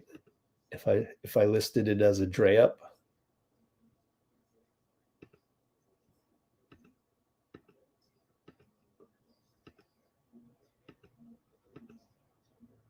Yep. That looks makeable to me.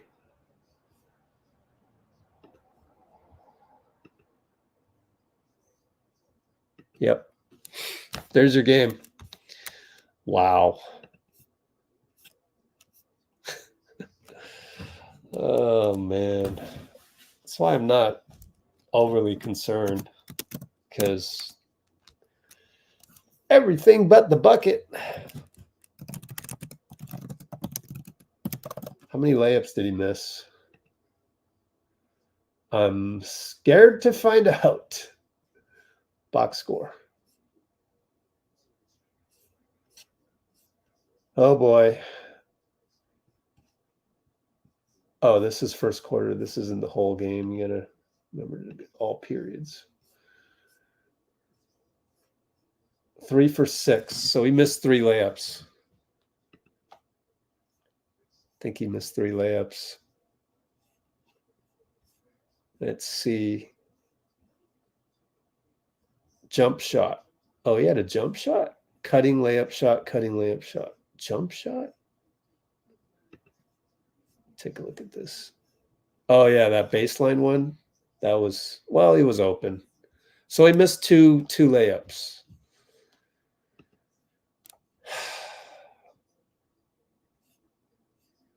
The other one, he thought he was fouled. Oh, look at Klay has climbed up the vote and has surpassed JK. JK reverse layup and 1 is just a vote behind.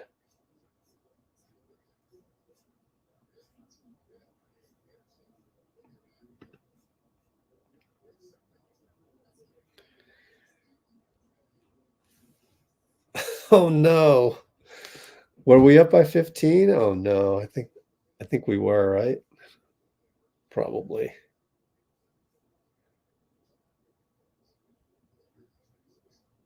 Yeah, some of our star vets. It's always our star vets. It's been the case all season long. Well, it wasn't when the vets came in per se. Or was it? Let's go back to the play-by-play. Q4. 8 minutes, 18 seconds. Well,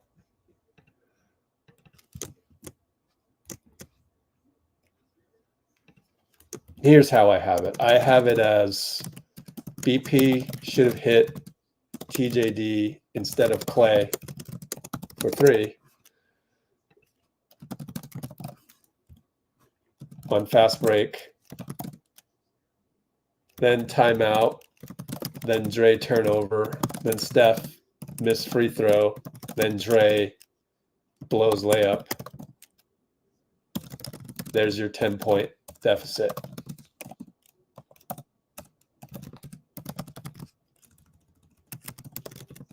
So that's how I have it.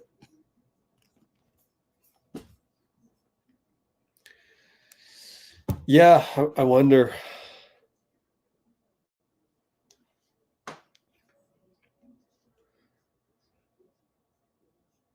Let me ask somebody.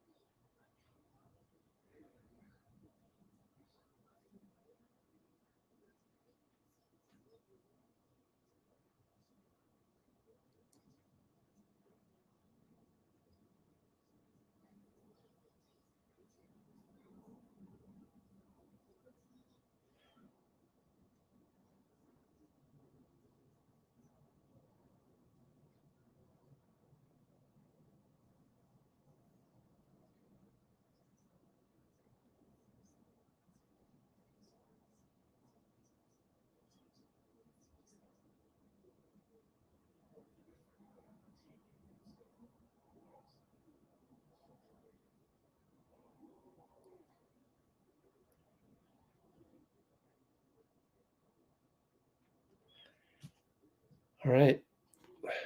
We'll see what they say.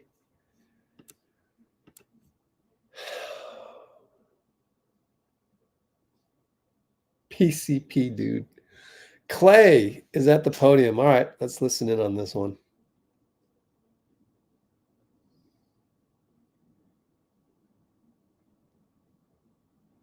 Here he is, Klay Thompson.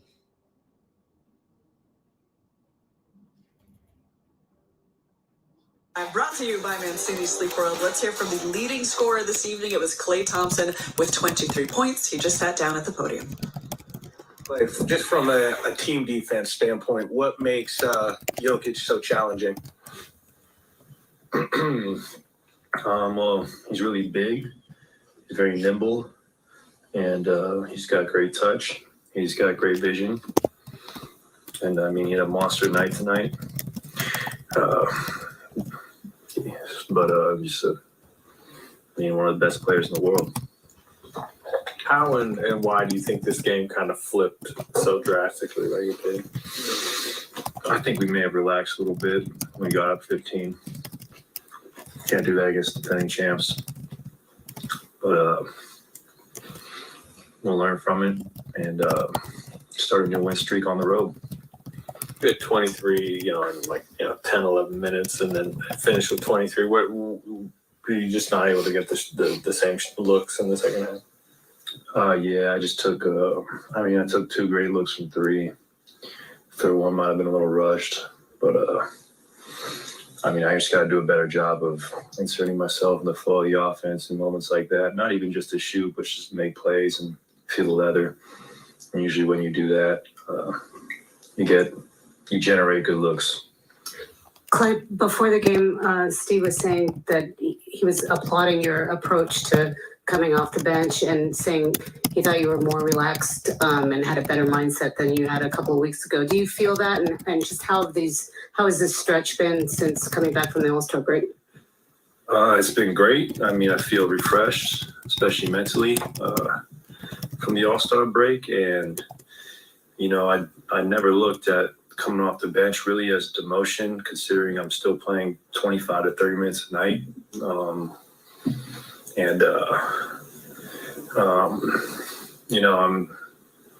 been in this league a long time, and to still be contributing at a high level and playing those type of minutes, you got to be grateful for that.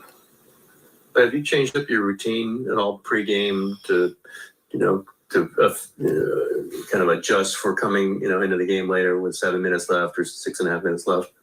Not really, to be honest. I still just trying to stay loose on the sideline, be myself, and just play with a free mind, and just be myself when my number's called. How easy or hard is it to jump into the middle of a game? You say touch the leather, you haven't been playing, to feel like you're right in the flow when you're coming off the bench? It's not that difficult because usually coach will call a set for me or point guard. So the adjustment's been pretty easy, and still played second minute, most minutes tonight, and come off the bench. So it's not the end of the world. Klay, what's the difference in your mind on the road with this year's team versus last year? You guys are obviously more successful on the road, and you have a bunch of road games coming up.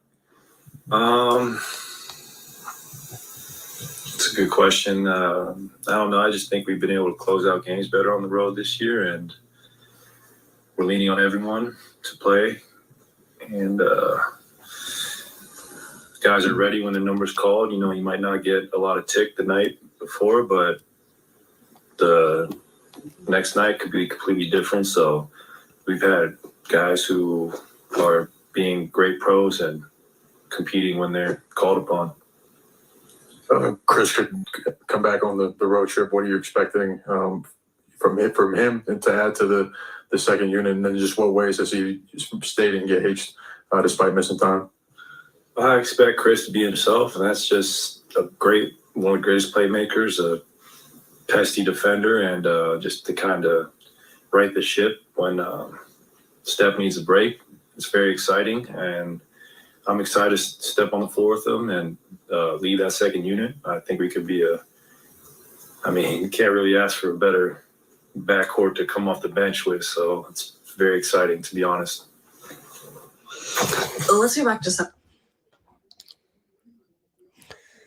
All right, it's Kareth and Monty Poole in the studio.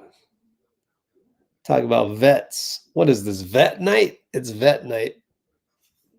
Oops, I probably shouldn't have that highlight on there. What's this? Thank you, Dub8 Nation, for the energy. Oh, there's my post.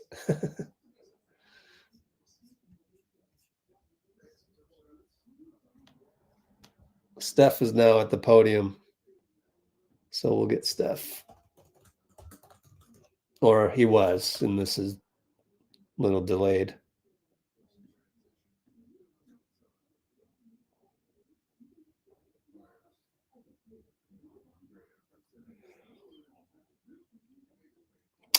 All right, here's Steph.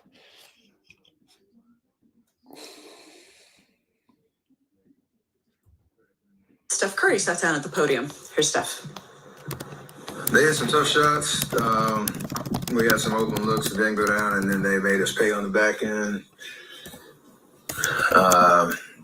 Their style of play, when they're able to push in transition, Jokic at the top or Jamal with the ball, requires a great effort to try to slow their momentum down. And they made us pay for like 5-6 possessions in a row, and it got to the free throw line, I think twice, slowed the game down a little bit. So you credit them. It's been maybe 3 games like this, obviously not in the fourth quarter like last game here, but where we've had a significant lead, and they're a great team that didn't panic and slowly walked us down. It was just one of those tough stretches that gave them life, and they took advantage of it. I think you've played in all but 3 games this season. Steve was saying, he said a couple times recently, he thinks you might be a little fatigued. Do you feel a little fatigued? No. Do you not want to rest at all coming up? No. Okay. What 3 out of your last 4 games, shooting numbers have been down, just missing shots, or what would you kind of attribute it to? Yeah, you miss shots. Like it's one of those things. That's why they're called averages. Like, you got the highs and lows of it, and nobody. Again, the standard that you set, when you don't meet it, there's questions about are your legs tired or no, you just miss shots and you keep shooting. It's part of the nature of being available and playing every game, which, never lose confidence and come back, whatever it is, Monday, try to shoot well on the road. Steph, before the game, Steve was saying that he thought that Klay's mindset was improved over the last couple of days or weeks, and he's more relaxed and accepting of kind of coming off the bench or his new role. What do you see from him and how he's contributing? Exactly that. Even the game, I think the LA game, he only had 3 points. It was one of the better, all-around floor games that he's had, where he took what the defense gave him. He took the shots he was supposed to, shoot. Some of them, or most of them, didn't go in, but the way that the game flows and where he gets his opportunities, he was always just making the right play. Played great defense on whoever his matchup was. Got us some rebounds, extra possessions that way. And then like tonight, it's kind of the opposite, where he's hot and keeping us, giving us a huge lead and a huge boost. And like the first 9 minutes he was out there. So it all comes from understanding that no matter if it's a starting role, bench role, whatever it is, he's still Klay Thompson, and he can come in and do exactly what he did tonight. I know he wanted to, shoot better in the second half, but the more reps he gets and more confidence he has to just go out there and just play basketball and don't let the narratives kind of consume him, that's when he's at his best. Steph, Steve also said he thought Chris's return, which is obviously coming up on this trip, would help you relieve some of the burden. And obviously playing, he'll play the minutes you're not out there, but you guys also play together quite a bit. How do you see his impact on both the team and yourself? I'm excited about it. Just when he got hurt, we were not in a great place, and trying to again establish our identity.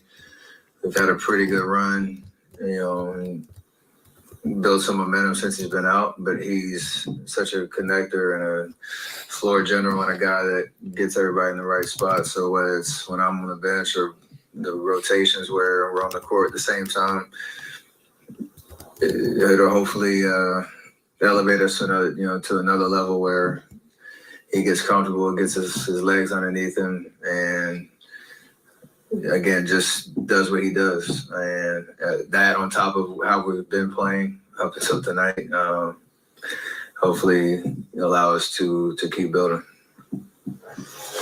All right, Steph. See, that's what I was saying. Don't let the narratives consume them. I don't want the narratives to consume you guys either.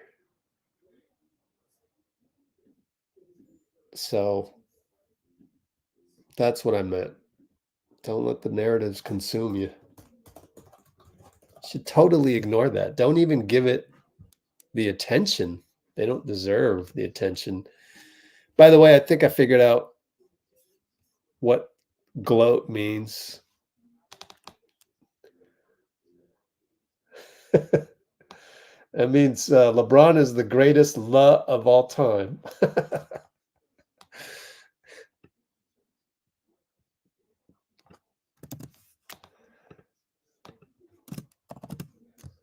That was pretty good, huh? Greatest of all time. Oh, hilarious. We gotta put this in the, do a screenshot of the comments, which look nicer on StreamYard, by the way.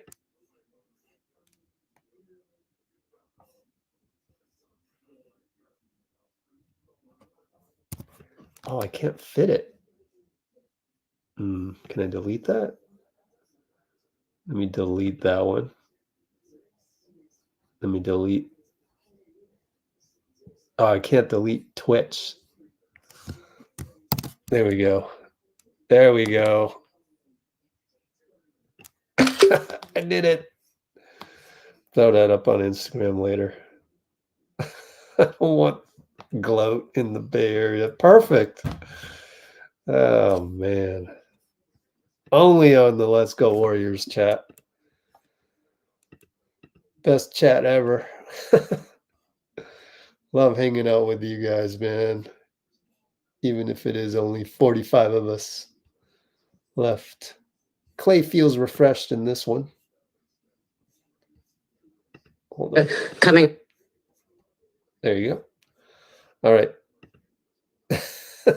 Gloat. Okay. CP3 coming back this road trip. Yeah, that's the idea.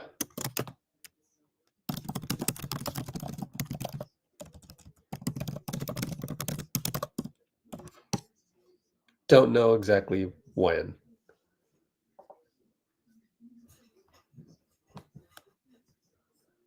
Yep. Just missing shots. Yeah. Yeah, I remember you said that.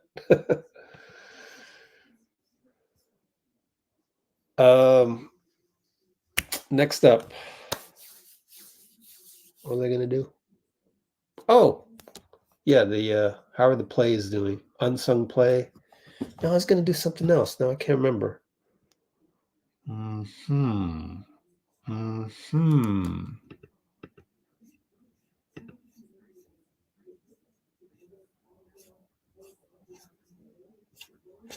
If Steph does not want to rest, he's not gonna rest. They're not gonna give him a DNP for Washington. That's not even a back-to-back.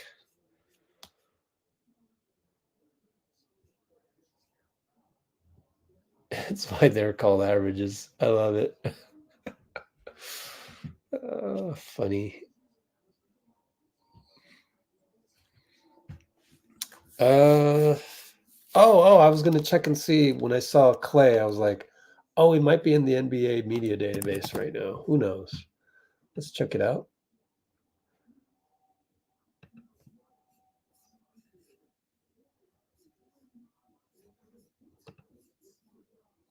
Not yet. And I got to charge my phone.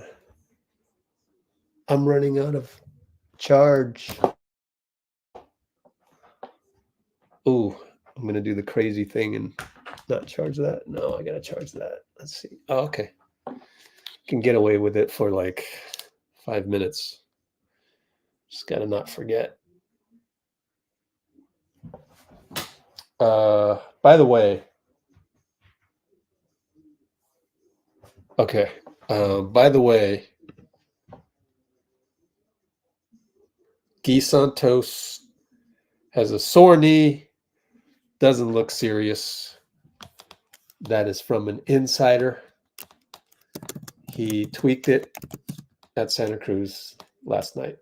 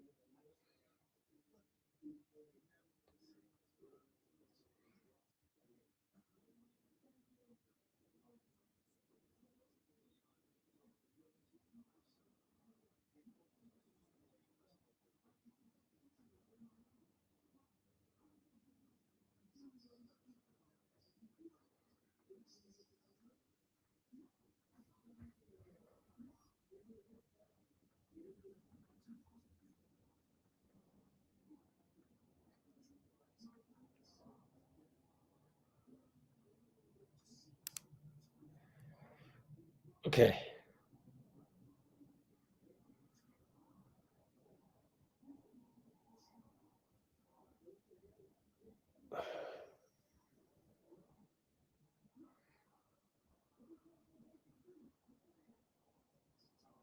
There's a Brandon Podziemski birthday video by Chase Center.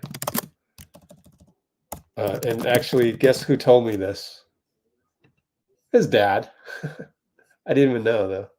You know, we got a lot going on here.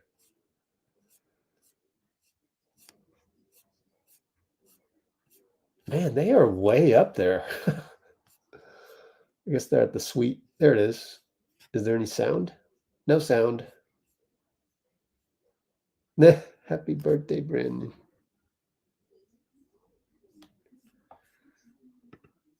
And what else is going on? Sabonis had a poster dunk. Taunting Tech on the Kings bench. Okay, there's not much else going on by the Warriors beat writers. Let's see. Calling him the gloat.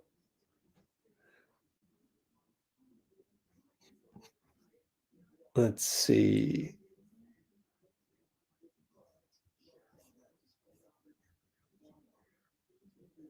Pod's dad follows you. Awesome. Good for you, man.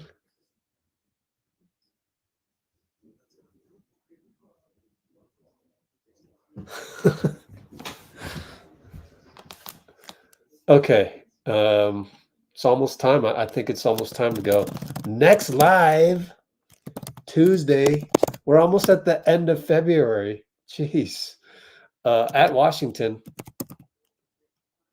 4 p.m. PST tip-off. Go with that. Throw that up there. Time to end the poll. Who's our winner? Oh, where's Dean? Yeah, he's working.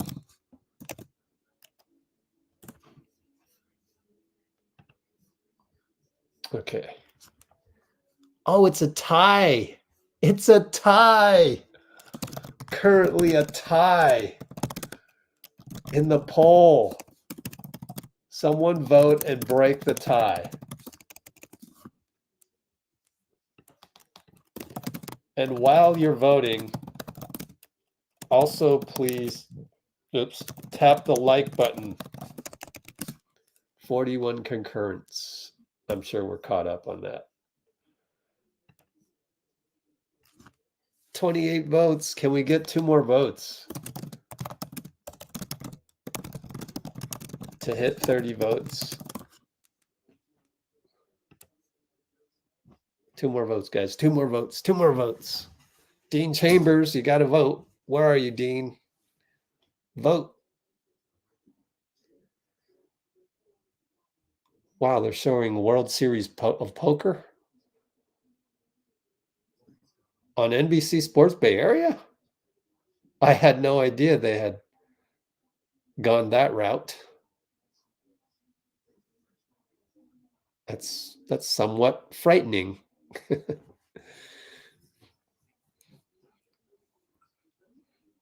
Did everybody vote?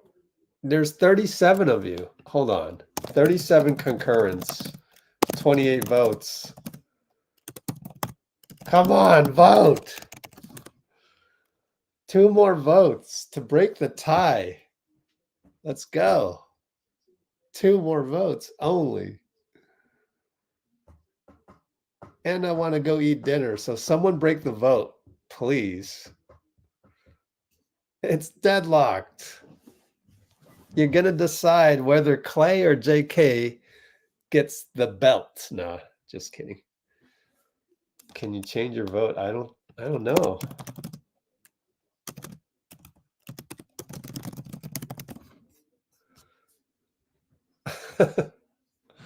I don't think you can change your vote, can you? Go ahead and try. Well, I can't vote. I don't know why. We're stuck at 28 votes for some reason. Man, oh well.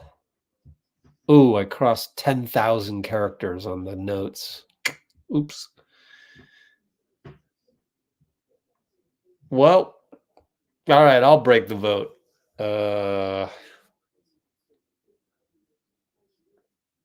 But Klay won it.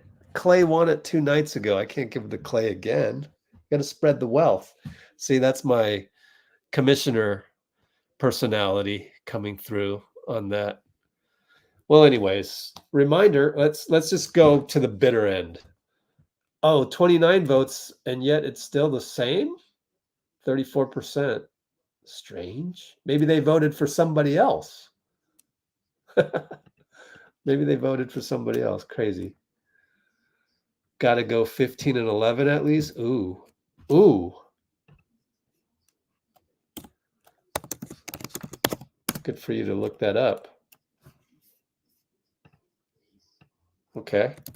Still have time. Did the vote get updated?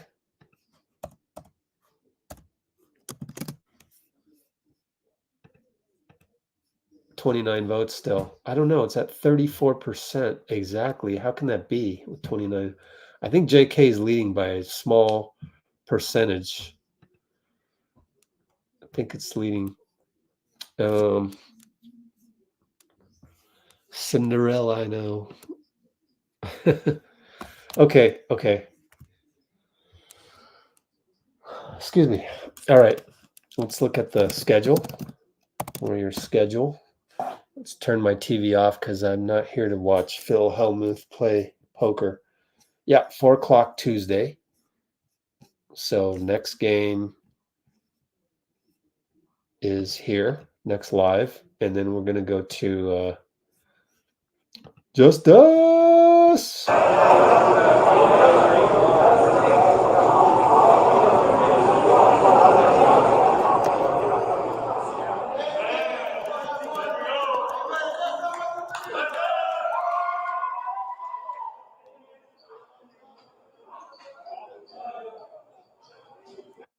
And Brate.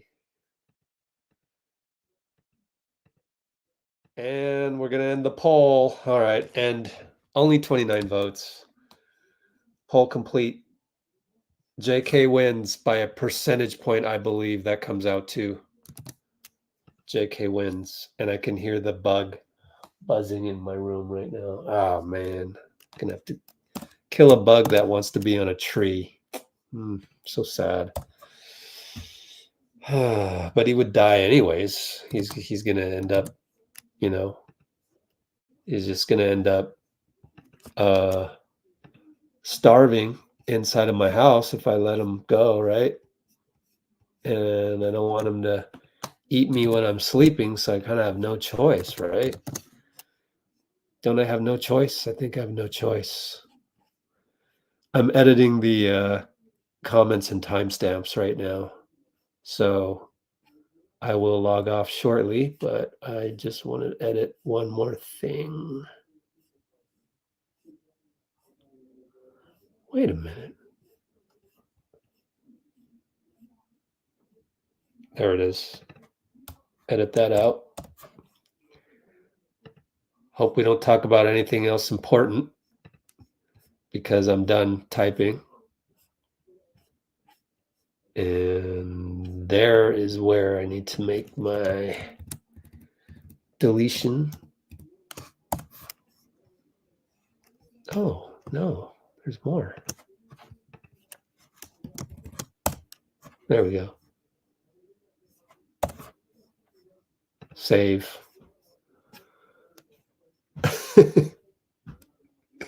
Well, Cholo wants to save his life and Shivansh wants me to kill him, but I don't know. All right. High five, everybody. See you in 48 hours. Actually, 43 hours. Take care. Good to have you on here. Appreciate you. Appreciate all of you.